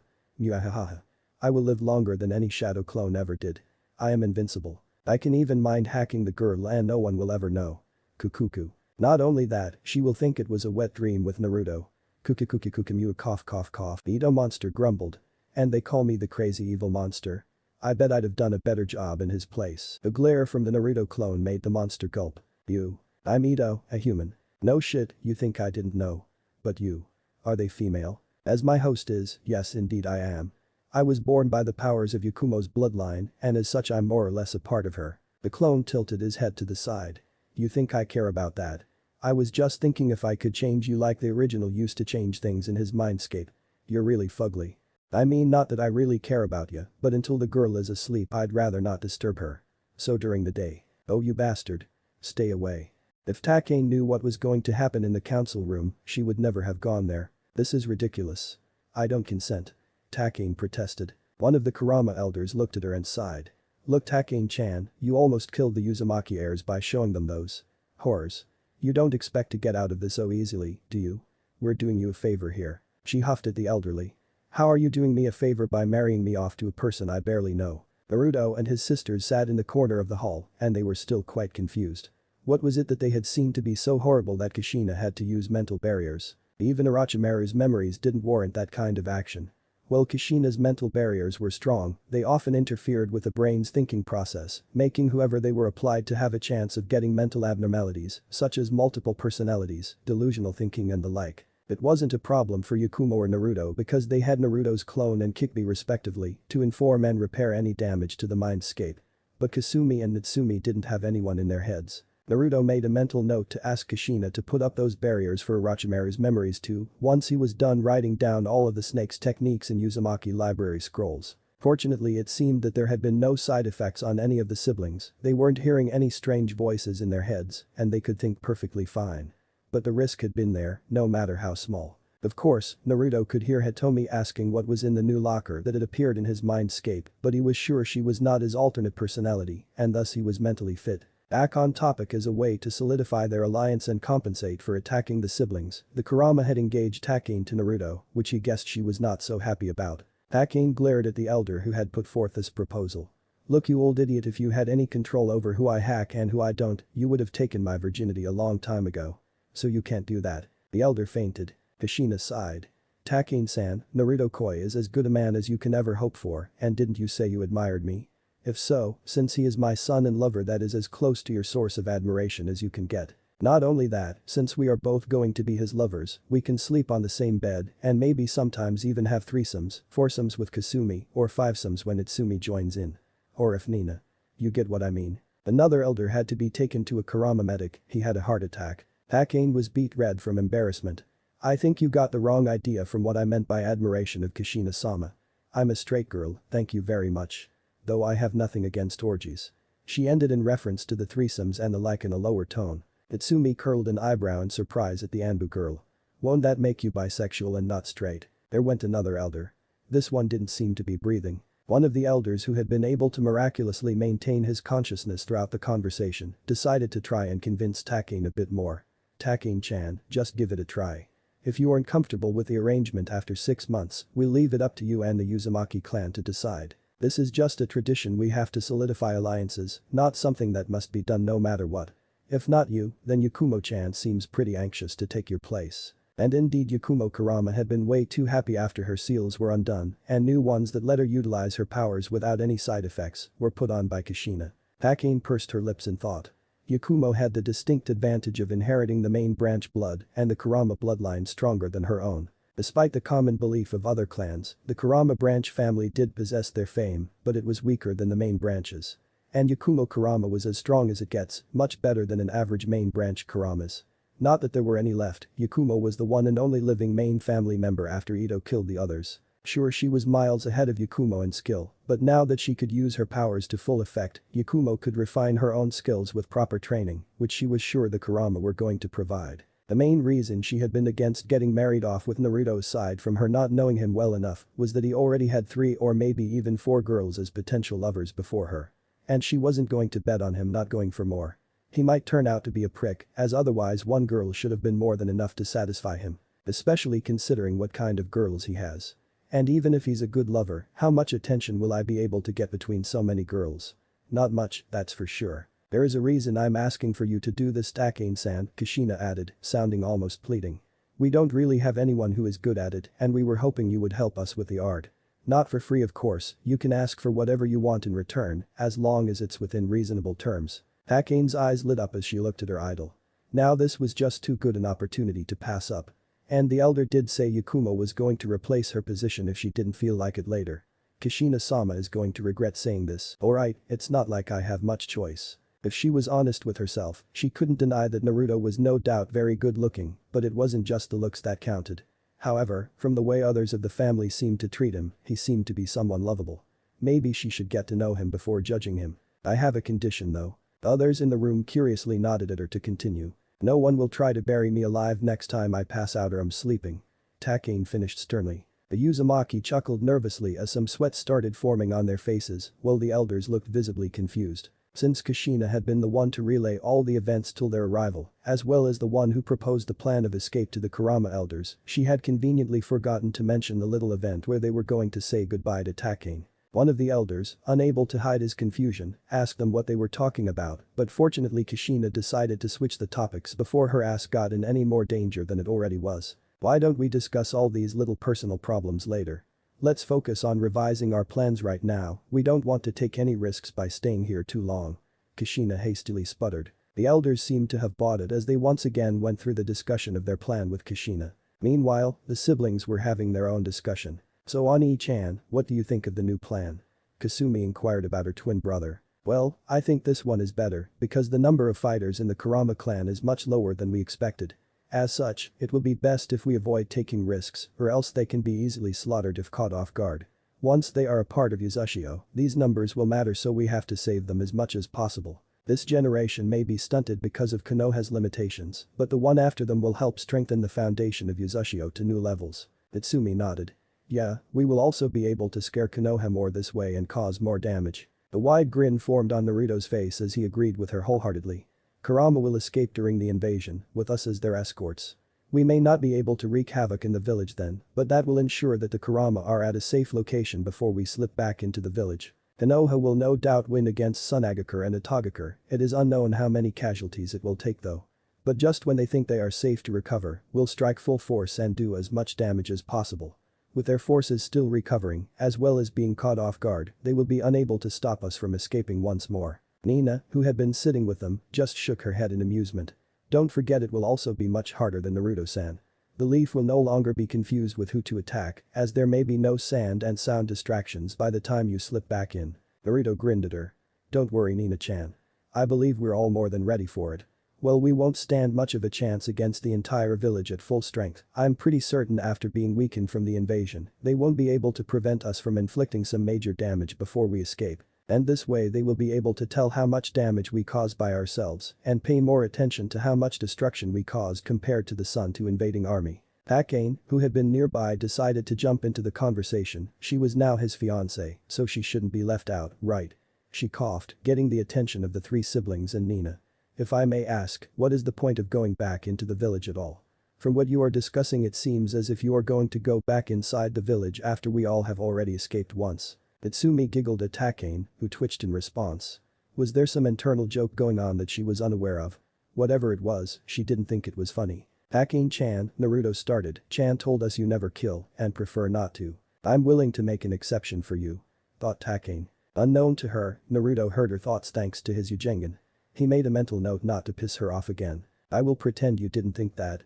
He grumbled, which got a shocked look from Takane at first, but then she assumed he was just saying that on speculation, though she was now more wary of the blonde. The reason we are going to go back is if we just slip by unnoticed using the invasion as a distraction, the Leaf will not think of us as that much of a threat and will send hunting parties after us to retrieve or kill, over and over again, which will be hindering our growth rate and peace of mind. However, if we do some long-lasting damage and drive fear into their hearts, then they will more than likely be much more wary of us and will think twice before doing something that might incur our wrath. While we're fairly powerful and don't think Leaf Hunter Nin would be much of a problem, our allies will start off slowly and it will take time to gather them.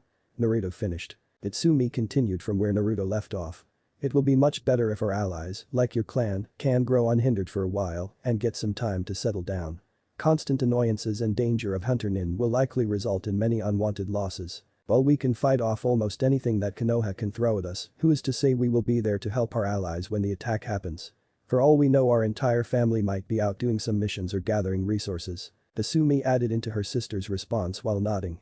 Yes, and if we constantly keep losing allies in those little Hunter Nin parties, we will never be able to achieve a state where Uzashigakure can be truly strong. This way, since Konoha will be much more wary of us, they will only send hunters who are most capable and stand a chance against us. It will be easier for our spies to pick up the absence of such strong individuals. While fighting them off will be harder, the fights will likely be drawn out, expected, and will occur less often. Hakim was astounded by the amount of planning they had done for this. Then again, this was a risk of their lives they were taking. Knowing strategy wasn't her forte, she nodded. But then she glared at Naruto. Don't die.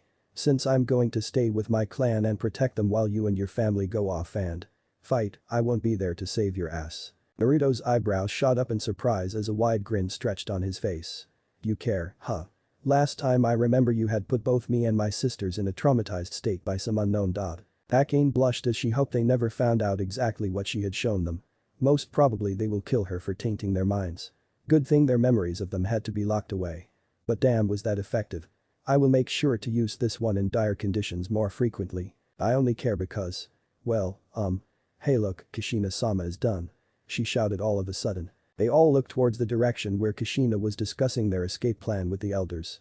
And indeed, they seemed to be pretty much done with their plans. Kushina started announcing their conclusions. Takane-chan, you will be staying with the Kurama till you and Naruto decide to get together. Of course, feel free to visit Naruto whenever you want. She winked at Takane, causing her to blush at the implications of the visit. She continued now in a more serious tone. Nina-chan will be staying with the Kurama as well for the day of the invasion and help them get rid of any obstacles during the time me and the siblings are in the stadium. The three siblings will be taking part in the Chunin exams like expected, but when the invasion starts they will teleport using Kasumi's floating water goddess technique and then help Nina with escorting Kurama safely to a nearby hideout we will be informing you about later. I myself will stay in Konoha during the invasion to take care of any unforeseen events that may affect our plans. This caused Takane to frown. Kushina-sama, I know you are extremely strong and all, but don't you think that's a bit risky? I mean, someone might notice the Uzumaki siblings and Nina escorting us out of the village, and then you will be trapped in the village with no help. Kushina grinned at the young Anbu as she shook her head. Well, that's the reason you will leave no one alive while escaping. Anyone who crosses your path must die. And don't forget I am exceptional when it comes to stealth, even if all else fails, I can hide till my family comes back to help me get out of here. Takane looked hesitant but nodded nevertheless. If you're sure about it, then fine. She honestly hoped she wouldn't have to kill anyone though. If that is all, we must now leave. I'm sure we will get a lot more time to get to know each other once we are out of here. And make sure no one finds out about your squad's death, Takane-chan. Kushina finished as she motioned for her family to start leaving. Takane nodded as she took one last glance at the person she was engaged to. I'll try my best, Kushina-sama. I don't know if I should be happy or mad right now. My clan is going to get freedom. But the person I am going to share my life with is going to be shared by 3, no, maybe more. Damn, either we are going to be one happy hacking family or one hacked up complicated collection of hack buddies. Either way, I'm done for. Breathing a heavy sigh, Takane dragged herself out of the room. Uzumaki compound. The Uzumaki arrived back at the compound hoping to get some training done and maybe relax a bit as their clones do all the work. The D-rank missions their clones were doing were actually going to bring them some decent income. The income from each D-rank mission ranged from 5,000 to 50,000 rim. With their clones being able to do about 200 missions a day, they will be earning 3 to 6 million rim every day. That will leave most other genin teams starving though. It would have mattered if they cared. Which they didn't. For Team 11, anything less than an S rank would be uneconomical when compared to D ranks, but it wasn't like they were going to stay here long enough to have to go through the B or A ranks, they were leaving soon anyway. When they finally reached the gates of the compound, they were greeted by an unexpected visitor. Before Makoto could comprehend what was happening, Kushina had dragged her inside the compound, with others quickly following and resealing the gates. What you saw never happened. Kushina instructed Makoto sternly. Makoto was confused by this before she finally took in the situation properly. Nina was there with them, and all of them looked quite battle-ready, with a few specks of dried blood here and there. Oh. Okay. I never saw you guys returning from a war. Okay. Kushina grinned as she pushed Makoto's nose, causing her to scowl, which only made her friend laugh. You can scowl like an Ichigo. If you show that to the council they will accept you as the clan head of Ichigo. The two friends continued to bicker at each other, throwing insults to and fro, till a cough distracted them from it. I think. You were here for a reason, Makoto-san. Nina asked her, which caused her eyes to widen. Oh yeah right. Makoto admitted sheepishly. Well, I was wondering if you could let me come with you when you leave the village, probably massacring a lot of ninja in the process. Could you? Silence. Will I help? She added with a nervous chuckle. 20 minutes later, currently Makoto was tied down, stripped from her weapons, but thankfully clothed. Kushina-chan, we are friends. And I'm not into bondage. Or San. Another 10 minutes later, it had taken a while for Makoto to convince Kushina that she was not going to rat them out or would have already done so. It had taken even longer to convince her than she hadn't already done so, and it was only thanks to Naruto's ability to sense emotions through his bloodline that Kushina had finally believed her. Makoto knew that Kushina trusted her with her life. But she did not trust anyone with her children's life. So no matter how much Kushina loved her, Makoto knew for a fact she was not going to take any chances. Once their trust had been re-established, Kushina had tried to convince Makoto that she wasn't trying to play master and slave, and she wasn't into bondage either, as well as her not being attracted to Makoto in that way. Makoto already had Kushina pegged as a super closet pervert. So she didn't believe it. Kushina-chan, you watch your kids hack. So there is comparatively nothing wrong with you trying to rape your best friend despite both of us being girls, or BDSM. Makoto assured her, but Kushina thought there was too much sarcasm in her words. Kushina huffed indignantly as she glared at her best friend. I stopped just watching them hack a while ago. And I really haven't tried any of that stuff yet, so I don't know. That stopped Makoto in her tracks. You stopped just watching them hack. Oh my god. Don't tell me. Now Makoto-chan, don't freak out. Thump. Another 30 minutes. Kushina and Makoto were now alone in the room, others having been ordered to leave a while ago due to the rather personal status of their conversations. So? Makoto started, how good is he in bed? Kushina sighed dreamily as she began explaining her love life to her best friend. A good 5 minutes later, Makoto was moaning and rubbing herself as she listened on to her friend. And then he threw me over Kasumi-chan, with her licking me as he hacked me deep and hard. The conversation continued like that for another 10 minutes before Naruto decided to check if they were alright, judging by the strange sounds coming from Kushina's room.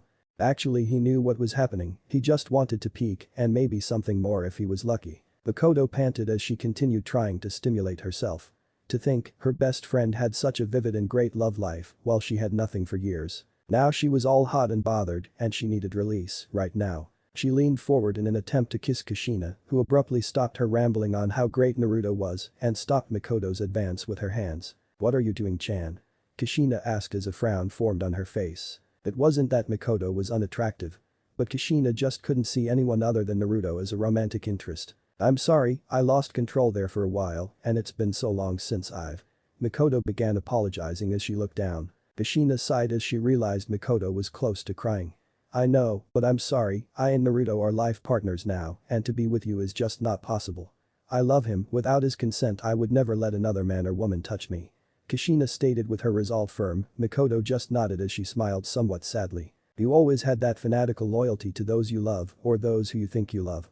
She ended in reference to Minato. The frown marred Kushina's otherwise perfect features as she nodded. Ever since he saved me from the kidnapping all those years ago, I just felt I owed my life to him. But I think I've repaid much more than I ever owed and he had no right to do what he did to my children. If only I had been. Before she could continue berating herself on how she had been careless and irresponsible, Naruto stepped in the room, having been listening to them for a while now. He had had enough of Kushina trying to blame herself for everything.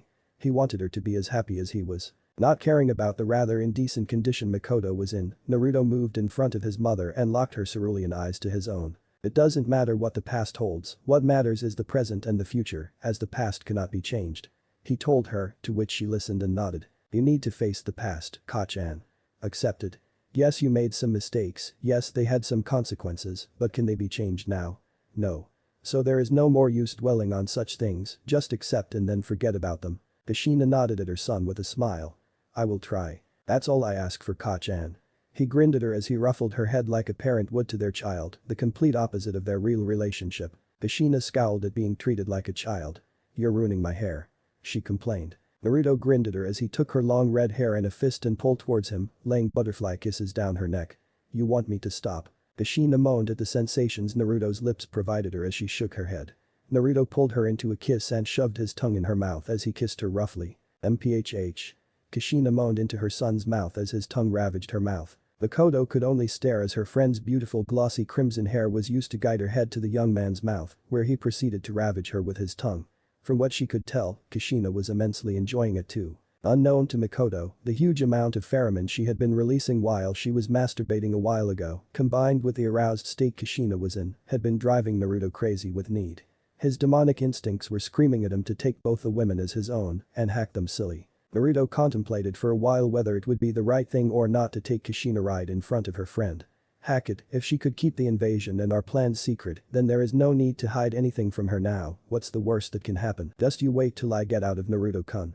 I will show you what a real demon can do in bed. Hitomi purred in his mind. What can a real demon do in bed that I've already not done? Naruto inquired curiously. I don't know, I'm technically still a virgin. She nervously replied. Picking up Kushina, who had by now succumbed to sweet slumber, he set her down on the bed next to Mikoto.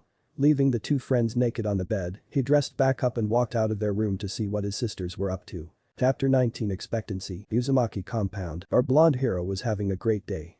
Based on the chakra spikes coming from the direction of the training grounds, I'm sure everyone except Kachan is there. So after he had finished dressing up, he started making his way towards there. Being the good brother he is, he can't leave them alone for too long now, can he? As he arrived at the location, he noticed that Nina and Natsumi were training in Taijutsu. More like Nina was ravaging Natsumi without mercy. He decided it would be better not to get in the middle of their spar. Reminds me of the time I trained with Kachan when I was younger. Except that she never hit me during the training. Not far from them, he spotted Kasumi standing there holding a Rasengan in her hand. If her looks were any indication, she appeared to be pretty frustrated. Deciding to check out what his twin was up to and perhaps help her out, our hero walked up to his twin sister. As he got closer though, it became clear what she was trying to do. The spiraling ball of chakra she was holding had a slightly darker bluish tint to it, indicating infusion of water nature chakra in the technique. Kasumi sighed in frustration as she saw her brother approach. Hello Oni-chan. She greeted him softly. But on paying close enough attention, the slightest hint of annoyance was evident in her voice. Naruto couldn't help but raise his brow in surprise. Kasumi wasn't happy to see him. What was the world coming to? If I hadn't heard this myself, I could have sworn she would smile at you no matter what you did to her. Naruto couldn't help but mentally agree with Kikbi's statement. I know, Kik-chan, I could have as well. But you shouldn't forget that even though she loves me unconditionally, she is only a human. It's only natural for her to get upset once in a while. Though I hope the reason she's upset isn't really me. What's wrong Kasumi-chan, you okay? He asked, sounding somewhat concerned. Iridiid sighed as she let the on her hand dissolve. Sorry, I'm fine, Ani-chan. It's just that. You can already make a sub-elemental dot. So you're jealous. Naruto concluded nonchalantly. Completely ignoring his jibe, she continued with her rant. Well I can't even infuse mine with water nature chakra. I can control water much better than any elements you can, then why won't it work? She huffed in annoyance. Naruto didn't have as much control over any element as she had over water. Not to mention that he had infused his with wood nature chakra that's not even one of the main 5, and he had much better control over others as compared to wood, especially wind and gravity. It wasn't that she didn't like her brother getting the upper hand over her or dominating her.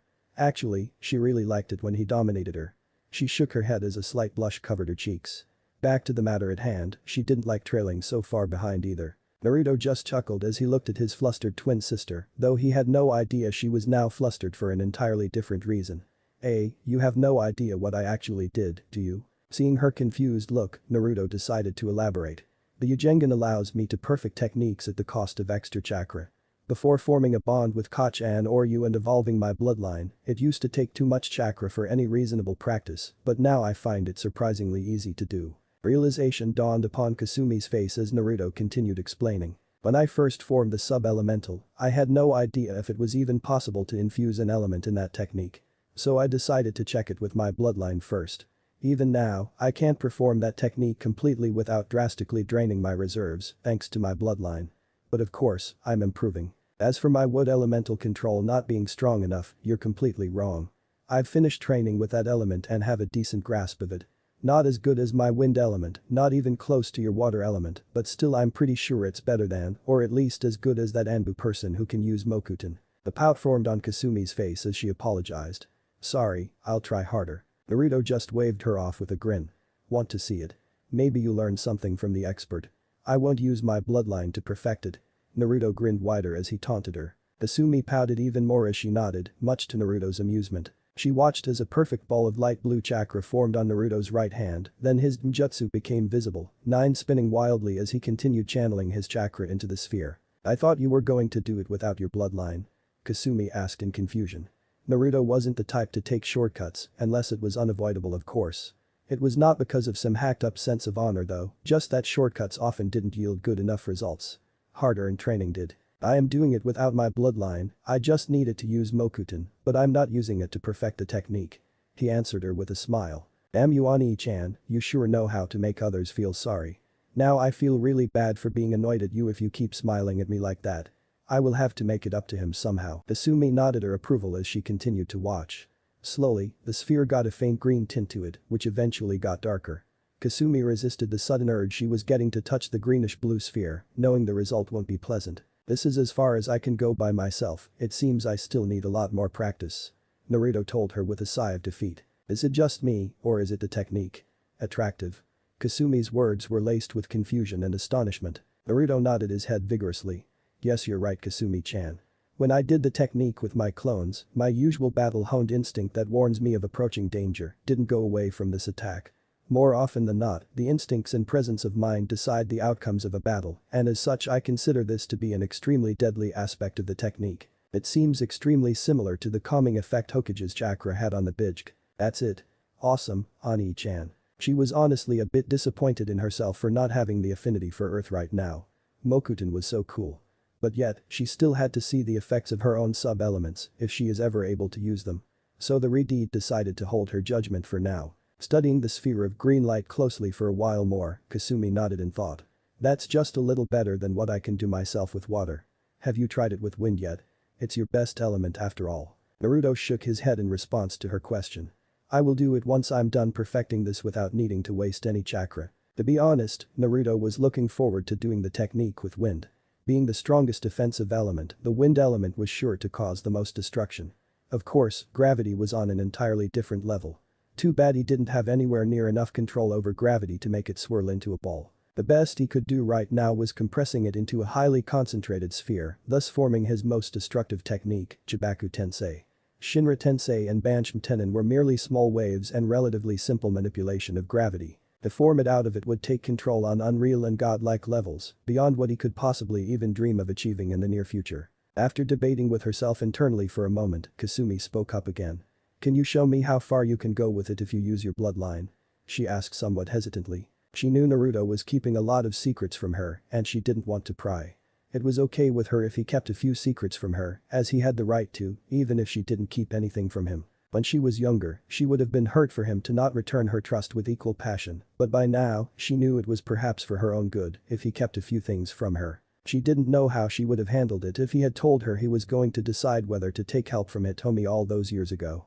She probably would have hyperventilated in the face of such a burden. But she was curious, damn it. Nodding at his sister's request, Naruto started channeling chakra to his bloodline. Kasumi watched in awe as the sphere got darker green and 5 green petals of chakra sprouted from its base and then started revolving around the technique. Naruto could feel the technique was still not complete and needed work.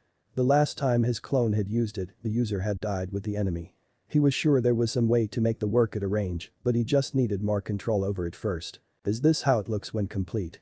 Kasumi asked, sounding extremely impressed at her brother's accomplishment. As it is right now, my chakra reserves are almost drained and I don't want to succumb to exhaustion, so I won't channel more chakra to my bloodline. I can still feel that the technique is incomplete. Naruto told her with a frown. He carefully avoided telling her of his Imki reserves, as well as the Manjikum technique that allowed him to gather natural chakra to add to his own. It wasn't that he didn't trust her, but she just didn't need to know yet. The reason he hadn't tried channeling Imki to let his bloodline complete the technique was simple. He didn't know what will happen when wood elemental chakra, normal chakra and demonic chakra converted into wood elements combine. Knowing his luck, it won't be pleasant. Wah. Kasumi's jaw dropped. But you have almost half the amount of chakra I have. Not to mention much better control over your chakra than me, except for the water element. How can you exhaust your reserves completely in just one technique and it's not even complete yet? That would mean Ka-chan and Natsumi-chan will have no chance at all to complete it. Disbelief was evident in her voice. Naruto chuckled as he shook his head. You dumbo, it's not the technique that's using up most of my chakra, it's my bloodline.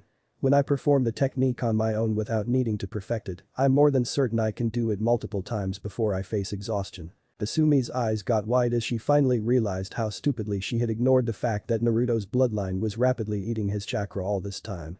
She laughed nervously as she rubbed the back of her head. That's right. I asked him to use his bloodline just a while ago. Closing his eyes, Naruto checked his reserves. To his surprise, he had used up only 60% of his chakra. Last he remembered it had taken almost 90% of his reserves to do the same thing. Naruto-kun, you forget that you had done that before forming a bond with Kushina-chan. I suspect it further improved your bloodline. Mating with Kasumi has reduced your chakra cost dramatically though, compared to it, this change is too little. Half a tael of Imki and 30% of your reserves don't even begin to compare. Naruto was quite astonished at this little tidbit of information, but didn't know what it meant to be honest. I don't really know what to make of this. What do you think, Kik-chan? Hitomi took a few moments to contemplate on the matter as she remained silent. Finally, as she came up with a possible theory, however unlikely it was to be the real reason, she provided it to Naruto. If I had to guess. The drastic change from Kasumi's seal was because previous to it you had no seal at all. The first boost to your bloodline was the biggest, while the ones you add later will be considerably small. I have no solid theory on this though. Sorry, Naruto-kun. Thanks for everything anyway, Kik-chan. He assured her with a smile. Mokuton, SMZMISU. Would release chair creation. Naruto, finally satisfied that he had helped his twin on the matter as much as he could, sat down on the newly created chair, watching the spar his other sister was having with Nina with a frown on his face. Page Bunshin no Jutsu. Kasumi created a few hundred clones and sent them to work on adding water nature to them. Noticing that Naruto was watching Nina and Natsumi's spar, she decided to observe with him. Naruto let a small smile grace his lips as his twin sister sat down on his lap. She wrapped her arms around his neck while Naruto snaked his arms around her waist to support her. He grinned as she purred in his ear. Sitting there in comfortable silence, they continued to watch the other two occupants of the training ground spar. Don't you think Nina-chan is being too rough with Natsumi-ni? Kasumi whispered to her brother. She grimaced as another one of Nina's strikes made Natsumi almost cry out in pain, but she bravely held the cry in. Naruto frowned but shook his head in denial. I don't like to see her getting hurt, but you know as well as me, no pain, no gain. Plus, Nina-chan considers Natsumi-chan her sister as much as us and loves her as such. I don't think she takes any pleasure in causing Natsumi bodily harm. Kasumi nodded hesitantly. Nina was as much a part of their little family as herself by now, and she had full confidence in all of her family members. Besides, Naruto said so it had to be right, at least for Kasumi. Maybe you're right, Ani-chan. But Wani-chan doesn't have as good regeneration as me or Ka-chan. Ouch, that's gotta hurt. She winced as another Jiken strike hit Natsumi's shoulder. Natsumi grimaced as she dodged another one of Nina's high-powered Jiken strikes. You're too slow, Natsumi-chan. Remember, that was the only reason you never stood a chance against Kasumi and why you struggled against those medics as well. Natsumi frowned as she was reminded of her fight with the medic Ambu. She had expected them to be around Chunin level at best, but unfortunately one of them turned out to be high Chunin level. She had sent the first Anbu flying through the forest with her super-powered Jiken, dead. But she had to use almost every trick up her sleeve to take down the other one. Nina had watched the fight with her Byakugan and she wasn't satisfied with her performance, thus upping her training. The ground crumbled under the force of her punches, but none of them even came close to hitting Nina. Each hit was making giant craters in the training area, blue and white chakra visible due to the intense concentration. Natsumi's hands were shining with a combination of blue and white chakra, showing that her seals were active during her fight. Nina's hands didn't so much as glow.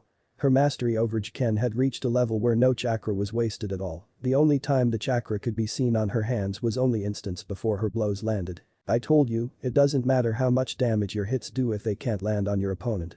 Nina taunted her. Natsumi heard her, but didn't have any time to acknowledge it or respond. All her concentration was needed in the fight or Nina's blows might very well cripple her for months. They continued to exchange flurry of blows, with Natsumi getting more and more bruised by the second.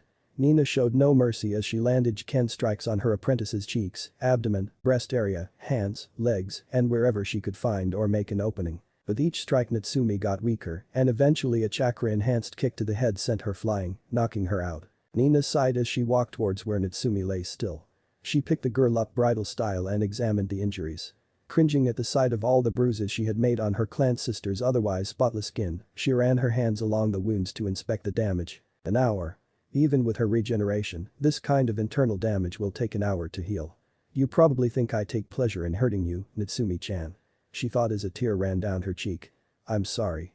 But this is the fastest and most efficient way. Giving a light kiss on her forehead, she carried Natsumi back to her room and laid her down on the bed. One day, you will be much stronger than me, I will be so proud to wear those bruises when you are the one to give them to me. She whispered as she stroked Natsumi's long blonde locks. Natsumi was like the little sister Nina never had. Every time Nina hurt her during their training or otherwise, it pained Nina more than it could to Natsumi. But she knew it was required and unavoidable. Besides, she wouldn't want her little sister to suffer like her mother did. She can't be with Natsumi all the time, and she would make damn sure that when the need to defend herself came, Natsumi would be able to do so. She had to admit though that Natsumi was much stronger than Nina was at her age.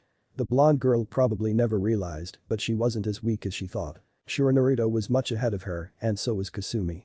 But those kids were anything but normal. Naruto had a bloodline that men would give away their little friend for, and Kasumi's chakra reserves were gigantic. The Imki sealed in her had caused her coils to constantly expand since her birth, and she already was supposed to have the large coils Uzumaki tend to have. As if that wasn't enough, Naruto had started training when he was 5 and Kasumi at 6, and both of them were genius level at least. Natsumi's real training had only started when she had been reunited with family, at the age of 10. All things considered, she was proud of her Imto. Puffing up her chest, she walked out of Natsumi's room like a proud older sister should, before falling down and crying hysterically on the floor right outside her room. Naruto and Kasumi had followed Nina to Natsumi's room, concerned for their older sister. They sighed as they saw Nina crying. "Don't cry, Nina-chan, Wani-chan will be back to full health as soon as she wakes up in an hour or so," Kasumi told her in a soothing voice as she rubbed her back for comfort. Nina nodded as she stood back up and looked the twins in the eye. "I know that, and I would rather have me giving her superficial injuries than let an enemy give her fatal ones due to her weakness.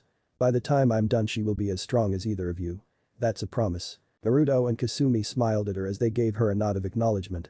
Well, they didn't know exactly how skilled Nina was, they knew her skills were nothing to scoff at. She had as much experience as Uchiha Madara and was probably the only person alive that had gone through the original Uzumaki training and was still here. Come to think of it, our library's Genjutsu archives have almost quadrupled in size since I saw them as a child. Must be her doing. Nina's voice broke them out of their reverie. Natsumi told me to check up on her prisoner to see what she has decided after the training. Would you two like to come? Naruto shrugged while Kasumi nodded. Not like they had anything else planned for a while. Okage office Konoha. In a simple room, a kind-looking old man was sitting behind a large desk with a lot of paperwork. In front of him stood 4 figures. An arrogant-looking boy with a small puppy in his jacket, a shy-looking girl with pale eyes, and a quiet boy wearing a giant coat that covered up most of his features. Ahead of them stood their teacher, an older woman who appeared to be in her 20s, raven black hair and exotic-looking red eyes. She appeared to be flustered for some reason. "What do you mean you don't have any missions for us, Hokage-sama?" Kurenai demanded politely. Behind Kurenai, her genin team was looking on in confusion and frustration at the Hokage, but they knew better than to interfere in a conversation between 2 superiors. Well, 2 of them did, the third was barely keeping it in. Sarutobi heaved a tired sigh. "I mean exactly what I said, Kurenai-chan, I don't have any missions to give you. At least, not any mission that your team is qualified for taking." The low growl from Kiba alerted everyone in the room of the fact that he was not happy at hearing he was not qualified for something he considered easy. Kurenai tried not to stutter in disbelief. What the hell did the Hokage mean? There were no D-rank missions. There were always plenty of those available, and they were the main source of income for young genin. Hundreds of D-rank missions came in every day. There was no way that all of them were already completed. Hell, many D ranks remain pending till the client eventually withdraws their request. Not only that, out of all the genin teams that were on active duty, Kurenai was sure hers was one of the least tardy. Considering there were genin like Kakashi and Asuma in charge of the other teams. I bet my right boob those 2 still have to come here with their teams for taking missions. But then why? But Hokage-sama, there have always been plenty of D-rank missions available, so many that you have to give them out to higher ranking ninja as punishment from time to time. Where did they all go? Sarutobi nodded at his subordinate as he puffed out some smoke from his pipe. Ignoring the twitching eyebrow Kurenai got from the act of smoking, which reminded her of her boyfriend Asuma, he continued to explain the situation to her. Well, that may be true, Kurenai, all of the D-rank missions that had been available were taken today.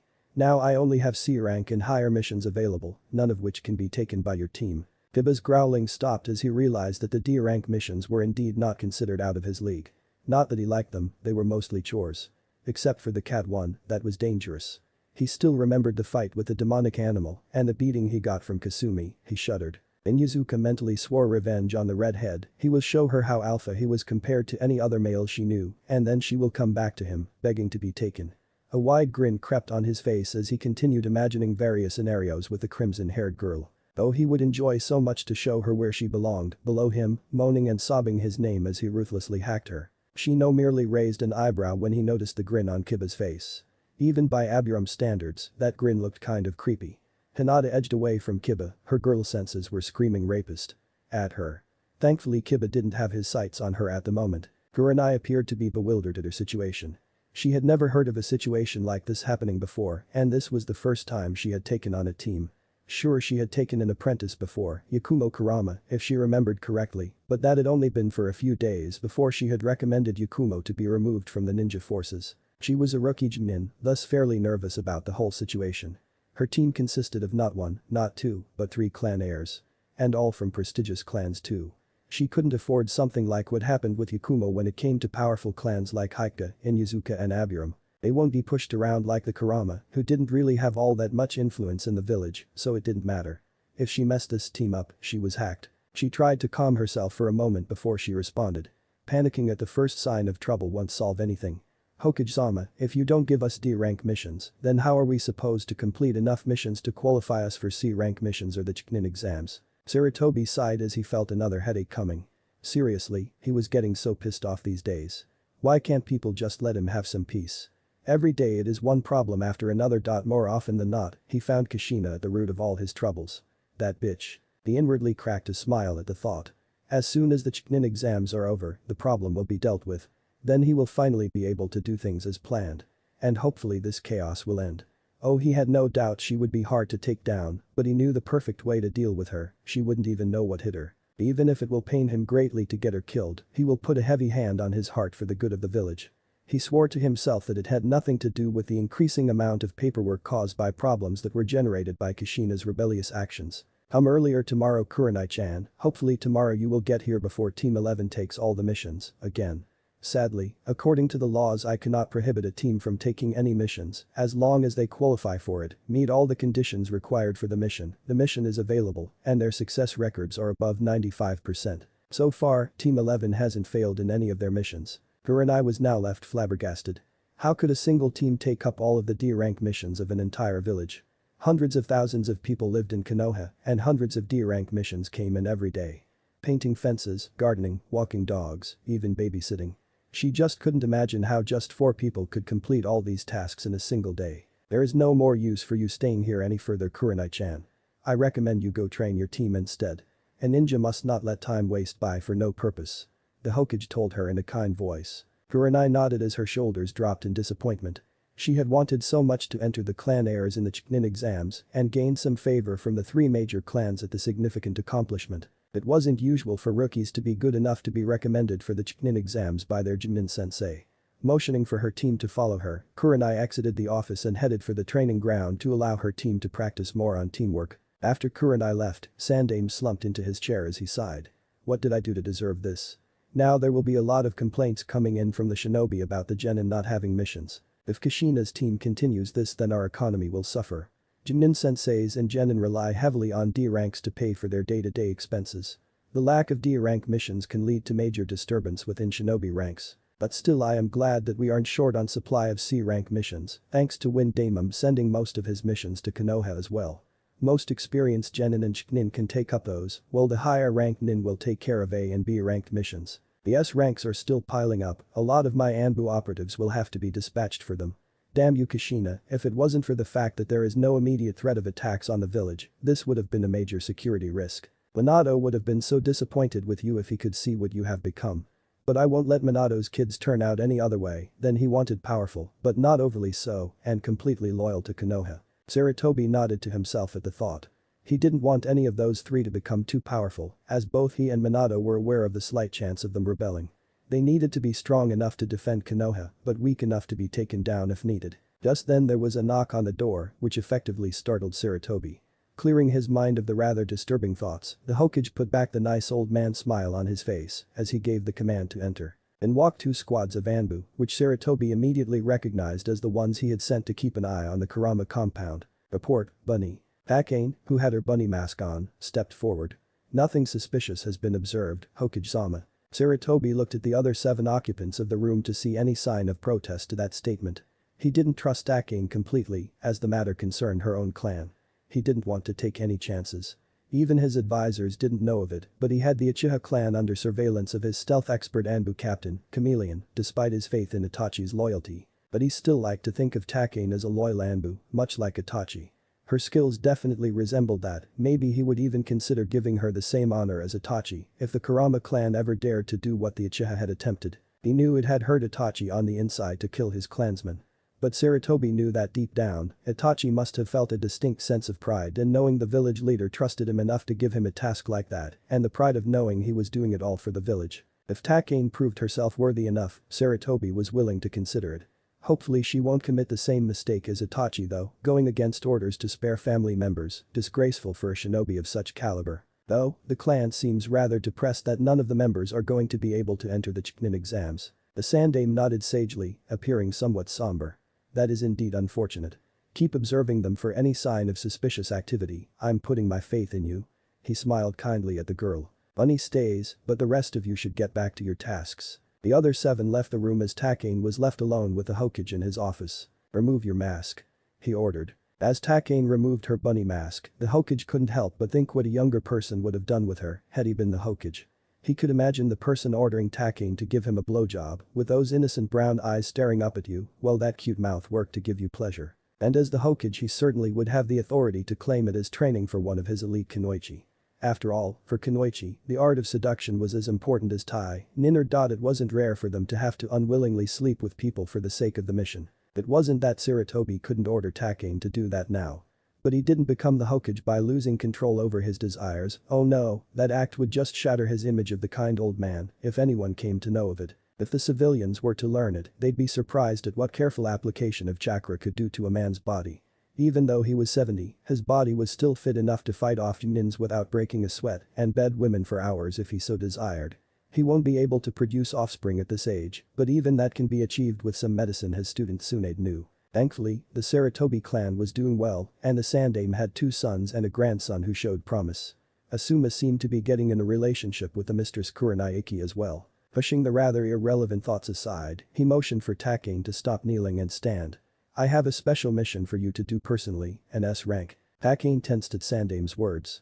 She had been so glad the Hokage had trusted her enough to not check for her when she entered, or she would have been as good as dead. Maybe it was because Sandame knew, as good as she was, she wouldn't be able to take out 7 Anbu by herself without anyone noticing, nor did he suspect her to do something rash out of nowhere. But now he was giving her an S rank and she was alone. Did he suspect something? Was he trying to get rid of her? She had never been alone on any mission before. She just couldn't be, however high her skills may be, she never killed. And most missions Anbu handled couldn't be completed without killing. Saratobi smiled at the nervousness in Takane's eyes. Don't worry Takane-chan. You don't think your old man would be as heartless as to risk losing you, do you? He asked her with a small laugh. Not waiting for a response, he continued. Your mission is to spy on an extremely powerful shinobi. With your skills and I am certain you are the only person in Konoha who could spy on this particular target. Takane was a bit surprised and relieved at that bit of information. Who is the target, Hokage-sama? Saratobi's face turned completely serious. You are under no circumstances allowed to reveal this information to anyone. If required, I want you to do what an Anbu does if sensitive information is in risk of being leaked. Takane knew Saratobi was asking her to kill herself if the mission was in risk of being compromised. Not like she had any choice. She nodded, accepting her death if the mission gets compromised. Her eyes widened at what she heard Saratobi tell her next. Uzumaki compound. It had been an hour since she was told to make a final decision and tell them her choice by the lavender-eyed girl with shoulder-length red hair. Mitarashi Anko, the snake mistress of Konoha, found herself sitting in front of what she thought to be every single surviving Uzumaki and the late Uchiha clan head's wife, Uchiha Mikoto. Her handcuffs and chains were gone, but she held no illusions for escape anymore. God knows how many seals were placed on her a few moments before now, and she had no idea what they did. She had no intentions of finding out either. The blonde girl she had talked with earlier seemed to be the most accepting of her, from the gentle smile on her face. She couldn't help but feel nervous while being stared at by all those mesmerizing ocean blue eyes, except for the one girl with lavender pupils, which she knew to be the Uchiha woman kept looking at the blonde boy with a blush, something which made Anko really suspicious. Sure the boy was really handsome, but a girl's gotta control herself. This was coming from Anko. Odd, she felt like she was caught during one of her pranks she used to play before she became Orochimaru's apprentice. Were they going to scold her or what? And why was the redhead twin of the brat sitting on his lap with his hand circling her waist? She was sure the brat had a hard-on by now and the girl could feel it poking her. They were twins. Sure incest was common in all bloodline clans, but she had yet to see a case within the same family. Okay, maybe she hadn't yet seen a bloodline clan reduced to a single family either, so maybe they didn't need to.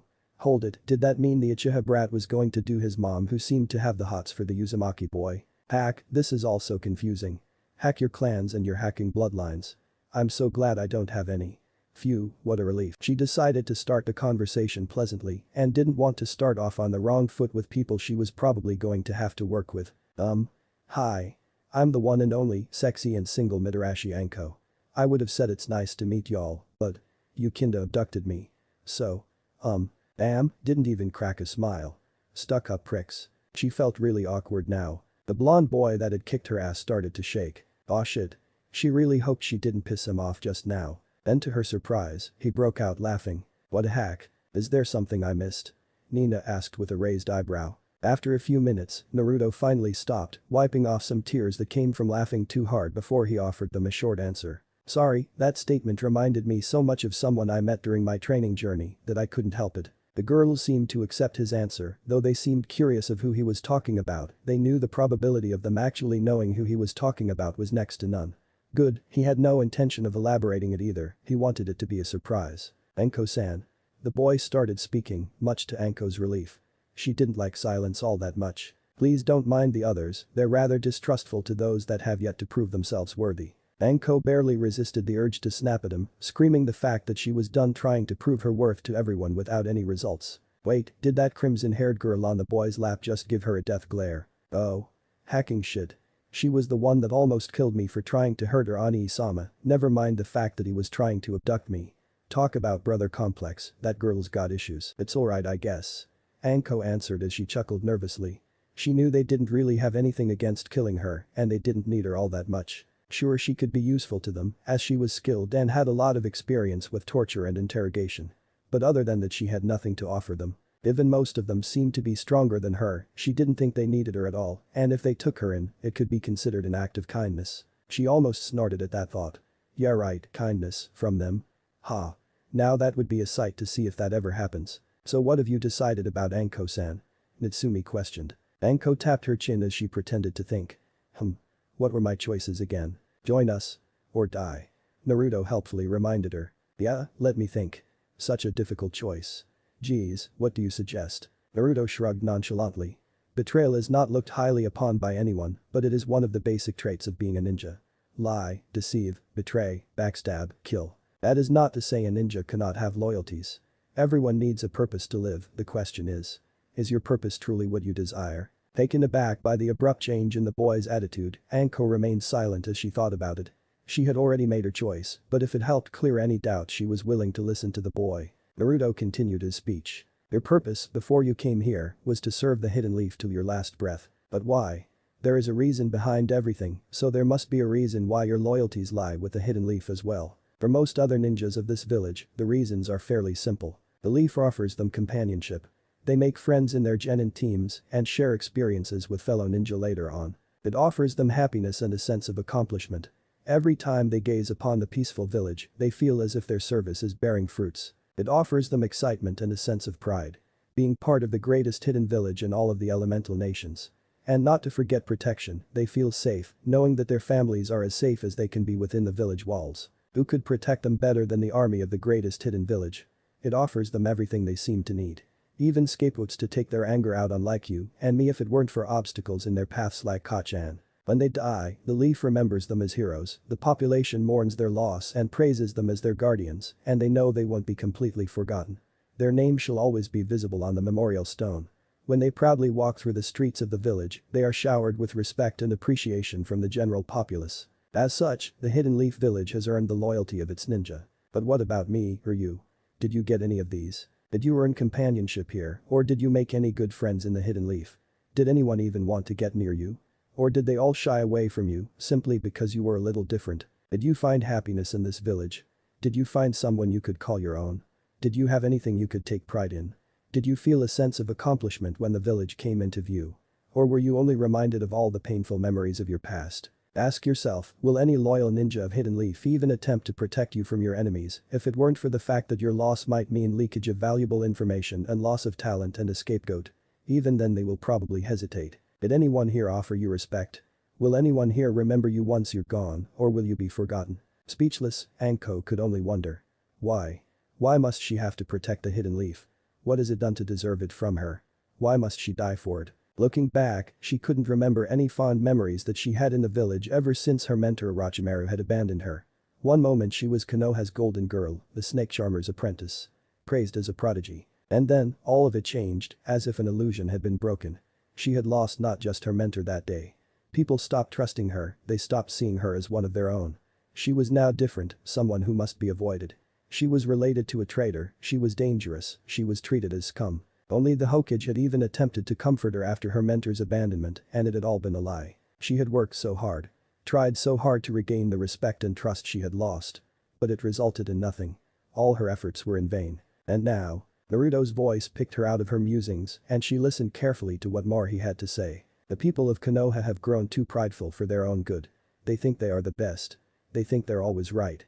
And they think whoever is not one of them is a despicable abomination who must be put down. They're too far gone to change their views now. They will never accept you. Or us. We offer you a new chance, Anko-san. We are going to re-establish the previously annihilated village hidden in the whirling tides, Uzushiogakure no Sato and Yuzu no Kuni. We offer you a chance to obtain freedom. We offer you the possibility to achieve happiness. We offer you the acknowledgement you deserve. We offer you a chance to start anew, a chance that you never had. Will you take it? For so long, Anko had thought killing her mentor, Orochimaru, would prove her worth to Konoha, but now that she thought about it, it was not likely she would be able to do it. She will probably die in the attempt. For so long, Anko had starved for attention and acknowledgement. For so long she had desired happiness. For so long she had wanted nothing more than to be granted one chance. Just one chance to prove herself. The one chance she was never given. But now that she was being given a chance by these people, even if they didn't need to, will she not take it? Hell no. Acting completely out of character, Anko knelt down on her left knee in front of them all, her right hand on her right leg, as she swore her oath to loyalty. I swear to loyally serve under your command in exchange for attempting to provide me with a non-discriminate life outside of this village. And I thank you for considering me valuable enough to give me a chance before deciding my fate. I will not disappoint. Naruto smiled as he tightened his hold on Kasumi before picking her up and seating her on the sofa. He stood up and moved in front of Anko before standing her up by holding her shoulders. Then we welcome you to the Uzushiogakure family of Uzushiogakure. Anko almost cried as she saw all of their cold expressions change to almost warm smiles of approval before each of them came forward and started working on the seals that shut off her chakra. Makoto watched them all work on the seals in fascination. It was truly a wonder how the Uzumaki had such instinctual familiarity with an art as complex as sealing. What takes normal Genjutsu masters months to understand will probably be deciphered by them in a single glance. She truly didn't blame the Kumokiri Iwa alliance for fearing the Uzumaki clan as much as they did. Maybe it was even worth it for them to lose 3/4 of their forces in an attempt to wipe out the entire clan and nearly succeeding. It was still a mystery how in the world the forces managed to get through the impassable whirling tides around the island and the impenetrable barrier that used to surround Uzushiogakure. It was well known throughout the lands that that barrier was the pinnacle of sealing barriers created by the combined effort of Uzumaki seal masters and improved by each new generation. Who in the world had skills to get the army through it? The voice of her best friend broke Makoto out of her musings. Now that we have decided who is going to be with us, let's move on to changing our plans for the invasion accordingly. Kushina calmly stated. The invasion? Anko asked in a confused tone. Kushina sighed. This was going to need a lot of explaining. After explaining how they planned to use the invasion of Suna and Oto to their advantage and attack the weakened Konoha to escape, she was met with firm support from both the new arrivals. Makoto was worried about Sasuke-chan, but Kushina had assured her that he was considered too precious for Konoha to be allowed to die. They will probably give out A-rank missions during the invasion to protect the last loyal Uchiha. Makoto doesn't count, nor does the Anbu captain that gave up everything for the sake of his village. Asumi and Naruto were a bit peeved at the thought of not being able to teach Sasuke some humility because of Makoto at first, but the raven-haired women assured them that as long as they didn't cause any permanent damage, she was okay with it. Naruto planned to revive him after killing him. Multiple times. It isn't like he's going to die permanently. He didn't need to tell that to Makoto though. She was still his mother after all. Wait, did that make him Sasuke's dad? Spontaneously, Naruto burst out into uncontrollable laughter, making others look at him oddly. Naruto-kun. Hitomi's soft voice echoed in his head. Yeah, Kik-chan. He answered, still trying to control his laughter. I wanted to let you know, when you were being intimate with the Uchiha woman, I activated her eyes. Naruto was confused, so he voiced his confusion to his tenant. But didn't you say that it's too late for women of that age to adjust to the Sharingan? Hitomi mentally shook her head. Not for her, she is an Uchiha and has been trained how to fight using the Sharingan from the beginning. Not having it made her style incomplete and baseless. She doesn't need to adjust to the Sharingan now. But she needed to adjust to not having the Sharingan almost always she fought before. I see, thank you, Kik-chan. I will let them know. You're welcome, Naruto. Can you please work faster on trying to get me out of here though? I'm trying, Hitomi-chan. Makoto-chan. Naruto addressed the woman. Yes, Naruto-kun. Channel some chakra into your eyes. He instructed. Curiously, she did as she was told. Almost instantly, her vision became clearer and her perception improved. She saw everything move slightly slower than usual. She knew all too well what these effects meant. The others too noticed the change in her eyes. The obsidian black had changed to bright red with 3 black in each of them. Sharingan. But how? She whispered in disbelief. She had always been hindered in her growth due to not having the Sharingan like her other clan members. Having the ninjutsu made the difference between the commoners and the elite within the Uchiha clan. If only she had activated her eyes in the early stages of her life, her training would have been much higher and she would have received much more help from her clan. This of course did not mean she was an incapable ninja due to never activating her Sharingan. To her, it was nothing more than a powerful tool that she didn't get. Having it would have been great, but not having it didn't mean the end of the world for her. She was surely hopeful to activate it someday though, as much as she hated to admit it, the Sharingan did provide an undeniable edge to a ninja. Moreover, her combat style, the interceptor fist, and all her training was based on the usage of Sharingan, thanks to being trained by the Uchiha clan. Not having it had greatly hindered her growth. Once she adjusted to the use of her eyes, she might very well have reached the S-rank status. Kushina had realized all this as soon as the ninjutsu had become visible as well, and the cogs in her head were turning already, adjusting the plans to best suit the new situation. Anko-san, we will be placing memory blocking seals on you. It has only been a day since you were kidnapped. This might hurt, but I'm fairly certain no one missed you. Anko grumbled. Your disappearance might have caused some alarm to the Hokage, as he is already getting pretty suspicious of Jiraiya not waking up. We would rather avoid taking any more chances. Once the invasion starts, we will disarm your memory block seals through a remote chakra wave that the seal is designed to react to. You will not remember anything from the point where you were eating dango with Kurenai. Once you fall unconscious due to the strain put by the seal, we will take you to your apartment and put you in your bed. You will probably think it was a hangover, or you would have been dead or raped. Anko nodded at what she knew to be orders from her superior. She had just narrowly escaped death and struck what she considered to be a fairly good deal, she wasn't going to risk it just now. With a nod, Natsumi started designing the seal on a paper, which she will later transfer right on top of Anko's cursed seal, as she didn't want anyone noticing the extra seal on Anko. The reason Natsumi was the one designing the seal instead of Kushina was simple. She specialized in medical-type seals, while Kushina was an expert in barrier-type seals. While mental barriers did a decent job in blocking the memories, they more often than not slowed down the brain function. Anko wasn't really what you would call the sharpest kunai in the pouch, so Kushina wasn't willing to risk it. Natsumi on the other hand could suppress various memories without isolating them completely from the user. Anko will not remember them till the seal is broken, but they won't be completely gone, thus won't create a solid wall or void like the barrier seals, and won't disrupt brain function. The seal was something similar to what Sasori of the Red Sands used on his spies. Kinhazusu.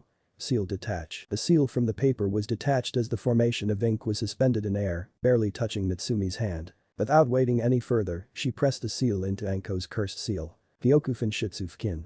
Memory lapse seal. The intricate seals of the paper converged into the cursed seal, leaving no trace of the new seal, except for the trained eye of a seal master. Within moments, Anko collapsed, unconscious. Well, now that that's done, let's get to the next topic. Kushina announced. All eyes turned to Makoto, who was still looking at Naruto with a blush. Alright, that's it, what happened between the two of you? Kasumi demanded. Well. Makoto stuttered as she tried to come up with an answer, all the while her blush getting darker. Oh. I see. So does that make Naruto-kun Sasuke's dad? And me, his mom? You know, in a more indirect way.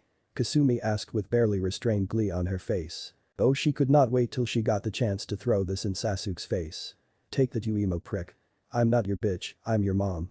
Well, kind of. No one spoke a word. I expect to be properly introduced to my son. Naruto seriously demanded it. All color drained from her face as she thought about it. And no way. I think it'd be best if Sasuke never comes to know of this. If that's what you wish, he's still your son. They then proceeded to adjust their plans to include Makoto in them, which didn't really need all that adjustment. It was decided that Makoto will stay in Konoha with Kushina till the siblings return. Then they will strike together and cause maximum damage before escaping. Now that Makoto had her Sharingan, she was much more dangerous than before. It will surely weaken their spy activity in Konoha if they took Mikoto with them, but addition of a high A rank ninja more than made up for it. Thank you so much for watching this video. I do hope you enjoy it. If you want the next part of this video, turn on that bell notification. Like, subscribe and comment down below. And also check out the others videos I have created and enjoyed it. See you guys next video. Till that, take care.